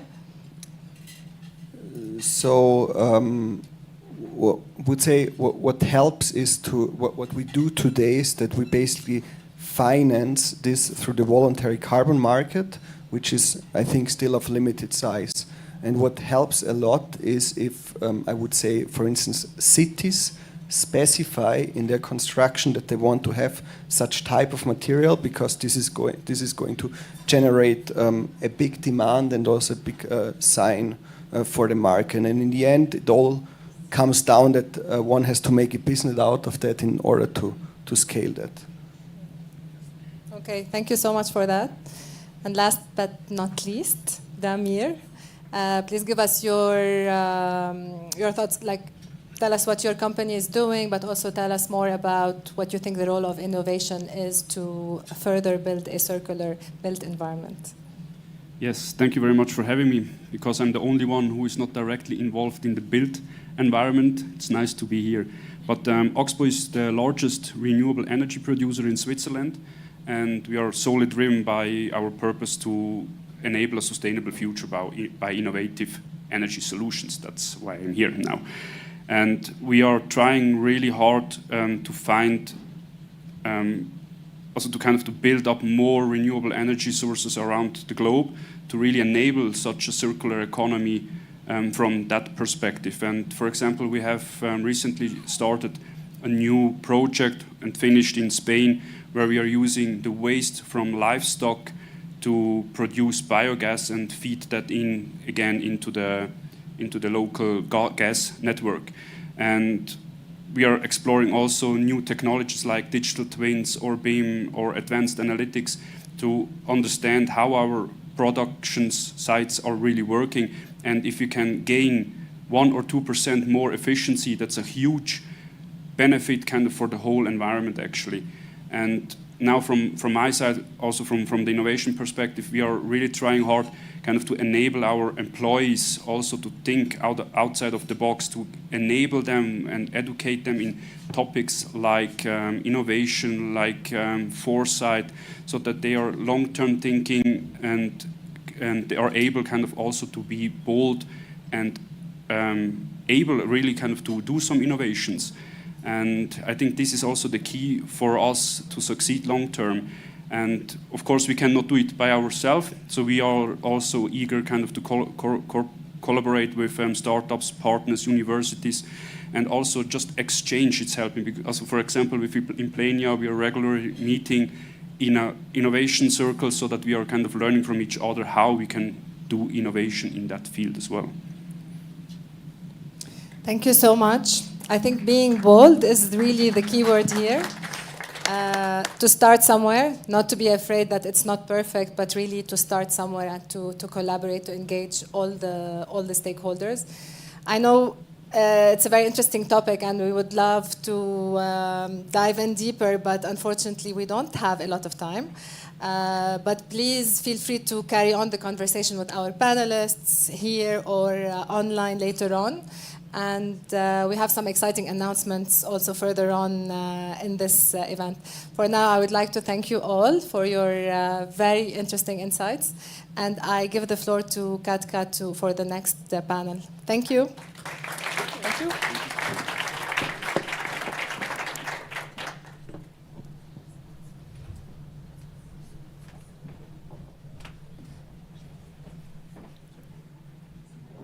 Thank you, Joy. So the next topic we chose for you is a nurture circular food system. But as we had it before, to keep you a little bit on your toes, we have the next question for you. So the question is, which part of the value chain produces the most valuable food waste in Switzerland? 1, households. 2, processing. Wholesale and retail trade. So who does think that it's households, number 1? I love this. It's going to be quite... Number 2, processing. Number 3, wholesale and retail trade. And I'm happy to share it is a processing. So for that, I just also wanted to say that in front of you is the Circular Global Report, as well as QR codes or additional information for circular economy that you can consider. I'm really excited to host the next panel and invite the next speakers who are quite diverse to show you some of the examples, what is there on the market, but also maybe on some of those potential activities. So first, I would like to invite on stage Paula Guerra, the Director of Procurement and Mondelez Europe. Second, Matthias Ophel, from Director of Tide Ocean. Then Christina St. Jacobson, who is the Managing Director of the Swiss Food and Nutrition Valley. Jeanette Moran, who is the founder and CEO of the Recircle. Thank you for finding your seat with your picture. Already success right there. And then, not last and least, of course, Linda Manson, the Director General of MABA Foundation. If you could please join us. I think she just did that. Perfect, thank you. Thank you so much. So I would like to approach this as a kind of to a little bit keep also our speakers on the toes. Instead of doing really crazy introductions, I would like to challenge them to 1-minute pitch to what their organization is about and what is their role in the organization. So Paula, could you please start? And one more thing is, if you go over 1 minute, we'll start clapping, yes? So, okay, good. Go for it. Everybody, thank you for having me. Paula Guerra, I work for Mondelez International. You may know Mondelez as the biggest cookie company or biscuit company, chocolate company, Toblerone, Cadbury's, Oreo. But basically my role in Mondelez is in procurement. And as Katka was saying, in procurement, we are actually very close to all the value chain on the scope 3 of the CO2 emissions. And so on my role, I was leading dairy procurement. So it was really how I was engaging with the suppliers and the farmers to actually start the journey on the reduction of CO2. Today I'm leading the Philadelphia meals category in procurement, so as well working a lot in the packaging. So continuing with the dairy, but as well working a lot with the packaging. That was close, but we'll let it go. Thank you so much. All right, welcome. Next, we have Matthias from the Tide Ocean. Hello, again, thanks for having me. So we do 3 things. Mainly, we have developed a method to regenerate ocean-bound plastic waste and bring it back into circulation as a raw material. Second, we provide assistance, technical support, and in terms of product development to our clients. And third, maybe most interestingly, we are building a complete supply chain for ocean-bound plastics, beginning at the collection up until the upcycling. Why are we doing that? Because we want to be in full control of the supply chain. This allows us to increase and maximize impact for the local communities most affected by plastic pollution, by providing jobs, additional income, and most importantly, building up resilient waste management infrastructure, which is the only way to solve this problem once and for all. Thank you so much. Next, we have Christina representing the Swiss Nutrition Valley, and we are dying to hear your pitch. Okay. Food is the sector with the second largest impact on planetary health and the largest on human health. 2 big crises we're in the midst of. Switzerland is a small country, but a very large food nation. We have everything it takes to play a role in the transformation of the food system. Swiss Food and Nutrition Valley is a platform. It's an association, not for profit, bringing together all the players who want to pioneer for future-proof food system together. Be it the world's largest food company or the world's smallest, cantons, our universities, investors, accelerators, you name it. The key is collaboration, and I hope I'll get a chance to talk more about that. Thank you so much. Then we have Janet. Yes, applause, of course. Why not? Then we have Janet from Recircle. Yes, hello. We from Recircle, we believe that packaging can be circular. So we need to change the status quo. So this is a lunchbox, and you can use it 200 to 500 times. So that means you save 200 to 500 single-use packagings. And this is also an action against food waste, because you don't throw away your single-use packaging, you eat the rest. And we believe that in networks, so we put our products at the point of sale, at the decision, what you want to eat or drink, then it's easy to take it, and you can give it back or exchange it to any restaurants in the network. We have about 50,000 people who use it per day in Switzerland at the moment. Thank you.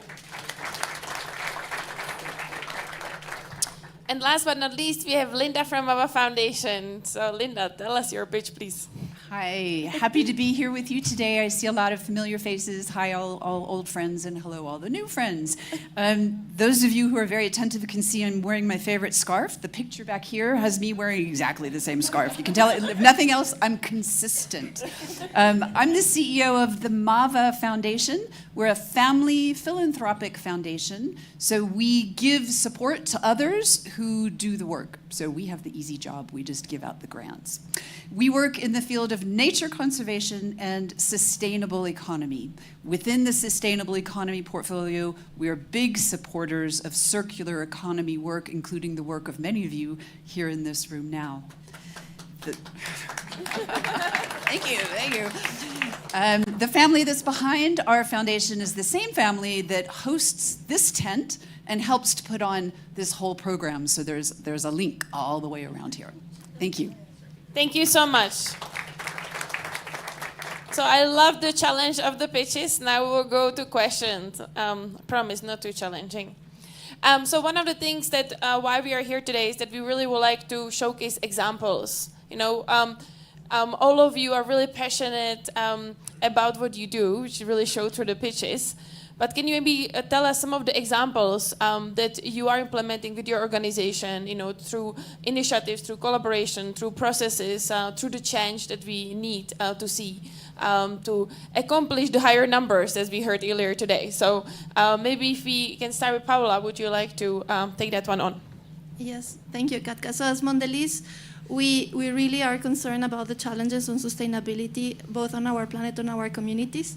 So we are working really on the areas where we can make an impact, that is on our raw materials, on our packaging. So on raw materials, as I was mentioning, on dairy, we have been working very close with our farmers. It's something we cannot do alone. So we need to do it through the different actors of the supply chain to make sure we are all engaged together as an ecosystem to drive the reduction of the CO2. Similarly, in packaging, we have been engaging internally our teams through something that we did together with the Kickstart in 2019, that was a snackathon. And this year we created a packathon, so engaging all our 30,000 employees of the company to actually come with ideas on how we could reduce packaging, get less packaging or better packaging. So that has helped us to reduce immensely amount of tons of packaging, so 6.4 million tons of windows in our Shell X displays in the UK, for example, and our packs for Eastern were removed. And similarly, we are having in 2022 30% of our flexible packaging use recyclable flexible resins. So we are really working across the different areas on our raw mat and packaging. Mm-hmm. Thank you. Matthias, you as a startup, you know, I know because you were coming from a program, so it's also in collaboration with, you know, organizations and public-private sector. Can you speak a little bit about that? Like, what pilots were you running and what it brought? You know, what kind of difference you see that it's grown there? Yeah, of course, collaboration is absolutely key because, as I mentioned, incorporating circular materials often is, if you pitch that to corporates, you're often met with skepticism, hesitancy, and what we need is some kind of openness, willingness to even start talking about it, but then also collaborate on the product development, because this part can be tricky. We can help with that, and our hope is that we can kind of lower the entry bar for corporations through our assistance and support, and maybe taking off some of the hesitancy of going circular. Thank you so much. Christina, you are kind of part of this huge ecosystem, very important as we mentioned. Can you maybe give some examples of what are you working on? What is important in collaboration with the projects that you, I'm sure that you could talk for hours, but if you could nail it down for one answer, I would be really appreciative. Okay, I'll try. So the very short part is we work on what we call impact platforms, and it's nearly the usual suspects within the food industry. So sustainable packaging, it's about the future of proteins, future of farming, food systems 4.0, and precision nutrition. But the way we work here, I think, is more interesting, and maybe the one message that I would like you to go away with. Going back to when human mankind arose, we were all nomads and working in small groups. About 10,000 years ago, we had the agricultural era coming in and changing the way, a very hierarchical way of working. Moving on to the industrial age in the 18th century, where we worked very much bureaucracy in different clusters, and now coming closer, and the gap is getting shorter. 20th century, the information age, where we started networking. And now here in the 21st century, we are in the knowledge age. And the way of doing business successfully, does anybody have the answer? Is through ecosystems. So no matter if you're a foundation or a startup or a large corporate or whatever, my encouragement is if you want to be successful, you better sign up for ecosystems and living the ecosystem. What's the difference between network and ecosystem? Well, network is, hi, how are you? And thank you very much. Ecosystem is the interdependency.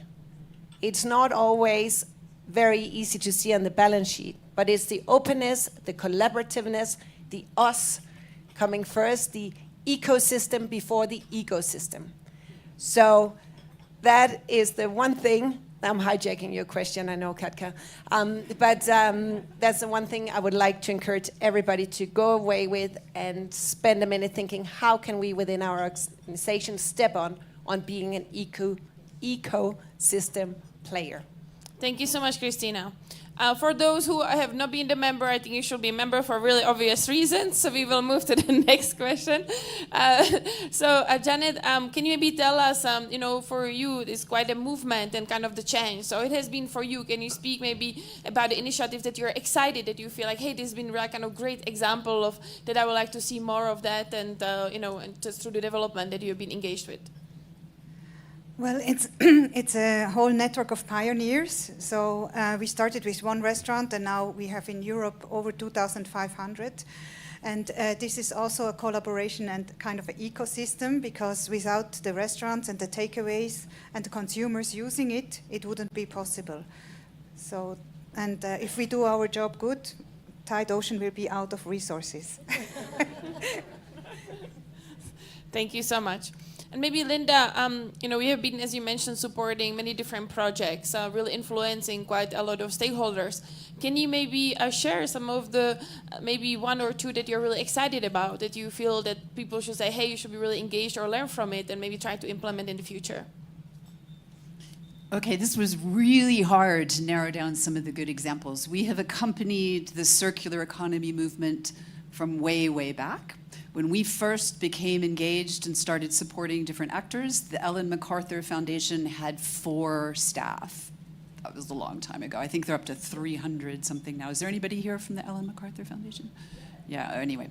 Our approach is very, very collaborative. We believe in the power of pulling people together, the power of coalitions. We work a lot with other funders and we attempt to orchestrate and catalyze collaborations between our partners. I'll give an example that occurred to me as I was sitting over there listening to Adèle Torrance from before. She told you about an initiative in Switzerland here that failed in 2016. It was on circular economy. It would have embedded circular economy principles into the constitution, and it didn't pass. So we were supporters of the people working to get that to pass. We were obviously disappointed that it didn't, but we also considered it to be somewhat of a win because it showed that it came close to passing, and it really got the issue up on the agenda. So we sat back and thought, well, what can we do to help keep this issue alive and help things keep moving forward? And that was really the birth of the Circular Economy Switzerland, which is one of the hosts of this event here today. And it was just a way to keep things moving on this agenda. And I'm very thrilled with how that collaboration has successfully done that in Switzerland. It is now firmly on the agenda in Switzerland. Another collaborative effort that I think is worth calling out is one between the Ellen MacArthur Foundation and the African Leadership University. The ALU has as an objective to train up 3 million future leaders in Africa. Quite an ambitious goal. And they do that through various university and MBA and special programs. We partnered together with the Ellen MacArthur Foundation, who had the content and the expertise, while ALU had the infrastructure and the students, to integrate circular economy throughout their curriculum. So whether you were studying business IT or a regular undergraduate degree, you got something on circular economy and how that fits in. And what I love about that is that it's integrated across the curriculum and not separated into its own little zone. You didn't have to take a specific course. And since our theme is food packaging, I feel like I have to mention something in relation to food. This is somewhere in the food value chain, and that is the coalition between the Food Packaging Forum, ChemSec, and ChemTrust, which brought together the private sector, civil society, and academics, research. And they did some lobbying at the EU level that contributed to getting the passage of the chemical strategy for sustainability, which impacts the kinds of chemicals that you can use in food packaging. So 3 different ways that collaborations have come together to make a difference on circular economy. Thank you so much. So we know what you do and all your amazing activities. We got just inspired of the examples. I would like to close this panel maybe of more the call for action with everyone here. If you were sharing one wish that you feel kind of as a leader, someone who is pushing, let's say, right systems in, for the future, what do you feel that you need? What is your wish that, from the audience, people come to you and say, I am ready, I'm here for you to help you tomorrow to achieve that? What will be the one thing that you would like to share? Paola? I told you I'm tricky moderator. Yes. Well, I think it's the openness for collaboration among peers and among industry leaders. So we are collaborating on the packaging area across all our peers, but I think that we need to do much more as a food industry to work together. That will be for me, and it's how do we open those routes within the competitive law that we can really work on those areas without issues. Thank you. Matthias? I think what we need is the shift in the mindset. Corporates, but also smaller companies, need to understand that it means work. Won't be free, won't be easy, but we need to get started and just having the openness of getting things done, no matter the price. I think that's absolutely key. Thank you so much. Christina? Building on getting things done, and also what we heard in the opening words about courage. I often hear the food system or food sector is so complex, we still haven't analyzed where to start. And my call is just start. It is so complex and it is so full of opportunities that if you just do something, you're doing good. So don't wait for the perfect 2-year, 3-year report. Start and then go from there as an individual and as a company. And one easy hack for all the leaders in the room, get a mentor. You might be mentors for a lot of young people, but you should get a mentor of the new generation who comes and shares with you how the world is looked upon. I've seen this in practice and it rocks. So get a mentor that is at least 30 years younger than you. Thank you. Janet? And for me, it's important. There are so many solutions out there, and they all struggle to scale. So be courageous and use these solutions that are already out there. And Linda?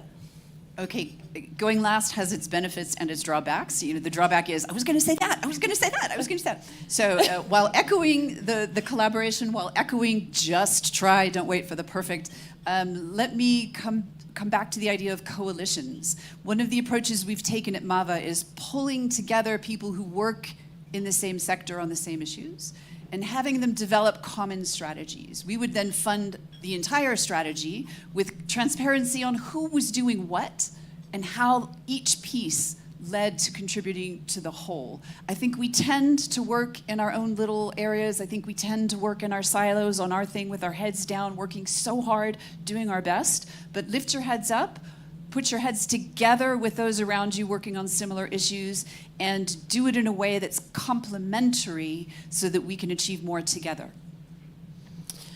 Thank you so much for joining us. I really hope it was inspiring to learn of the examples, but hopefully to connect further. I will not say that we learned everything on that topic, but with the limited time, we're hoping to give you a little teaser that we just can continue all the activities. But I'd like to thank everyone so much for coming and for you listening.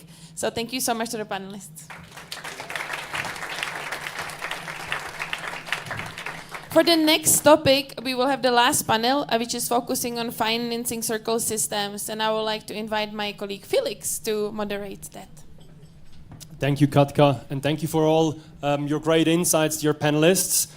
So we see work is underway, and it maybe for the one here in the room who have been hearing and that calling for many years, doesn't it seem that it finally is actually getting started, that the framework conditions are getting there, that the sectors are starting to open up and embrace this new way of connecting with each other?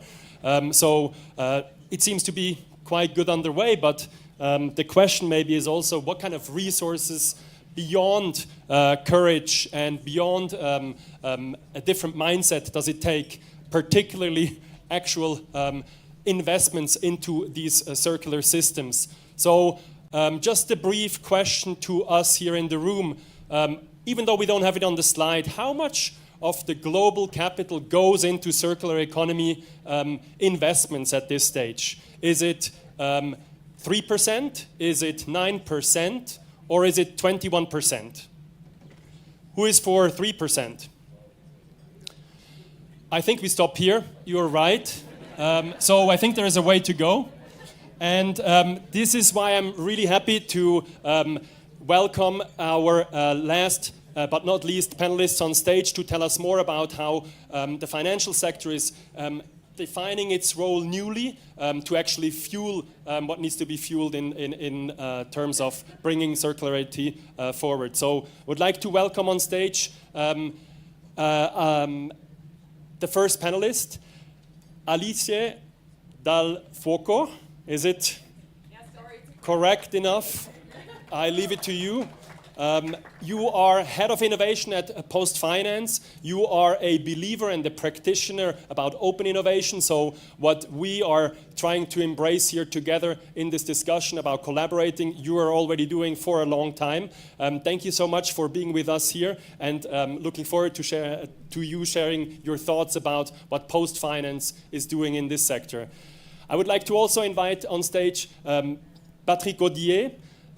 Patrick, you are a leader for a long time already in the finance sphere in Switzerland and beyond. You are a senior, you are the board of directors, president of the bank with the same name, Lombard-Odier, which is one of these spearheading banks in terms of sustainability. We're looking forward to hear more about it. But you also wear a double hat. You are a bridge builder all over. Not only are you a bridge builder in building bridges in Geneva, where you bring together the finance sector of Geneva with the humanitarian and the development sector around the UN, but you're also a bridge builder in your role as a president of Swiss Sustainable Finance.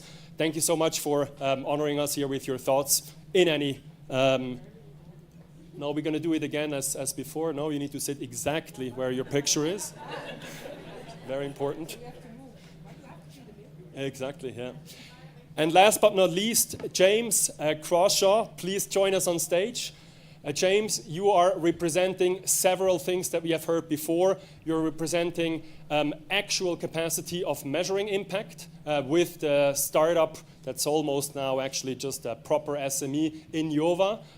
You are helping directing our capital into transformative efforts of the system. And you have an interesting background as well. If you let me maybe share this. I was looking at your biography and I said, like, there is some like a piece missing here. You have worked for 4 years early on after your studies at Oxford in an entrepreneurship way, but it wasn't really described. And then he said, like, yeah, I was actually a professional gamer before. And I was like, this is going to be very interesting for us because this is this digital age that's opening up to us, e-gaming, e-sports, all the professionalism in that. And still, at Oxford, you found your cause. You figured your time bank that you have in your lifetime, you want to invest aligned with your values. And here you are as a senior impact analyst of in Jova, a kick-ass startup here in Switzerland. So we're looking forward to hear more about that. So maybe would like to follow up the same way as we had it before, because I don't know how it was for you, but I enjoyed the pitching of introducing maybe a little bit more your organization in you can take a little bit more than a minute, and also what is the role that your organization plays to actually make advance the circular economy these days. So James, you must know pitching very well. The floor is yours maybe first. Crikey, I'm not sure about that one. So after that introduction, I feel I have very big shoes to fill, but I'll do my best. So I'll start with Innova. So Innova is a digital asset manager designed to enable millions of retail investors to become impact investors. So essentially to create a positive change in the world. So we do this by offering a fully diversified investment product, personalized to your values from as little as €100. So this is really for very small ticket sizes. So it's fully transparent, it's greenwashing safe, which is all really great. However, what's important is what we do next. So just investing passively in the stock market, nothing is really happening. And impact is about change. It's about changing things. And the crux of the issue is this. We all own parts of the world's major corporations. However, we delegate our say over these corporations to large asset managers. This can be really good. I'm sat with people who have excellent engagement policies on this panel right now, but it can also often be really bad. So we have the top 3 asset managers voted down a vast majority of ESG-related shareholder resolutions. Maybe this is because, as Mr. Musk tells us, the S stands for satanic, so they're all just good, devout Christians, but yeah, we'll see with that one. Yes, so we all own these, and we're here to change this. We want to enable people to make this change by providing a platform that allows them to engage directly with these companies. So back to the original question on circular economy, is we would like to directly connect these retail investors who are both investors in the company and also consumers to the leadership of these companies. So that's where we see our potential. Thank you so much, James. And maybe also knowing a lot how to work with other startups and other actors of different sectors. Alice, maybe what is, from your own speech, what is the role of post-finance currently, and how did it get to that, and where is it going, and what role does it play in advancing the circular and sustainable economy today? Good. As you might know, banks are not the fastest in being on top on top of all the topics which are very important. So it took some time, but PostFinance 2 years ago just built their corporate responsibility team. So they started with 2 people, now it grew to 5. And by starting this team, they also set an ambition for 2030 because they want to see sustainability as a chance to really act more responsible towards their own employees, towards clients, towards the industry, but also towards society. So, and with that, so first, what is really important is that we want to act with more purpose in the end. Even though with a bank, we still can act purpose and we're purposeful. And so we would like to, we plan to align our activities towards the SDGs to at least make a little bit of contribution to them. So however we manage to do that, or our corporate responsibility team will do that. And so, now I lost the track. What did I want to say? What's the role of post-finance in this? Exactly, but now I built up like a story before, and now somewhere got along, exactly. So, but with this, but it's always a bit complicated, as you know, because the workforce, because you need to change the mindset of your coworkers in order to move towards these goals. And so we set up an event series called Impact Days, where we somehow have a sustainability hackathon internally, where we invite employees to brainstorm ideas, create new concepts that they present in front of the management board. And if they get a green light, they get funded, and they will even get time to work on these projects. And so we will really try to move the entire company towards these goals, and not only just like individuals or only the corporate responsibility department that has to act on that. It should be the entire company. Thank you so much. Patrick, having heard now from these young and innovative, but also people who aspire the work that you are doing with Lombardier Bank, but maybe first and foremost about Swiss sustainable finance. What is the function that it plays? How did this come about, and what's the vision for it to play in the coming years? Thank you very much for having finance in the middle of the discussion. We at Lombardier, to start with Lombardier, we started recognizing the importance of tackling these issues of sustainability about 30 years ago. Changing our analytical model to include what was called at the time triple bottom line approach.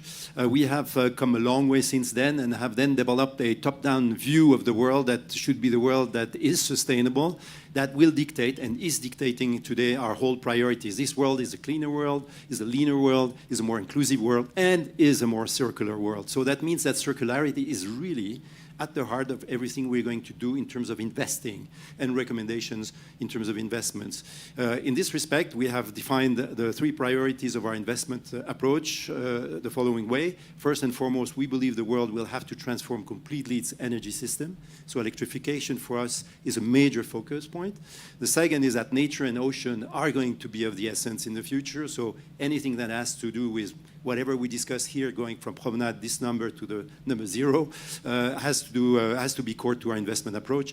And the third aspect is materials and circularity. We all know that some of the materials are simply wasted because they don't have value. We're trying to put the value and contribute to put the right value on those materials. This is what Lombardier is doing, and we're trying to do it in a responsible way that, one, exploits the opportunities and not only the dangers, the opportunities to invest, because we believe we're going to win that race toward net zero and towards a more sustainable world, not by divesting, but by investing. And secondly, we also, of course, are very interested in making sure that we can share that expertise with our peers. In terms of Swiss Sustainable Finance, if I take them historically, those hats, Swiss Sustainable Finance is a wonderful organization that I was privileged to ask to be chairing. It's an organization that tries to go beyond the banking and the insurance sector, trying to bring any actor that is capable of bringing a contribution to the role of finance in the acceleration of the transition around the table, and try also perhaps to focus on some priorities which could be addressed then later by politicians, regulators, and perhaps peers in their industry. And finally, Building Bridges is an initiative that was started in 2019 to bring around the table, it's low-hanging fruit, everyone who is around and has something to say about this transition, not because we think we're going to go perhaps faster, but because we think we're going to go better in the directions of transforming our economic model, which we should admit has reached its limits. So we have to do it better, if possible faster, and by gathering the United Nations, the governments, international community, civil society, academics, financial sector, corporate sector, I think we can do it better by sharing experience and by learning. Thank you very much.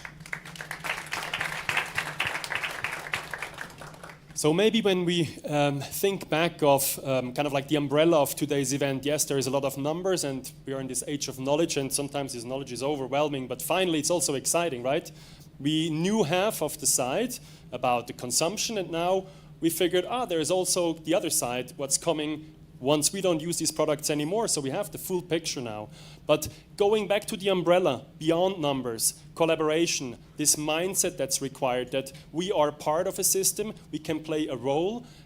What are examples that come to your mind that you would like to share with us here about collaborations that particularly inspired you, and why was that the case?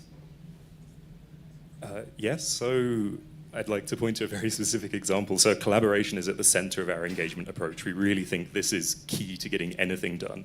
And actually last year we had an engagement event with the Zuorosa group, who's responsible for Doc Morris. It's an online pharmacy. And we directly connected our investors with the Zuorosa group CEO. And here, this direct exchange and questions, the thing which came up very, very regularly was circular economy. It was the packaging, it was how they make these things work.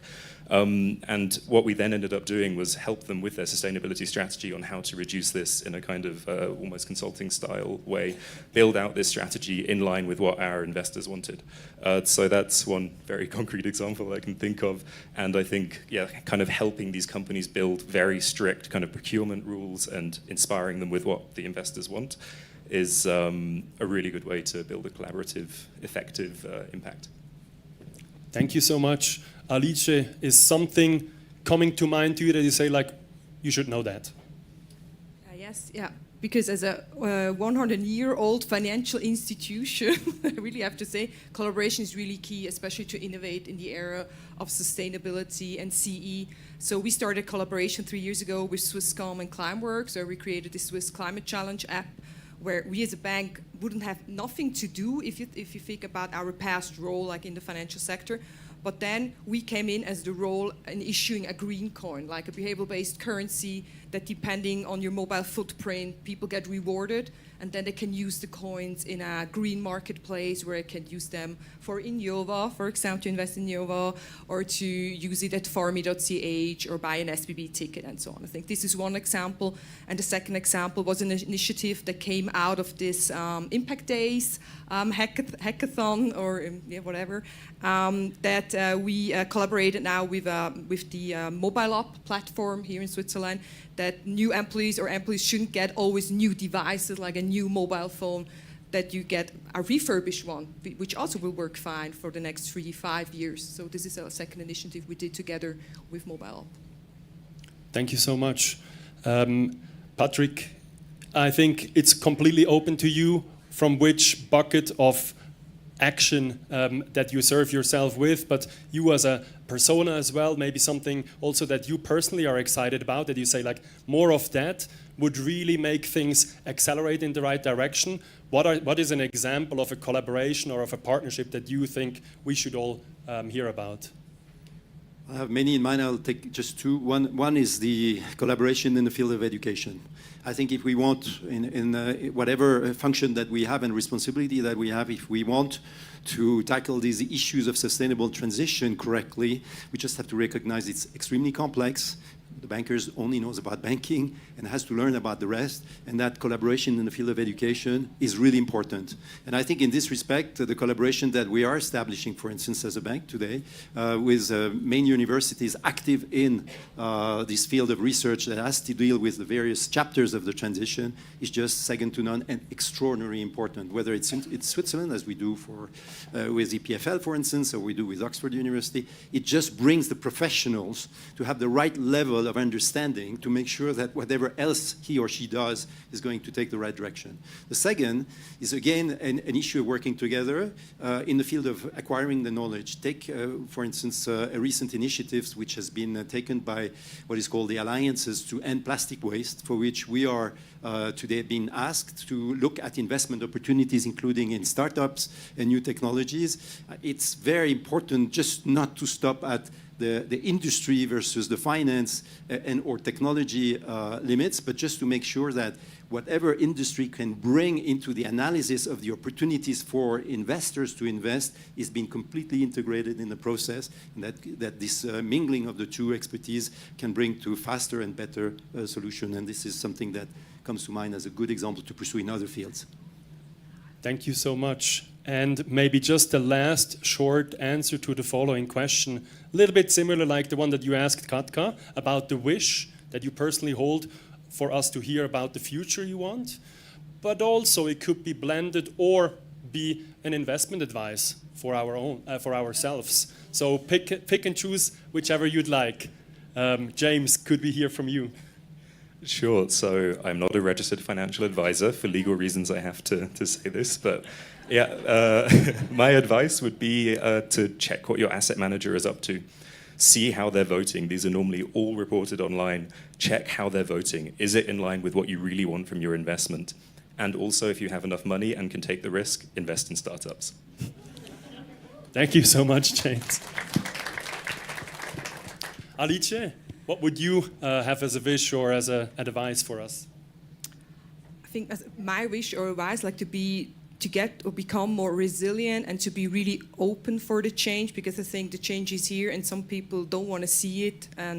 And for me, like to support startups such as Innova and other like sustainability startups, I think it will be key, or even open up like to invest in those, if those able having the funding to invest privately in those startups. And yes, but just like to be open, have this open mind and make things happen on your own, even with a small change. Thank you so much. And yeah, for you, Patrick? As far as I'm concerned, I think there's two priorities that I see as being essential. One is that beyond industry and finance, we try to have our colleagues from the policy making bodies with us in trying to define this frame within which all what we're talking about can take place.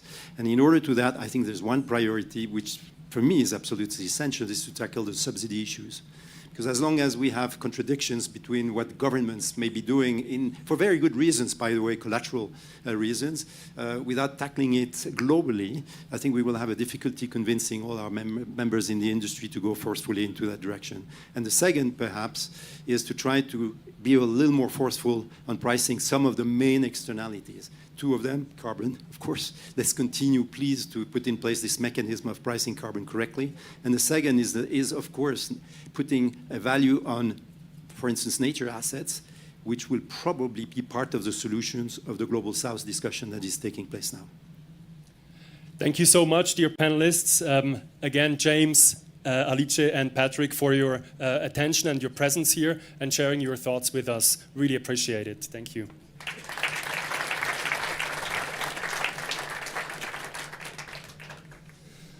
So while we're slowly approaching the end of this event, we would like to we still have a bit of a surprise for you ready. And for this to unfold, I would like to welcome you, Catherine, on stage here. You're a co-lead of Circular Economy Switzerland.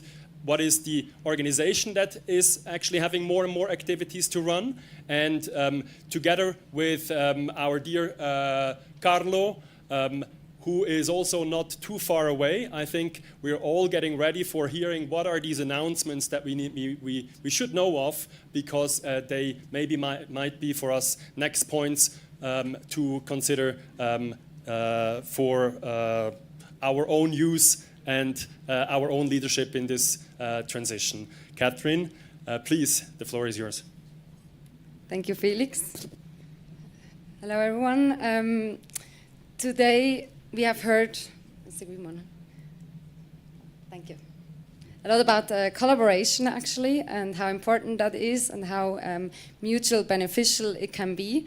And Circular Economy Switzerland actually tries to support as good as possible these networking efforts. We organize different events and roundtables to gather together all the actors within the circular economy community, that they can meet and prosper ideas. We, with our communication efforts, we raise awareness of the topic. We act as a first touch point to a broad network of a broad community of about 350 members actually, and fast growing as well.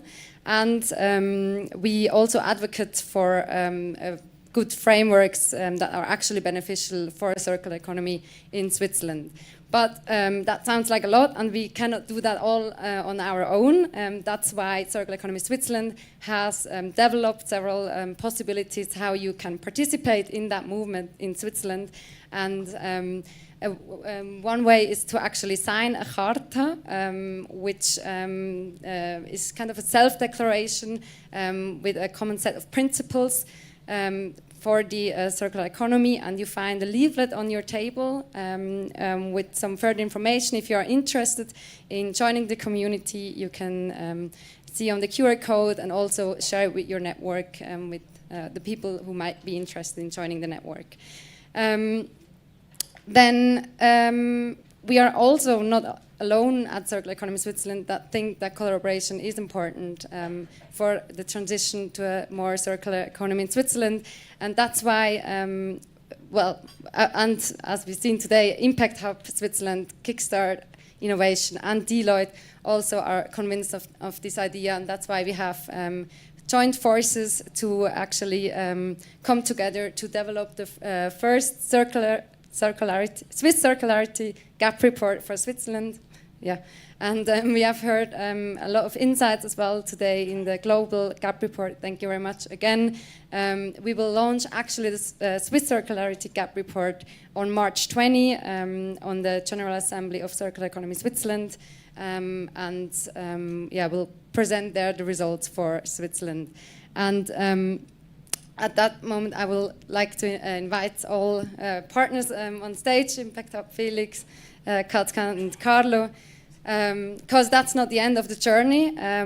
On that launch event on March 20, we will actually kick off a broad participatory process to develop an ambitious national roadmap for a circular economy in Switzerland, to plan activities and recommendation to actually support implementation of the scenarios that are mentioned in the GAP report.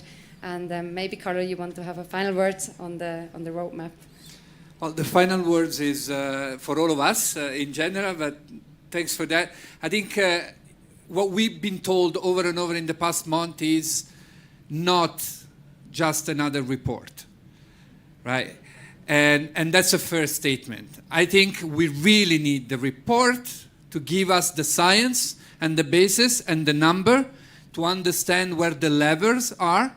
There are plenty and plenty of initiatives around circularity, but unless we change that initial most important number, which is the amount of virgin material that we put into the economy, circularity doesn't move. So we have to learn that. We need the science, we need the report to tell us, but beyond that, then we need a roadmap to action. We found this alliance here as a very important starting point for all of us to march, to decide for a roadmap for Switzerland. We were super excited to have also the Swiss government representative and the parliament, and we want to bring on board the private sector, the public sector, the citizens, the companies. If you are a citizen here, if you represent an organization, you have every second of your life an opportunity to embrace circularity. And here we're creating a platform for all of us to join the forces. We'll call each other accountable for the next months and years to change the metric of that circularity globally and in Switzerland. Thank you so much for spending your time, precious time in Davos with us, and we'll really look forward to engaging with you. Maybe just last thing is that you have seen always people on stage, but for me personally, I also would like to thank so much to everyone who have been working really hard day and day to collect all the details and chasing that. So I would like to invite all the ones who have been working on the report for last month to join us on stage to thank you so much, which maybe next to slide to also invite you to the March 20th. We really hope that, so maybe, can you guys come please? So come. Joy, Come, please. Please, come on. Takes a lot of work to put down the report. And we really hope you can join us on March 20th. But also like to kind of say that we really hope that you can take some of the actions. If you have questions for us, we are here for you. And we're really looking forward to hopefully bringing more collaboration and seeing more of the move. So when we meet here in 1 year, those numbers will be hopefully a little bit better. Thank you so much for joining us. See you on 20th of March, huh? Thanks.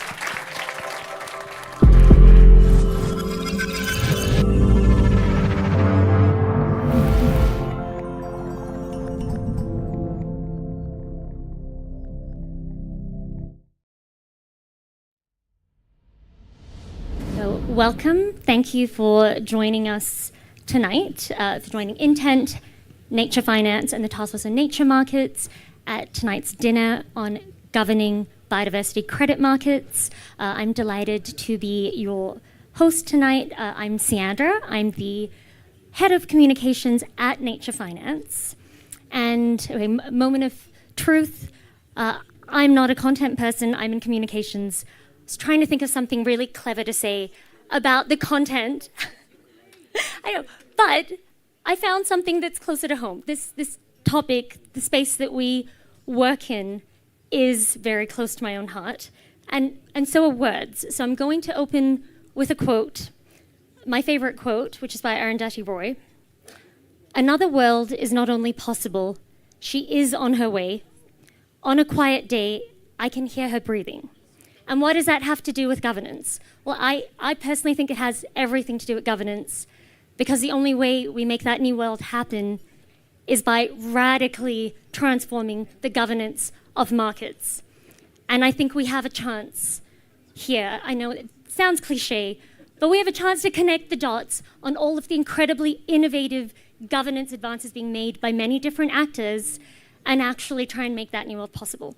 So with that, I will very quickly take you through the arc for the night, so you know what to expect, and so we can stay on time.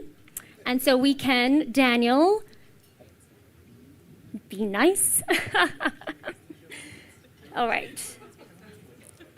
Okay, so now everyone knows that they are where they should be. That's our event. Click. There we go. Okay, very quickly taking you through the arc.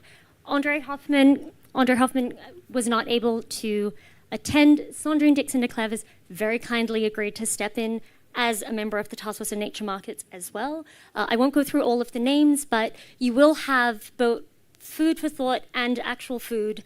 You will have time for discussion at the table. You've all been sent homework. You've been sent a session note. We know that Davos is a crazy time. So if you have read it, A+. If you haven't read it, luckily we have people to frame and to give you the information, and you can always catch up on your homework later. And then we will have 2 segments, one on the foundations of governance of biodiversity credit markets, then on the broader architecture of how we build these high integrity markets, and then summary and next steps. So that's basically all we need to get through, 2 hours.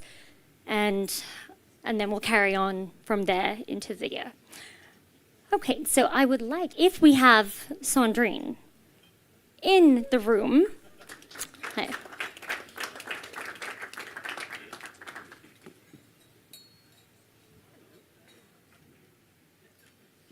So, how am I supposed to step in the shoes of the great Andre Hoffman at the last minute and amuse all of you while we're in a very, very serious dinner?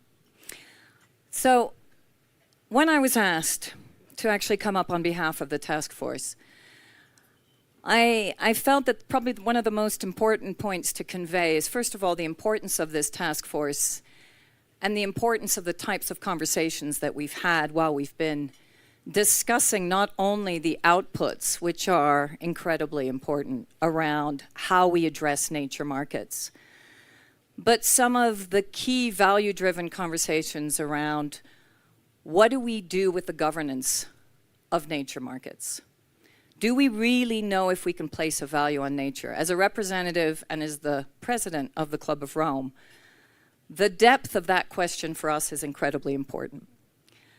And so what I wanted to report to all of you is that the level of conversation that we've had in this task force has been unpacking the difficulty in, first of all, addressing nature markets, because we all know that we can't really place a monetary value on nature, but knowing full well that because we live currently in a system where markets are still what dictate the way in which we shift capital, then we must address the development of nature markets, and we must figure out how we can actually govern those markets in the right direction and give the right signals as we do that.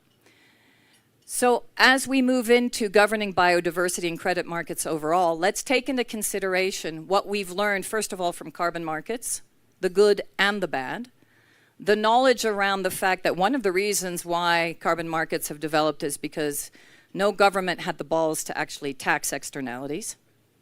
Apologies. But that's the truth.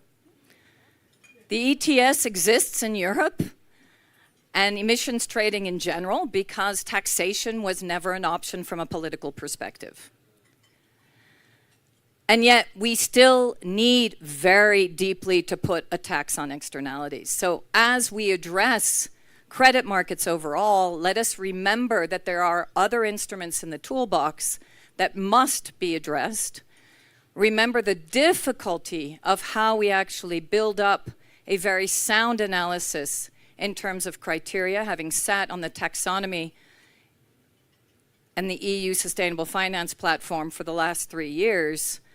The time it took us to truly unpack with the investment community, with scientists, how we could put a real value on what we would assume would be a green project rather than a brown project, and then immediately have the results politicized between Germany and France and have nuclear and gas added, even though we had indicated that they should not be part of the taxonomy. So I think we need a huge amount of realism as we sit at our tables. We think through the value of markets overall. We understand the difficulty of placing a real value on nature, and therefore think through, well then, what is the next best step while we sit within the existing system and still try to transform the system, because I am not here saying financing change is the answer, but actually that change finance is the answer. So I'll close with that. And I hope that's what you wanted. Absolutely, especially the truth bomb from Sandrine Dixon de Clèves. Governance didn't have the balls to tax externalities, so I'll just encourage all speakers to drop similar truth bombs. Simon, you're up next, so match that. Simon Zadig, our Executive Director of Nature Finance, to give you the context and landscape. Yeah, Sandra, thanks very much indeed, and thank you all for being here this evening. Actually, this is, I'm not a great walker, but I'm told people who walk up hills, and I'm sure there are people here who walk up hills, that you reach one hill and you get to the top, and then there's another hill, and that's why I don't walk up hills, but everybody else does, and sort of that's where we are now. So 2 years ago, the general word on the street was biodiversity credit markets are not going to happen, and how wrong that was. And luckily, a number of people didn't take that in any shape or form seriously, whether they agreed or disagreed that there should or shouldn't be credit markets. So back to Sandrine's point. And so we have an amazing bunch of people in the room today who have been working hard trying to figure out, if this is going to happen, how can it happen in the right way? Yeah, and we've titled this not let's do biodiversity credit markets, or what fun, we're all going to make some money, or biodiversity credit markets are going to save the world. We haven't titled it anything like that at all. We've titled it with that really boring, drab, tedious word, governance. Yeah, but it's actually not boring at all.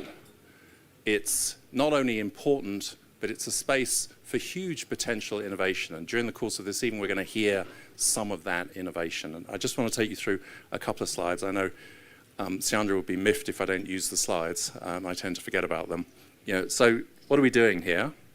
So we've heard really from Sandrine, how do we think about a phenomena that probably this year, 2023, is going to surge, that trading is going to accelerate, and that many rules of the game are not going to be fixed forever, but are certainly going to start to settle into a long-term form. So this is the moment to play on this topic. And I guess the starting point is just to say, everybody's calling them biodiversity credit markets, but actually nobody means the same thing. Yeah, so never mind trying to find a definition. I know Tim will help us solve that problem at some point. But there are so many different ways of thinking about biodiversity credit markets. Yeah, from how do I raise $100,000 to save a coral reef, through to compliance markets in Colombia, through to carbon plus diversity. Let's just make carbon a little bit more bio. Through to full-blown offset markets. That's what Australia's about to do. And then sort of way out there somewhere in a sort of transversal kind of ethereal avatar type way is all the stuff going on in the digital space. How do we build blockchain into this? What does it mean to use tokens for it? And that's not a different way of thinking about credit markets, but is a different set of tools that we haven't really used properly in markets to date. And so it's great that actually all of these topics and others are covered, but I want you just to notice that tonight's objective is not to define biodiversity credit markets. Please don't ruin your dinner by trying to do that. So keep to yourself your own opinion. Don't share it with anybody else, but just keep saying biodiversity credit markets so everybody sounds like they're agreeing with each other. But know in secret that you've got your own sort of secret sauce as to how that's going to work. It'll come out in the wash. But right now we need to realize that it means a lot of different things for a very good set of reasons. So it's not the moment to go, biodiversity credit market means X, not Y. And there's a lot of people playing in this area around a lot of different parts of the puzzle. And I guess to make the point again that governance is not boring, are there any regulators in the room? No, that's actually a bit disappointing. Okay, never mind. So what I was going to say was, governance is not just another word for regulation. Governance is a much more complicated game. Kind of data, law, norms, all sorts of different pieces of the story, including, if one must, a regulator. And so I want you to think about governance as an ecosystem of different rules and norms that shapes markets, in our case, in order to deliver some version of equitable, nature-positive outcomes. And if you keep thinking about of an ecosystem, so whatever the bit you've got in your mind, that's just one bit.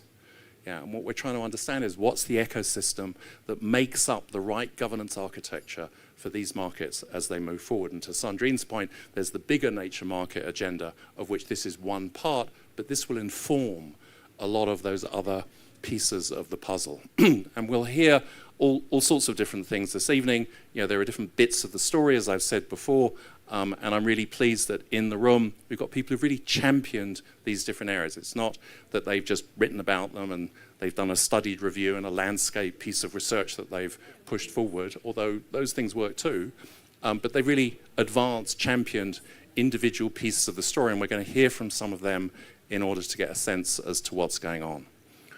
We need to join it up. We need to join it up if this works, and if it doesn't work, then we don't really need to join it up anymore.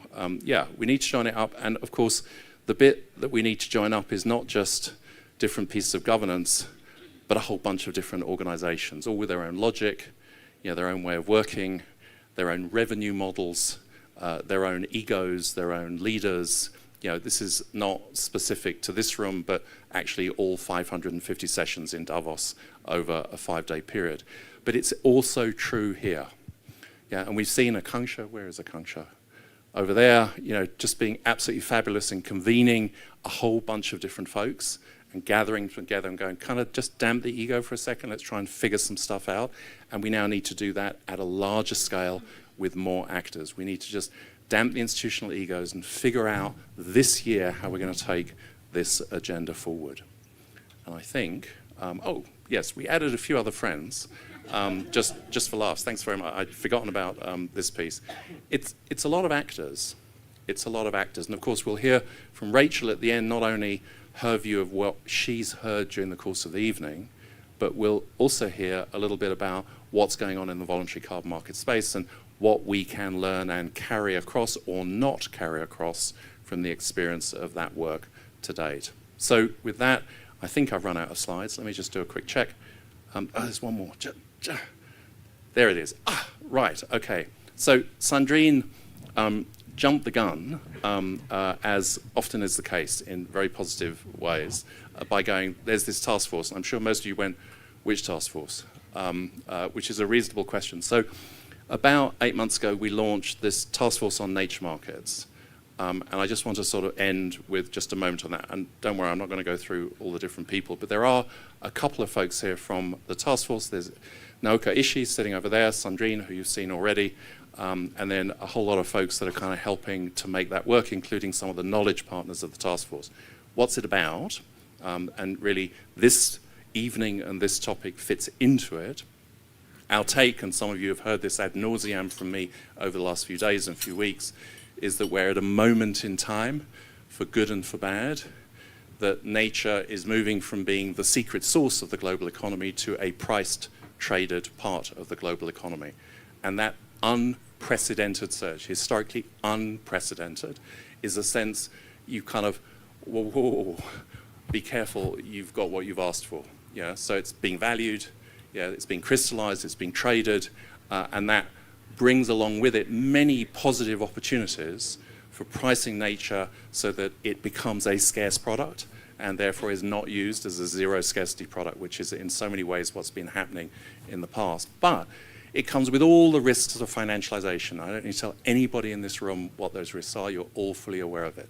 And so the Task Force on Nature Markets was created in order to try and understand this moment in time and try and maybe make a contribution to it by highlighting the characteristics of this surge, this change, this unprecedented change in the relationship between nature and markets as we move forward, and to begin to tease out some of the governance architecture that can help us to try and manage that stuff in a sensible way to mitigate some of the downside risks associated with it. And so I want to thank anyway all of the folks that have been involved in the task force so far, because as Sandrine says, the work has been tough, not at all straightforward, complicated, and absolutely spectacular to date. So thank you very much indeed. And thank you all again for being here this evening.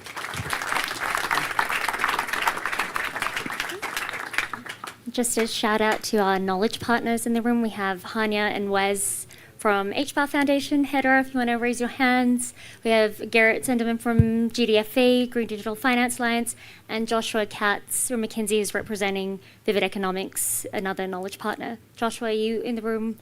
Yes, there we go. Thank you, Simon, for keeping to time. It's not easy to tell off the executive director, but didn't have to. On to our first segment on governance foundations, leaders who are advancing specific aspects of the foundations of well-governed biodiversity credit markets. We have three speakers who perhaps can raise your hands. Alexa, sorry, give me a sec. Louis, just so we know where the mics are going. Louis, Alexa, and Revati. Yeah, there she is. 2 on 1 table. So that. Thanks, Alex. All right. So Louis, you're up first. You can stay there. You can stay there if you want. Yeah. And so Louis is a co-founder and chair of the board of directors of Replanet, which everyone who knows anything about biodiversity credit markets should be aware of. And amongst many things that they are doing, they are driving the definitions of biodiversity credit markets. And Louis, a reminder, 3 parts to your 3 to 4 minute intervention. The importance of, no, I'm going to say this to everyone, it's not pointed. 3 parts. Right. The importance of defining biodiversity credit markets, give us an example and tell us what's needed to advance this for governance. Thank you. Thanks very much, Siandra. Thanks, Simon. Thanks, Nature Market, to have convened, Nature Finance, sorry, and Intent to have convened this very important event and this very topical and momentous event, as Sandrine and Simon reminded us. I'm going to do now something that Simon exactly asked you not to do. But as advisor of Nature Finance, I know it always happens. So he asked you all, don't try to define biodiversity credit. That's exactly what I'm going to try to do. It's just, don't hold it to me, just talk to him. Now, it is effectively a very bubbling, developing, all-around move, and I really think we are at a tipping point. I mean, this thing is changing. We are finally valuing nature as an economic factor for externalities, but also to securitize it and to make it a financial asset. So for this, effectively, we need to find definitions and measurability. And that's what we have been trying to do to create Replanet, which is an ecological preservation and transformation company, which is being financed by the issuance and certification of carbon markets and very importantly, biodiversity credit markets. Now, I have 2 minutes left. I'm going to try to take you from the concept to the practical, how we've made that actionable and securitizable in 2 minutes. Thank you. I believe in you, Louis. Well, let's go first to people, who are really good at defining the World Economic Forum. The World Economic Forum, in its last report, describes biodiversity credits as economic instruments that can be used to finance actions that result in measurable positive outcomes for biodiversity through the issuance and sales of biodiversity units. There are many elements that you can take, and it's complex because it's at the crossroads between ecology, economics, and finance. But as such, it's not an actionable definition. So what we have done at Replanet, we have followed the methodology developed by the Wallacea Trust with a large group over the last few years, with a large group of scientists and different institutions, and led by the CEO of Replanet, who is here in the room, Tim Coles, my colleagues. And I'm going to try to, I have 1 minute left, I'm going to try to get you to the facts and the expertise and the example. And if you have really difficult questions, ask Tim. So what we have defined biodiversity credits is a unit of voluntary biodiversity credit is a 1% uplift or avoided loss per hectare in the median value of a basket of taxa that encompass the conservative objective of the site, either by restoration or preservation. Well, is that helpful? Anybody raise its hands? Can you read it again? He doesn't have time. I will do so. I will take the time because I was asked. A unit of voluntary biodiversity credit is a 1% uplift or avoided loss per hectare in the median value of a basket of taxa that encompass the conservation objective of the site, either through restoration or through simple conservation. Now, very quickly, elements of this. A basket of taxa, that means we ask for each project that there are at least 5 metrics, there may be more, which are the most relevant in terms of biodiversity description and measurement in terms of restoration, of conservation. And those can be very different. There are 1,300 ecosystems categorized in the world by the World Economic Forum and other institutions. And one should find per specific ecosystems what are the more scientifically most relevant taxa. Louis, I'm going to ask you to hold that thought that we will come back to, surely. And then we transfer to... I have 5 criteria, but I will come back to 5 criteria, yes. We'll come back to those Okay. later in the evening. We have to move the logical progression from Louis' explanation on definitions to Alexa Fermanik, who's going to tell us about measurement, so measuring biodiversity and how that relates to developing a high integrity governance framework. So Alexa, same as with Louis, can you tell us about the importance of measurement? Give us an example. What's needed next? Cool. Sorry, I All right. didn't introduce you. So Alexa is the co-lead with the SEED Biocomplexity Index, which is an initiative of the Crowther Lab at ETH Zurich. Yeah. So it's called Biocomplexity Index, but I'm not going to make it too complex. Look, obviously, the right governance of biocredit markets needs to be underpinned by very rigorous measurement and by the right kinds of data. And we're swimming in data. I mean, there's so much data out there. So how do you define what the immense complexity of nature is, and how do you even decide what kind of data should be integrated? And on top of that, who owns it, how is it stewarded, how openly available is it made, so on and so forth. These are massive, massive questions. A really useful framework that I personally use is what we should not consider as good biodiversity data and measurement. And that's something that is reductionist, that is simplistic, that tries to package the immense complexity of the natural world into just a few key indicators and metrics. And unfortunately, that is the status quo currently. We take 2 to 3, maybe 4 variables, and we say, great, now we have biodiversity, we have nature, let's propagate this at scale. And what that ends up doing is it ends up creating artificial ecosystems that nature would not have created itself. And then you scale up multi-billion-dollar markets on that, like biocredit markets. So we're at as Simon said in our previous panel just now, it's also quite scary.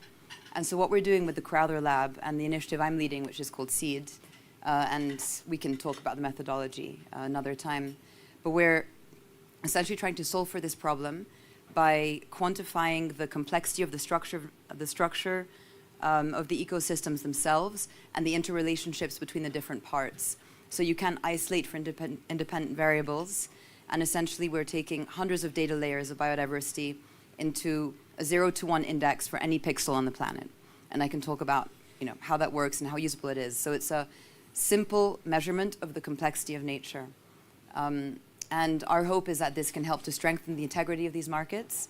And we're really excited to bring this work to markets and to political actors with our collaboration also with Nature Finance. So thank you, and I think I was in time.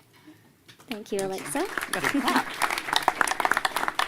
Okay, so keeping that sort of train of thought, the definitions, the measurement, we also need to bake in communities in how we design and build these biodiversity credit markets.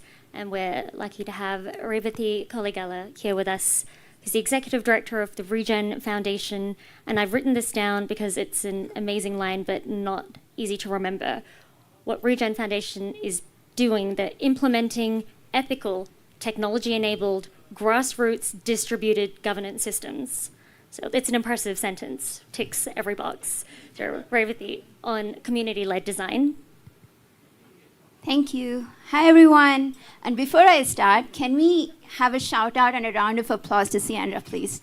She's put a lot of effort into all of these introductions, and we want to acknowledge her for that. I wear multiple hats, and I'll talk through the hats as I talk about my perspective on community-led design for biodiversity credits. One of the hats I wear is I lead digitization and climate action for a group of women's cooperative federation in India. It's called Seva Cooperative Federation.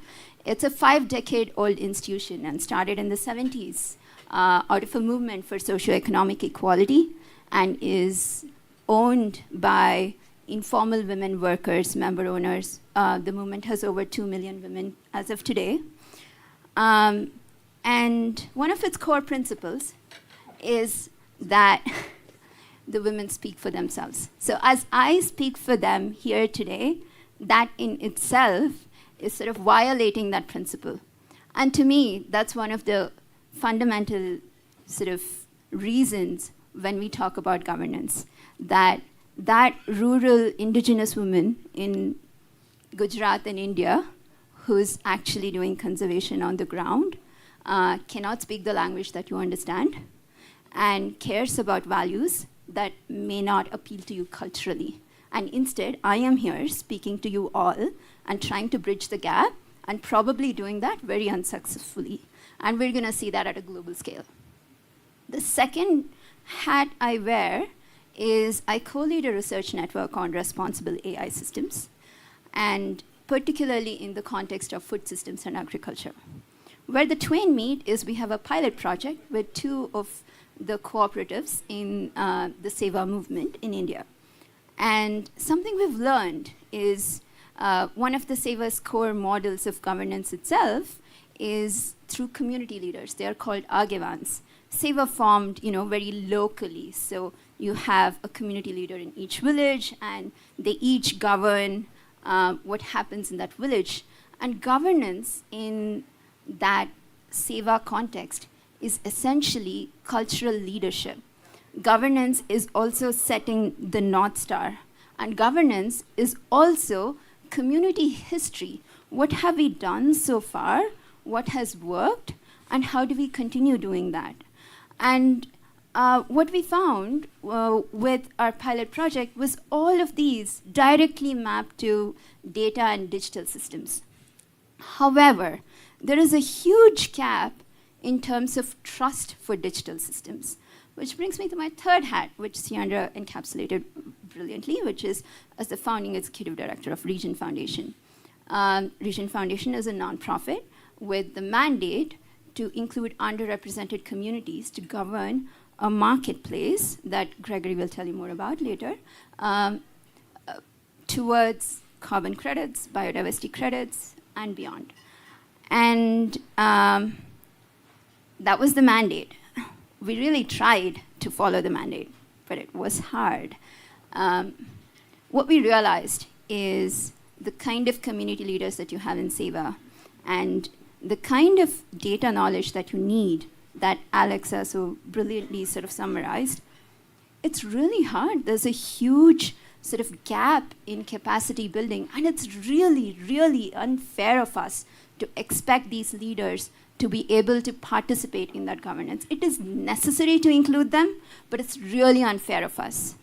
So I think the mandate that we all have here and the responsibility that we have here is the really unsexy work of listening to all these leaders, what matters to them, what they value in each of their communities, and put that into the data, into the frameworks, and how that maps to the global indicators, how we measure biodiversity, so they don't have to worry about it. So they can do what they have always done and what they always need to do. And I'm going to leave it there for now. That's perfect. Thank you. Thank you, Revati. I'm keeping my timekeeper rule very seriously, taking it very seriously, and we do have enough time for Louis to finish his last. When I promised him he could finish, I don't think anyone believed me, but we have time.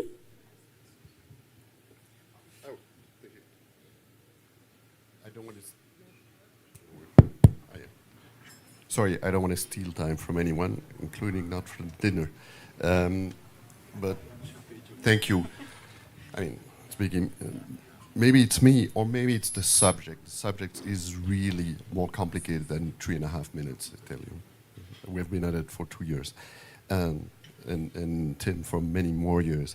what I want to leave with you is what we have been trying to create at Replanet, and we're hoping to have attract a lot of attention from other actors who could use our methodology, which is open source and is available, is really answers a few criteria. We think to create a viable market in nature, in securitizing nature, you first need to find a way that your instrument is applicable across a large number of ecosystems. Otherwise, you're going to remain extremely local and not create exchangeable instruments and comparable instruments across all the wealth of biodiversity around the world. Second, it has to be quantifiable as a relative value, because it's a relative value which gives you the comparison and then the possibility of exchange and comparison of value. Third, it has to be transparent, and that we've taken from the start. Our methodology is open source, and it has to be verifiable scientifically by outside experts to avoid evident conflicts, and that we've done as well. We've gone to carbon certification agency. We're taking over our methodology, checking it, and we'll publish it. And we're advised by a group of external scientific independent experts. Fourth, and most importantly, it's the subject of this dinner. If we want to create a market, it has to be the ultimate example of governance. Now, there is some inspiration in the carbon market. I know Simon hates it, and he's right. I mean, the carbon market is not an example of proper governance. And a very important aspect of governance, it's what we heard just before me, is how to include all stakeholders' interest and benefits in it, especially the local populations and local communities. I'll leave it at there. I know I was too long. It was perfect. Thank you, Louis. So we all have a decision to make. If we follow the agenda, your main courses are being served, and you can discuss the 3 interventions you've heard and your perspectives and insights on biodiversity credit market governance. Or we could work through and take a couple of questions. So can I have a raise of hands who wants table discussions? And anyone who wants table discussions? Okay, and who wants questions? Okay. So I want questions, and I get more of a vote. So we take. How about we can make a deal? We can take 2 questions. Yeah, let's take 2 questions. First in. Are there really no questions at all? I'm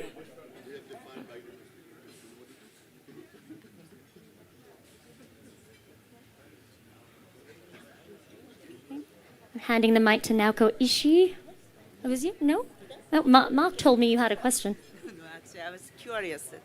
Well, I don't know who can answer to my question, but when the Sandrine started by saying that the nature cannot really be priced, maybe precisely speaking, and still we are trying to do this because otherwise we continue to exploit the nature that under the current economic system. So my question is that is this a kind of longer term goal to put a monetary value of the nature so that we don't have to exploit the nature? If that is a longer term goal, and if this something like the biodiversity credits or those kind of projects is a kind of shorter term goal. I just try to see what is a long term goal and what is a kind of shorter term building blocks, hoping that those building blocks may actually go to the system change, a financial system change. I don't know if I can put it I don't know, that if that maybe the Simon could answer. Simon, why don't you answer? I'll take a stab at that. So I actually would think it would be a little bit the reverse. Sorry. You've already seen me. You just see me again. Okay. Oh, yeah, it's being live streamed. Okay, thank you, Rachel.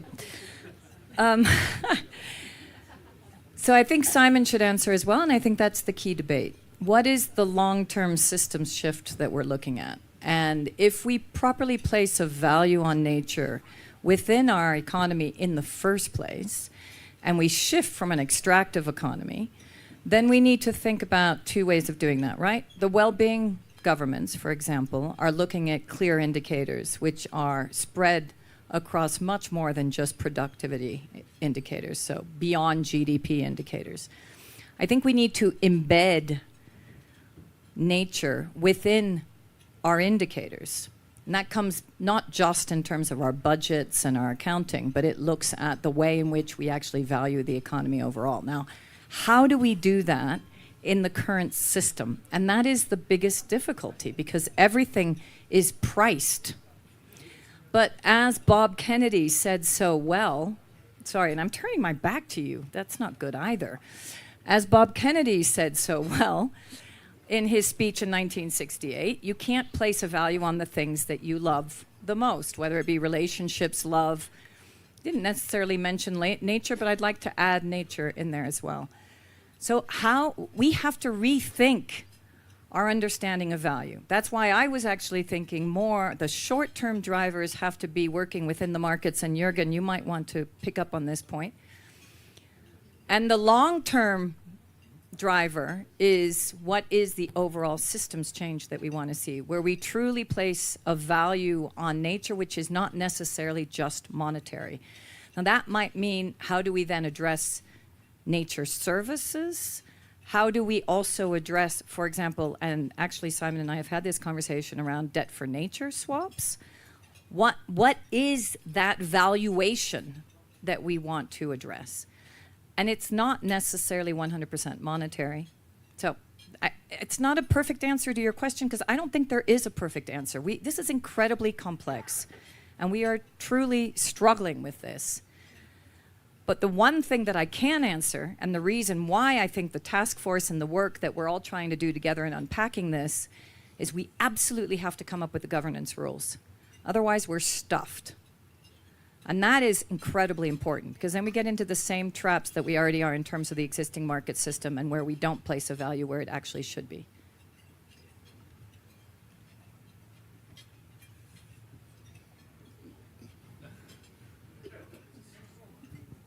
Can you tell us about the do's and don'ts of the governance rules?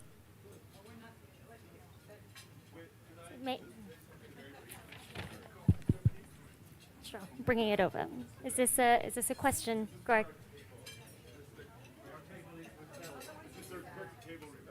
A table rebellion. Okay. No. Okay. Not everyone is rebelling on this table. Well, hi everyone, and I'll get to share a little bit more about this perspective, but I just wanted to maybe provoke the possibility that it is actually much easier than we think it is.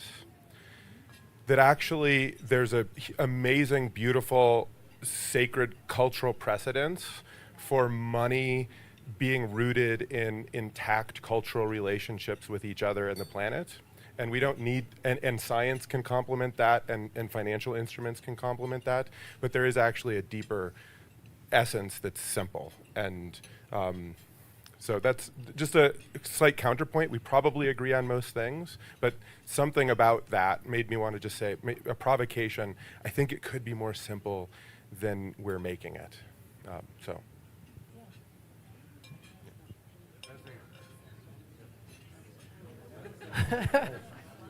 So I just wanted to add just a little soundbite to that, because I think it's so important. A lot of us have been reading, Catherine Cunningham, Natural Intelligence Media. Some of you know me, the Ecosphere, and an independent producer with Eurovision. So, yes. So all I want to say is that, I mean, even if there was just one operative word, it's reciprocity.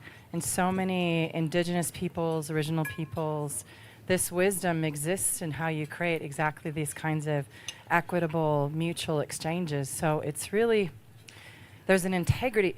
I actually wonder if we would ask the question to a number of indigenous leaders, how would you value nature? They'd go, huh?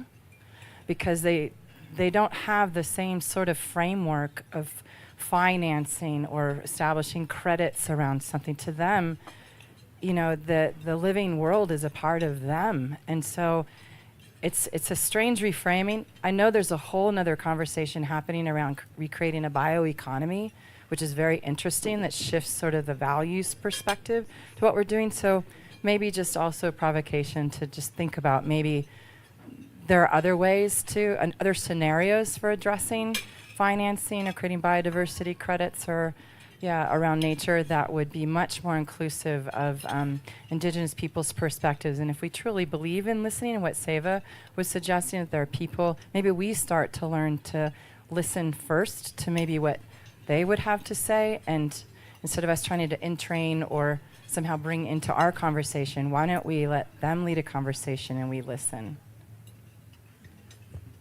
Thank you, Catherine. For a group that didn't want questions or comments, everyone has something to say. So I think that was a good compromise. Can give everyone 15 minutes to enjoy your meals, have discussions, and we'll come back for the segment on architecture of biodiversity credit frameworks.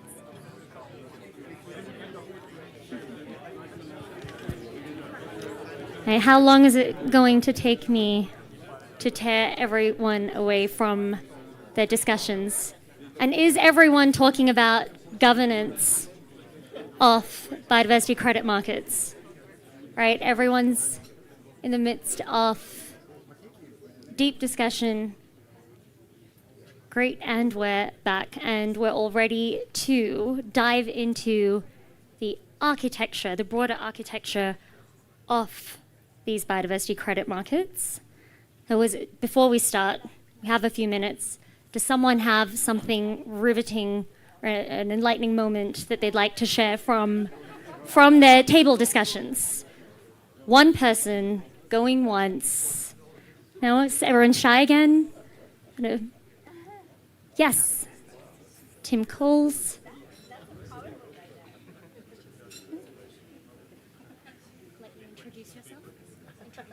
Yep. Right, hi everybody, I'm Tim Coles from Replanet. On our table, what we were discussing was, forget about biodiversity credits and trading. The thing we're really interested at the moment in is what is a unit of biodiversity change. So if I go and look at a reef that's been protected for 5 or 10 years, and I say it's better, on what basis am I making that decision? What are the metrics I'm using in order to quantify that? If I look at a forest that's been protected, what are the metrics I'm looking at? And what we're proposing is that you should always actually get back to measuring the biodiversity in those key metrics, those key taxa that you're using to be able to make a judgment that your site has improved. And then you can quantify by how much it has improved. What you do with that information is then to do with biodiversity credits and trading, and that's the next stage on. We need that definition of what changes, because Akanksha's definition was perfect, but it missed out one thing. It said a measurable, quantifiable change. What is that unit of change? We've got it in carbon. It's a ton of carbon dioxide equivalent, not emitted or sequestered. What's the biodiversity equivalent of it? And that's the bit we're looking for. Thank you, Tim. And actually, our next speaker is Akanksha, who keeps coming up tonight. So clearly she's very important. And we know why, because Akanksha is leading the nature and biodiversity work at the World Economic Forum and the work on developing integrity principles. Akanksha, over to you. Akanksha does not have COVID, just needed to clear her throat. Thank you, everyone. Thanks, Simon. Thanks, Task Force, for Nature Markets to invite me, and lots of references to the work we are doing. Before I go in, I do want to recognize my colleague, Alessandro Valentini. Most of the definitions and the content you've seen has been written by him, so I just take the credit. The bio credit, exactly. So I'll try to stick to time, so we've been talking a lot about these pieces. We're coming out of a successful CBD COP15 in great measure to the momentum that has been built by many of you here. Of the many things which the long framework talks about, it does have inclusion of the language of both biodiversity credits and biodiversity offsets in the resource mobilization. And it was important for me to mention that is biodiversity offsets is nothing new. It exists in compliance markets in many countries, Canada, Australia, other places. Oftentimes, offsets are used for heavy infrastructure projects, mining, anywhere you have no choice but to remove biodiversity because you need development. And it's a critical point over there. So why are we now getting into this space and thinking about it? Because the end goal is you want to be able to safeguard nature. I think that's a starting point. The starting point is not to have a guilt-clearing conscience for corporates or citizens or people who just want to have strong heating everywhere, but really to make sure that communities and conservation goals are met. So that's really the end goal that we are looking at. Biodiversity credits is not a fix-all, so let's be clear about that. It's only going to be a sliver of the income that is required to mobilize funds to meet the global biodiversity framework. And that number which has been put in there is $200 billion. So the work of Task Force for Nature Markets is so critical beyond biodiversity credits as well, because we have to fix the system. But by the time we fix the system, we cannot afford to lose some of the key biodiversity hotspots, which are already at tipping points. So what's the work that we've been doing on biodiversity credits? I think we started almost about a year ago now, and we have 3 working groups on that. One is on demand. Who can actually buy biodiversity credits, and why will they buy it if we are clearly saying it's not an offset? So that's the space that we want to work in. We will be working also with NCS Alliance, the Natural Climate Solutions Alliance, hosted at WBCSD, to see how we also bring the carbon markets along and maybe with this get them to see beyond one carbon ecosystem service and look at the whole. The second piece that we have is on integrity and governance principles. And I will not go into too much into it, but it has 3 pillars, one on governance, second on equity and inclusion, and the third on verification. You can read the paper all on your own. It's on our website. We'll send you the link. And please do give feedback. It's really at a consultation paper stage. We want as much critical feedback as possible if it has to be robust. And then the last piece that I want to mention is how we integrate indigenous communities in this space. I mean, it's a statistic which has been said multiple times, right? 5% of the world's population, 80% of safeguarding nature.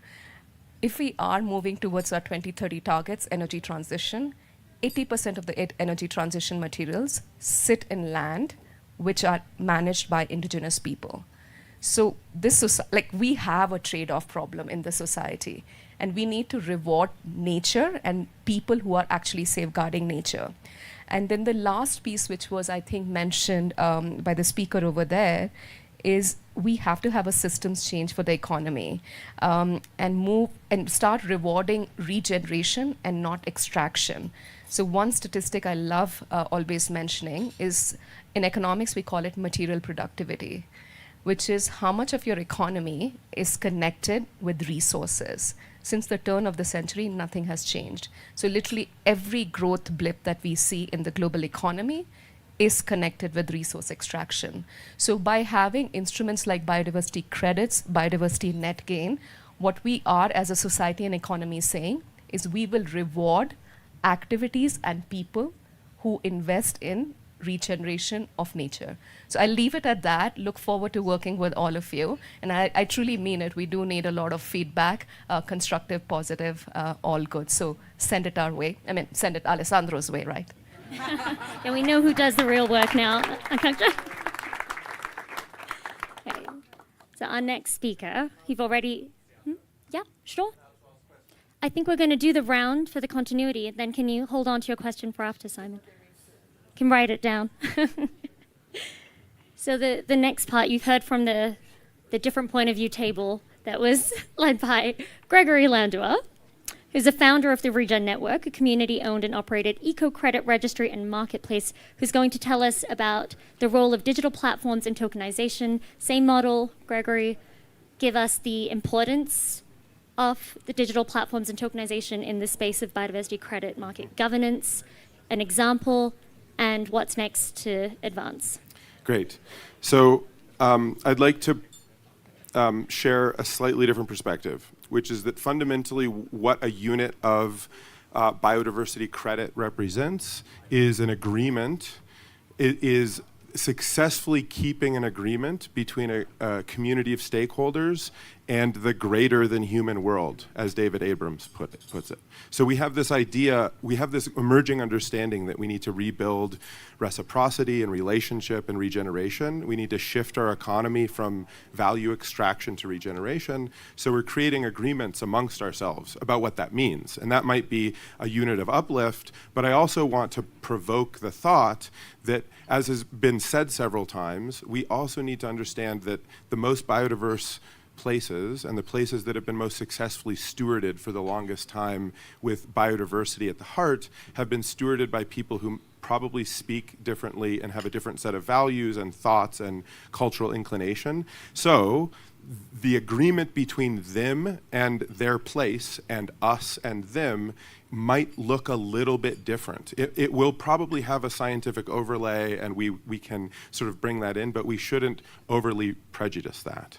So what's the role of a digital platform in all of this? Well, I would propose that all of this is digital.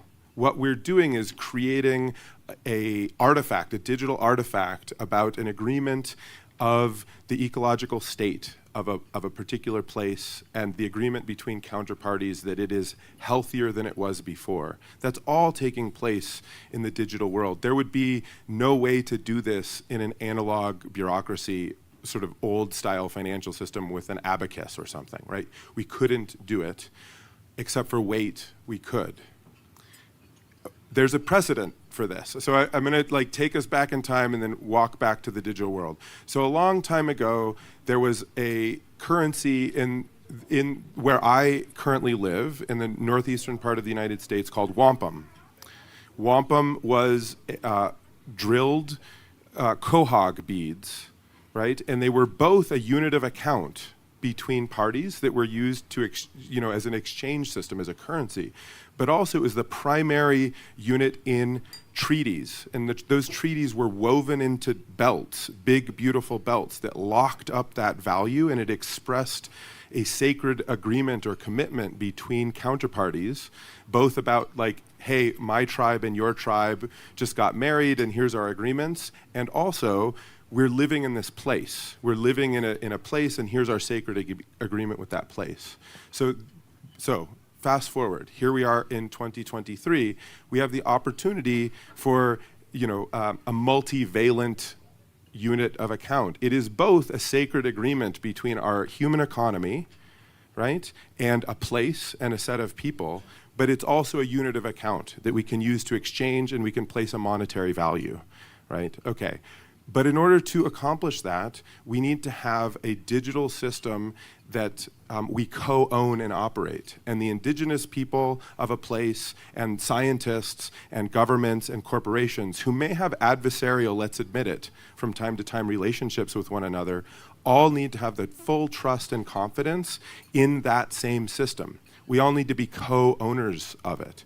And so that's the role of a digital infrastructure for governing, whether it's a methodological standard for crediting, or it's the inclusion of a cultural approach to crediting, and the intersection of those two is really important. So at Region Network, what we've been working on is a long process to sort of bring the high-tech satellite algorithmic AI world and try to unify that also with a seat at the table, both for the rights of nature, right, and also for indigenous people, so that they're participating in governing this process of setting the value that's being exchanged, but also setting the downstream rules. How do those securities act? If they're being exchanged, do royalties accrue back to the people and the commons and fund public goods, or are we just value extracting all the way down? These are really important questions that have to be answered. And again, I would propose that we need digital institutions, digitally native institutions,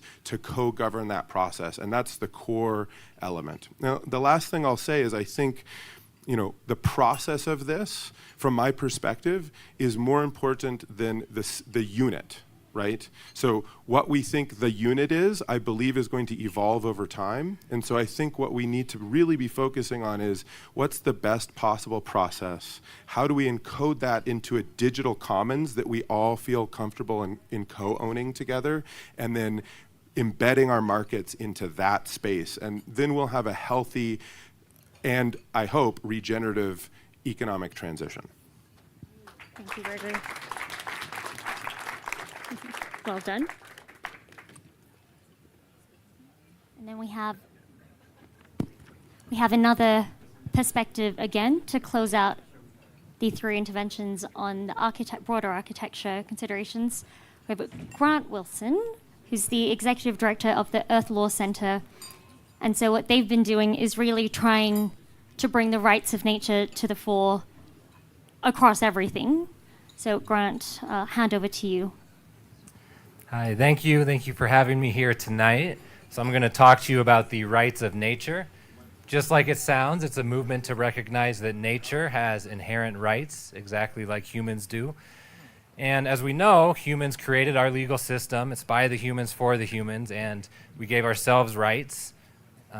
Many humans were at first excluded, but we left out the rest of the natural world, which has long been defined as our property or a resource. And of course, if we're talking about biodiversity credits, you can imagine that the philosophy of the rights of nature believes we have to move past the financialization of the natural world. But nonetheless, you can look around and see the world that we live in, which is driven by markets. So it's an important discussion, and I hope rights of nature has lessons that we can all learn from. I will say, if nature is not property, what is it? If it has rights, it can be a co-inhabitant of our planet, and humans can serve a role as stewards or guardians of nature, as many peoples long have. Just to give you a couple examples, the rights of nature is recognized at some level of government in almost 30 governments worldwide, 5 nationally. And in one country, Colombia, there was a case where they recognized the rights of a whole river system, the Atrato River, in part because the people who lived there, who were Afro-Colombian and indigenous communities, had a biocultural relationship with the river and the landscape there, and in fact found themselves to be inseparable from nature. And so when I'm talking about rights of nature, I'm talking about human rights because we are part of nature. And just this year, a 26-year-old legislator in Panama worked with Earth Law Center and the Leatherback Project and others to pass a national rights of nature law there. So whether you think this is a good idea, you're more interested in markets, or you think this is cool, it's something that's moving forward very quickly, not unlike biodiversity markets all over the world, especially in Latin America. So if you work there, you absolutely should become educated about it and try to engage in dialogue with proponents of this system. What's next? I think one important thing, and Gregory alluded to this, is giving nature a voice, a seat at the table. If nature has rights, it needs to be part of dialogues that shape its well-being and existence. And an example of this are guardians of the Atrato River I mentioned, who speak on its behalf. They're legal guardians. I am the river. And another example, and we can get creative here, is that Earth Law Center is working to give nature its own board seats on companies, and we worked with Lawyers for Nature and others to do this in the United Kingdom. And I encourage everyone here in your own professions to think creatively, how can you give nature a voice, a seat at the table? And there's so many ways you can do it. And we are all, or once were, stewards of nature, so think creatively or try to speak for nature yourself. There's nothing wrong with that. I will also say there's sort of some tensions emerging. We saw it at the Convention on Biological Diversity conference, support for biodiversity credits and also recognition of the rights of Mother Earth in the outcome document. We see in the market world we live in, the financialization of nature as a tool to restore biodiversity, and that makes sense to some businesses who have harmed nature in the past and want to use markets to replenish it. But then we also see an IPBES report recognizing 50 different ways to value nature, one of which is profit and 49 other ways. For example, the understanding that we are part of nature.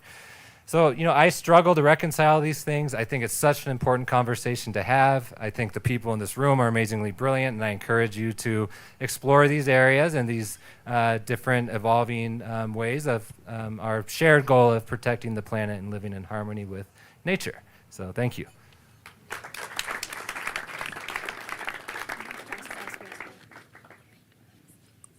Thanks. So sorry, I'm murmuring in the corner. Thank you very much, Grant. Another perspective. And if I may, maybe there's a bit of an onus on us this time next year. There's more nature at the table. So there's not a lot of nature at the table this year, but it's my first year in Davos, so the onus is on me for next year. I do have one minute intervention from Wes Geisenberger from the HVAC Foundation, they're also working in sort of technology, innovation for transparency. Wes, would you like to give us a 60-second on innovative things you're doing in the governance space? Absolutely, and thank you for having us. So the HBAR Foundation is a grant-giving organization with the Sustainable Impact Fund, and we spend a lot of time on open source technology in the Web3 community, similar to what Gregory, Revati, and folks are doing from Regen. And we spend a lot of time on governance around finance, data, and the financial flows of that data to make sure it's not just transparent, but fully auditable, data and information discoverable. And where liquidity is appropriate, we have liquidity systems that actually understand multiple attributes of the market. And so we try to not just understand things like carbon maximalism, but all the different co-benefits and different opportunities when we do have a carbon plus situation, but also understand different types of assets that could be created, different types of financial flows where we can help improve and aid stewards of different ecosystems. And so the HBAR Foundation is committed to supporting bringing our balance sheet of the planet to a public ledger where folks can have access to data, access to systems and information in a way that's fully open sourced, not just from a methodology perspective, but seeing the methodologies and data in practice that leads to fully measurable outcomes that we can all participate in. Thanks, Wes. Sorry for putting you on the spot, but I'm glad I did. Simon, do you remember your question?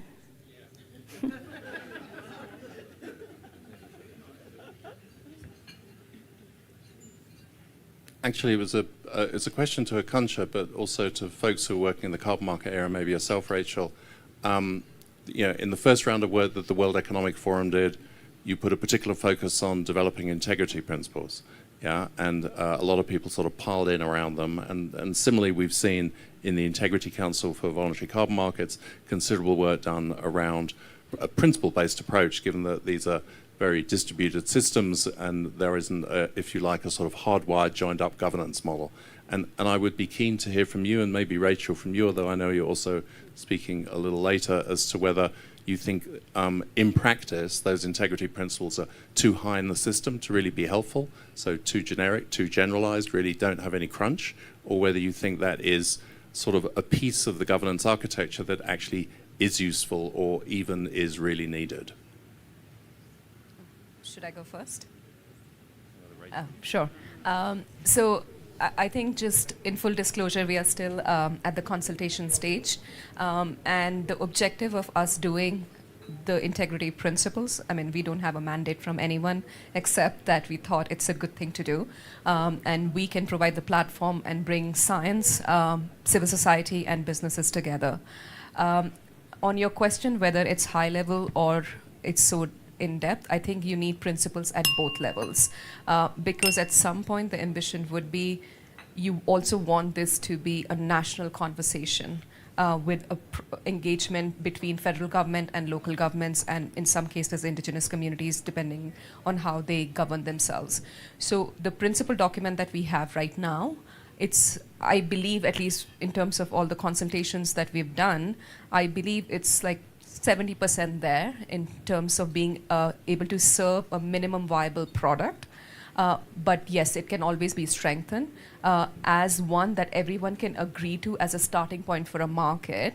But whether it's good enough to create a product, I think it's TBD, because I think with Tim and many others, we are still figuring out what is even a metric, who's going to buy these, what is the integrity on the sides of both the demand and the supply people. So just in short, to answer is it's a great starting point for a macro piece, a minimum viable product, always can be strengthened, but eventually it does need, I know maybe we disagree on that, but it does need a policy engagement eventually.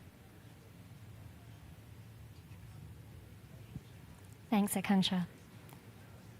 Gregor, over to you, and then Rachel, if you did want to comment as well.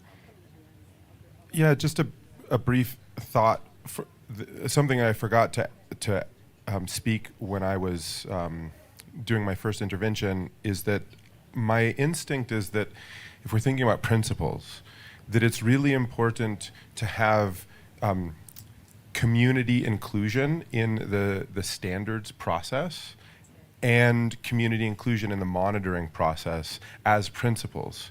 And of course, who the community is going to be different in different contexts, right?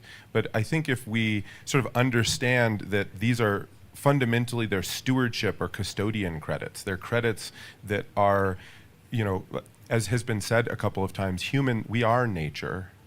And these are credits granted when we fulfill our commitment to stewarding the larger system that we're part of, right? But that's going to be so context specific that I think if we include those two principles along with, I know that there are others, but those are the ones that I'm feeling strongly like championing tonight, is that community inclusion in the sort of design process of what the unit means, what it is, and how to monitor it, and then their inclusion in monitoring it. And I'm saying that because I think there's a very strong empirical record of, if you're governing a common pool resource, you need communities to be involved in that process deeply. Elinor Ostrom's work, Nobel Prize-winning work on this, really shows us. And I believe that these are units that represent success in governing a common pool resource. Essentially, that's what we're validating and unitizing in some way. Thank you. Akanksha is asked to respond to the response, and then we'll move on to another question. Just in one sentence, yes, those principles are actually included in the principles document, but I really encourage you to read them. Any additional pieces required, and even the free prior informed consent is there both on the demand side and on the verification side. Brilliant. Are there other questions to any of our speakers or comments? Scanning. Yep.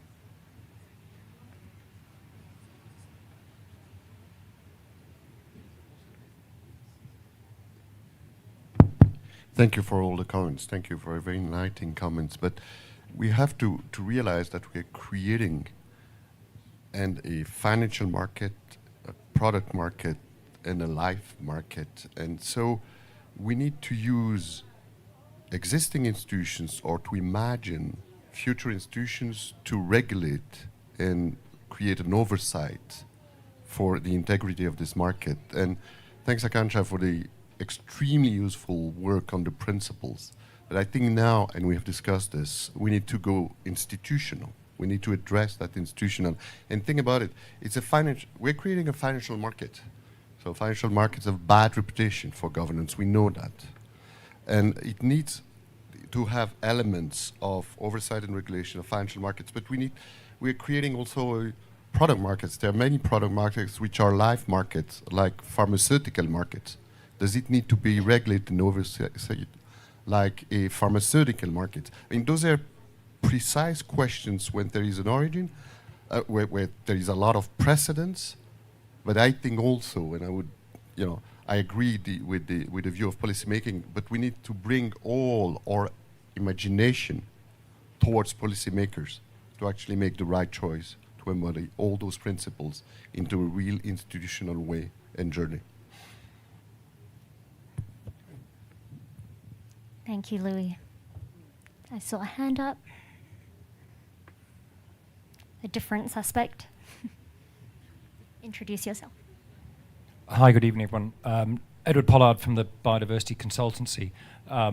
Echoing an intervention I made this morning, it's a really exciting time right now, and we've got a lot of different areas of expertise in the room. I'm a conservation biologist. We've got financial experts. We've got sort of tech experts. We're all speaking very different languages. We've got to try really hard to find a language we all understand. With enormous respect to the gentleman who gave the last intervention on the table over here, it sounded very smart. I didn't understand anything he said. I'm an ecologist. And there's a problem there, because it was presumably really important, but if I'm part of a constituent which is helping to enable to bring biodiversity, high integrity biodiversity credits to the market, and I want to bring what that means from the biodiversity conservation perspective, I need to be able to trust and understand what the people are talking about who are managing other parts of this huge and emerging world. And at the moment, I have no idea what some of these conversations are. And that makes me feel uncomfortable. Well, at least someone said it. I mean, not about Grant, because I did understand what Grant was talking about, but in general, it is hard. Yeah, so I have a lovely member of the Club of Rome that was sitting on that table over there that used to be on the board of WWF, has been working for 3 banks, and actually was a co-author of The Limits to Growth 52 years ago. And he just walked out and said, I don't believe in any of this. I don't understand any of this language. We need to get back to banning things.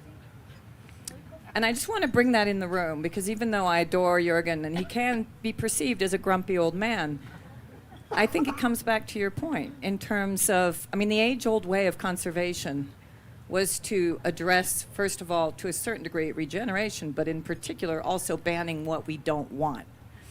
And so I'm just putting that back in here, because as we're placing a value on what we think we want, we're not talking about the other side of how we stop what we don't want. And that comes back to the banning aspect and thinking through that, which to a certain degree is very much what we try to do, again, when we're looking at new market developments and investment through structures like the taxonomy, like ESG, and the huge fights we've had on being told that we can qualify what is green, but we can't qualify what is brown. And so I just want to bring that into the room and remind us of what I think was very important. And it's not only a question of language, it's also regulatory structures and other types of structures that we have used in conservation that are also part of this. Brilliant. Thank you, Sandrine. We have one more comment on this side of the room.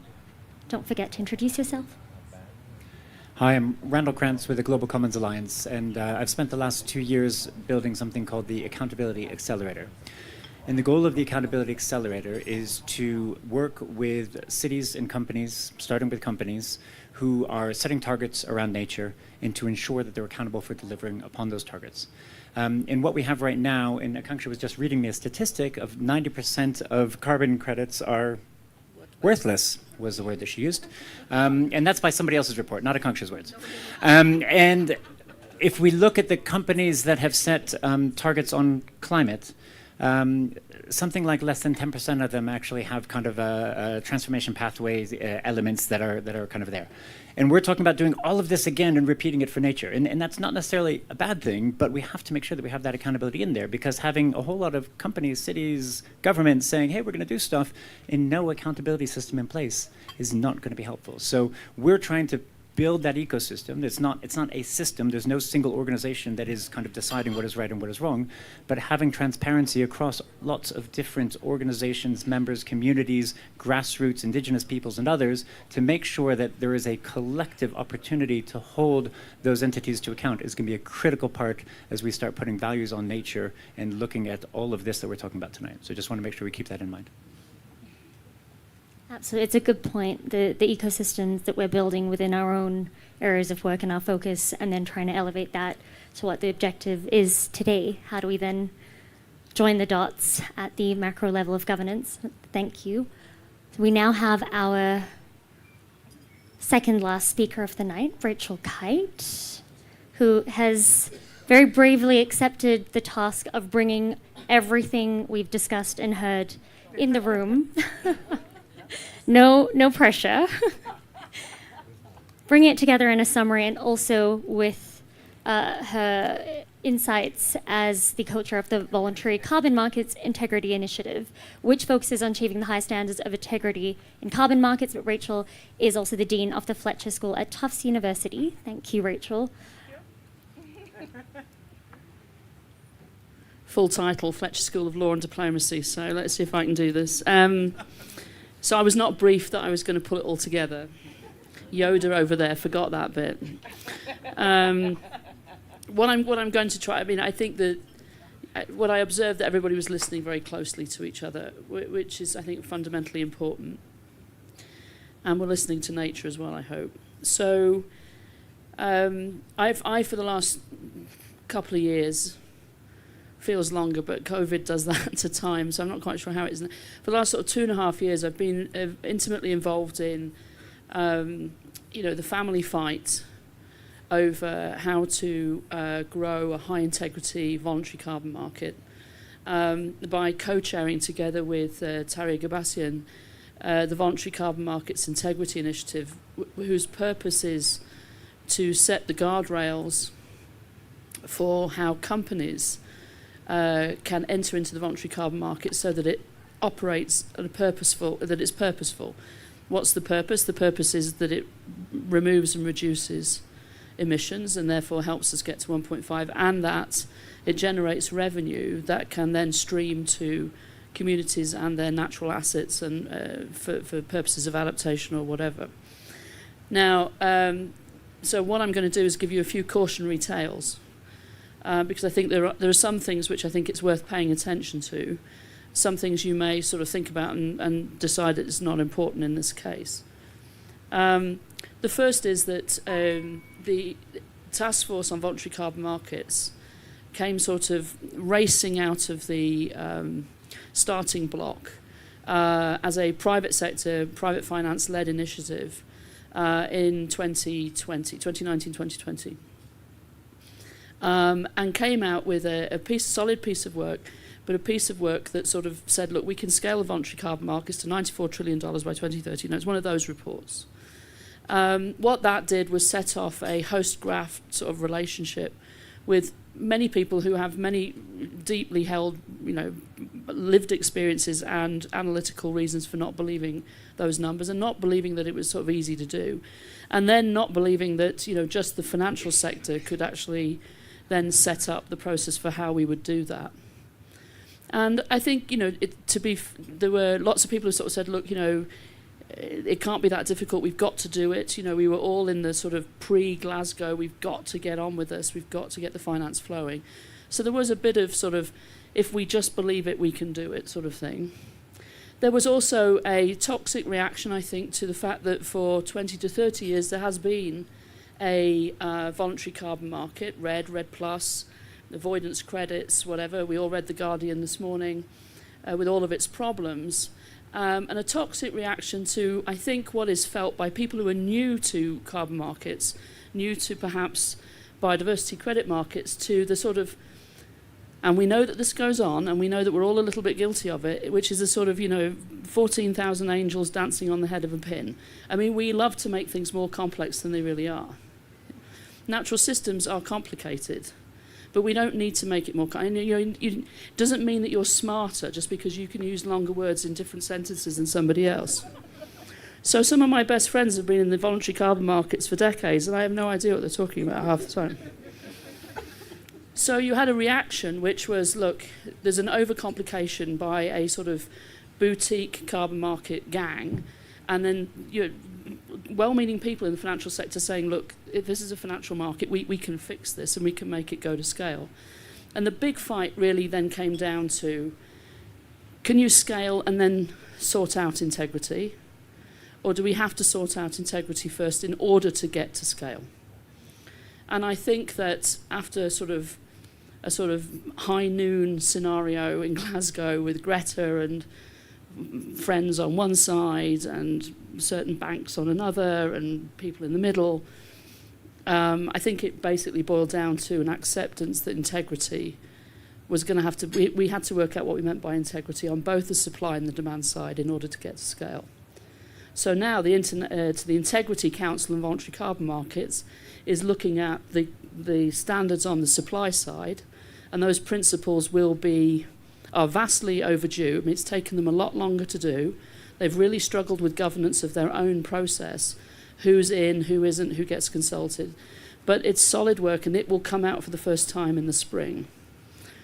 And then the entity that I co-chair was set up to look at integrity on the demand side, and we issued a code of conduct in the end, in the summer of last year, And after sort of road testing it with many, many companies, it's going through a sort of revision and a second iteration now. So that question of working out what you mean by integrity, and in the case of carbon, I mean, the science is pretty clear. But when you're setting up a market, you need transparency. You need rules that can be easily understood by market participants. You need norms. You need people you go to when you think that somebody's not following norms or standards. You need all of those things, and you need institutions or entities to whom you go. And you need people on the outside who are going to report on whether or not you're doing what you're doing. So a lot of that is falling into place in the voluntary carbon markets, but it's really this year that it has to start to come together, and it sort of has to be a handshake between the supply and the demand side. But there's lots of people out there in the market, and you can buy really poor quality credits for a ridiculous price today. I mean, somebody will sell you a forest in Siberia that burnt down 3 years ago. And somebody will advise you to buy it. And somebody will have a digital MRV firm somewhere in the Rocky Mountains who will validate that thing's still there. It's all out there. Now, I can't imagine how you guys are going to do this, because I can only imagine that it's like 100 times more complicated when dealing with biodiversity than dealing with carbon. So the good, the bad, and the ugly will all be in the market at the beginning. It will be as the market matures that the ugly get sort of smacked by consumer protection bureaus and advertising standard authorities and everybody else, that the ugly sort of disappear, hopefully, and then the good are there. But the market will have to mature, and then the products that are for sale and the prices at which those products are available in the market will mature. At the moment we talk about credits, but there's so much more than credits. And of course even the term credit implies certain values around the market that I don't think seem to be agreed. So the other thing that I would just, the main message that I wanted to convey to you is, I'll just ask you a question. How big is the voluntary carbon market today? Any guesses? 7 or 8 billion. Anybody want to go up on that? 50? 2. Now, it was a few 100,000 20 months ago. It was 300,000. And it's got up to 2 billion. But the reason it's only at 2 billion, despite all the hyperventilation and everything else that you've read, is because demand is pretty soft. And why is demand soft? Is because people are nervous to buy something that's going to get them a greenwash attack, or buy something that isn't actually going to be there and be validated and be able to be something that they can hold or on sell. So yes, there is a voluntary carbon market that can get up to those kinds of numbers that get advertised, but we've got to go from 2 billion up, which means that it's really important in 2023 that the guardrails and the policies, etc., sort of come into place. Now, the final thing is that we're so far out, beyond our skis, in that this is voluntary. And there is no prospect that this is going to get regulated anytime soon in a way that helps. So voluntarily, we are sort of reaching out to the financial regulators that you would expect to be involved in this kind of thing. So I think that the lesson we've learned is if you run, you'll either have to come to a screeching halt and reverse, or you might trip up. That's okay. But you really need to, I think, fast walk for those of you that think that a high integrity biodiversity credit market could make a difference. So with all humility, I think there's a lot of conversation that could happen across the aisle from where what we've experienced, what we've learned, the good, the bad. I mean, what I can tell you is a lot of very well-meaning people trying very, very hard to create the guardrails and the rules so that somehow, somewhere, we can help reduce and remove carbon more quickly, and that we can get a flow of financial resources into the rights holders' hands. And those rights holders not always are indigenous, so that we can actually protect the natural world that we need. So it's a humbling exercise. Good luck. Thank you, Rachel. I think it was a sobering slightly terrifying, but probably very necessary for everyone to hear your learnings. We have, with our promise to get you all off to your next event, because apparently Davos never sleeps, so I'm just assuming everyone has events they need to be going to at 10. I'm handing over to Simon to give us the closing and forward-looking remarks. Brilliant. Well, let me start by thanking all of you for being here this evening, but also particularly the folks who made the contributions. Bits on data, bits on legal rights of nature, bits on blockchain that nobody understood, I think the point is taken very well. Obviously, Wes, not just about you at all, actually. It's a kind of the beginning of a conversation where we're operating in multiple languages. And in many ways, one could imagine a conversation designed that put a group of people in the room as speakers that all speak the same language, and we would have all much more quickly converged on an understanding of what we agreed and disagreed on. But I think the conversation this evening actually really completely different language sets, different frameworks, different ways of thinking about not just how markets work, but the point, with Gregory and others kind of raising the bar, Sandrine raising the bar well above biodiversity credits, might say, well, what are we really doing here? How are we really understanding this exchange relationship as it begins to emerge? So we have kind of multiple layers that we're talking about at the same time, not just different views as to what a definition of a credit is or isn't, at least not on a sort of level playing field. I must say, Rachel, your comments are kind of super appreciated. And I must say, setting it against the conversation we just had and the other conversations that are going on in the biodiversity credit market, I can kind of imagine, and so I'm slightly looking at you, Akansha, and at yourself, Tim, and Louis, and others that are sort of out there convening, trading, building definitions, concepts, ways of thinking, that there is a sort of a pathway that one could normalize, run some working groups, reach some definitions, do some trading, get a sense as to where the data comes from, and that ultimately would lead to something.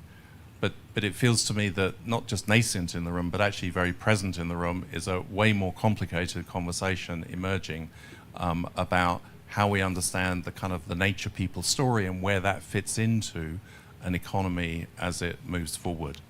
To Sandrine's point, I think, carbon is carbon, and I'm sure you'll tell me it isn't, but I'll leave it at that just for a second. But to your point, kind of, we're talking about nature or biodiversity as if it's a sort of unitary idea, and that, as long as we can get a kind of credit in place that explains an incremental factor, then it doesn't really matter which part of the biosystem that we're really talking about. And to your point, surely there are pieces of this story where we have to go, actually that can't be traded, shouldn't be traded, and kind of how to begin to pass that in a way that really doesn't fit in to the experience of the carbon market story, Rachel, I think, is a sort of yet another whole layer that we need to think about. Where do we go with this? Well, I'd love to think we all get together and spend an awful lot of time, and I think that is possible. I'm sort of confounded by the complexity of it. Where is nature finance on this? Well, our job is quite simple, which is our job is to support the task force on nature markets, of which this is a part, and in particular to advance during the course of this year this conversation about which pieces of this governance story are going to make most sense, how to build it in a way that has the integrity that Rachel has highlighted needs to happen before really trading gets going. I think that's a very important lesson to learn. And somehow to keep some of these conversations in the room rather than beginning to sort of push them out in order to be able to let markets to develop very quickly. And that feels to me at least part of the learning from carbon markets. Again, I look to you slightly, Rachel, that the carbon market story started with actually a lot of people just outside of the room, that hadn't been invited, that didn't know what was going on, they didn't know what was going down, and then later on the question was asked, how can we have a conversation with a bunch of indigenous communities? And then it sort of all started as a kind of retrofit model, trying to bring all sorts of actors in. I think that, I'm simplifying what you say, Rachel, but I think that is kind of broadly true. That feels like absolutely not possible, not right, not the way in which the design process should work here. But I also hear, Rev, your points, really hard to bring Indigenous communities into a design process. For multiple reasons. They may be ideological, they may be cultural, they may be just that they frankly got something better to do. How does one bring that co-design process really into play? So I would say a fascinating conversation. Thank you all very much for listening, for participating, for trying to kind of cross those languages. Our job as Nature Finance will be to continue this conversation, to continue convening multiple actors, and I think more voices with more confusion and more language switching that needs to be sorted through. But I think that is the job that needs to be done. And for those of us who are a little bit older, we've sort of seen similar patterns where one starts in complete confusion and tries to figure out how to cross those language bridges over time. So, please, Siandra, thank you very much for emceeing the session. So please join me to thank very much that job done. Sitting behind these meals, as always, our hosts, our organizers, our sponsors. Andre Hoffman couldn't make it today, but kind of lurks somewhere in the background of this conversation and wanting it to continue. The various folks from the Intent team that have helped do this. Gerard is somewhere around here. On behalf, please thank the rest of the team. Many, many thanks. Enjoy the rest of Davos. Don't forget this conversation. We'll come back to you for more, so don't think that this is the end of the story. Thank you very much indeed. Good evening.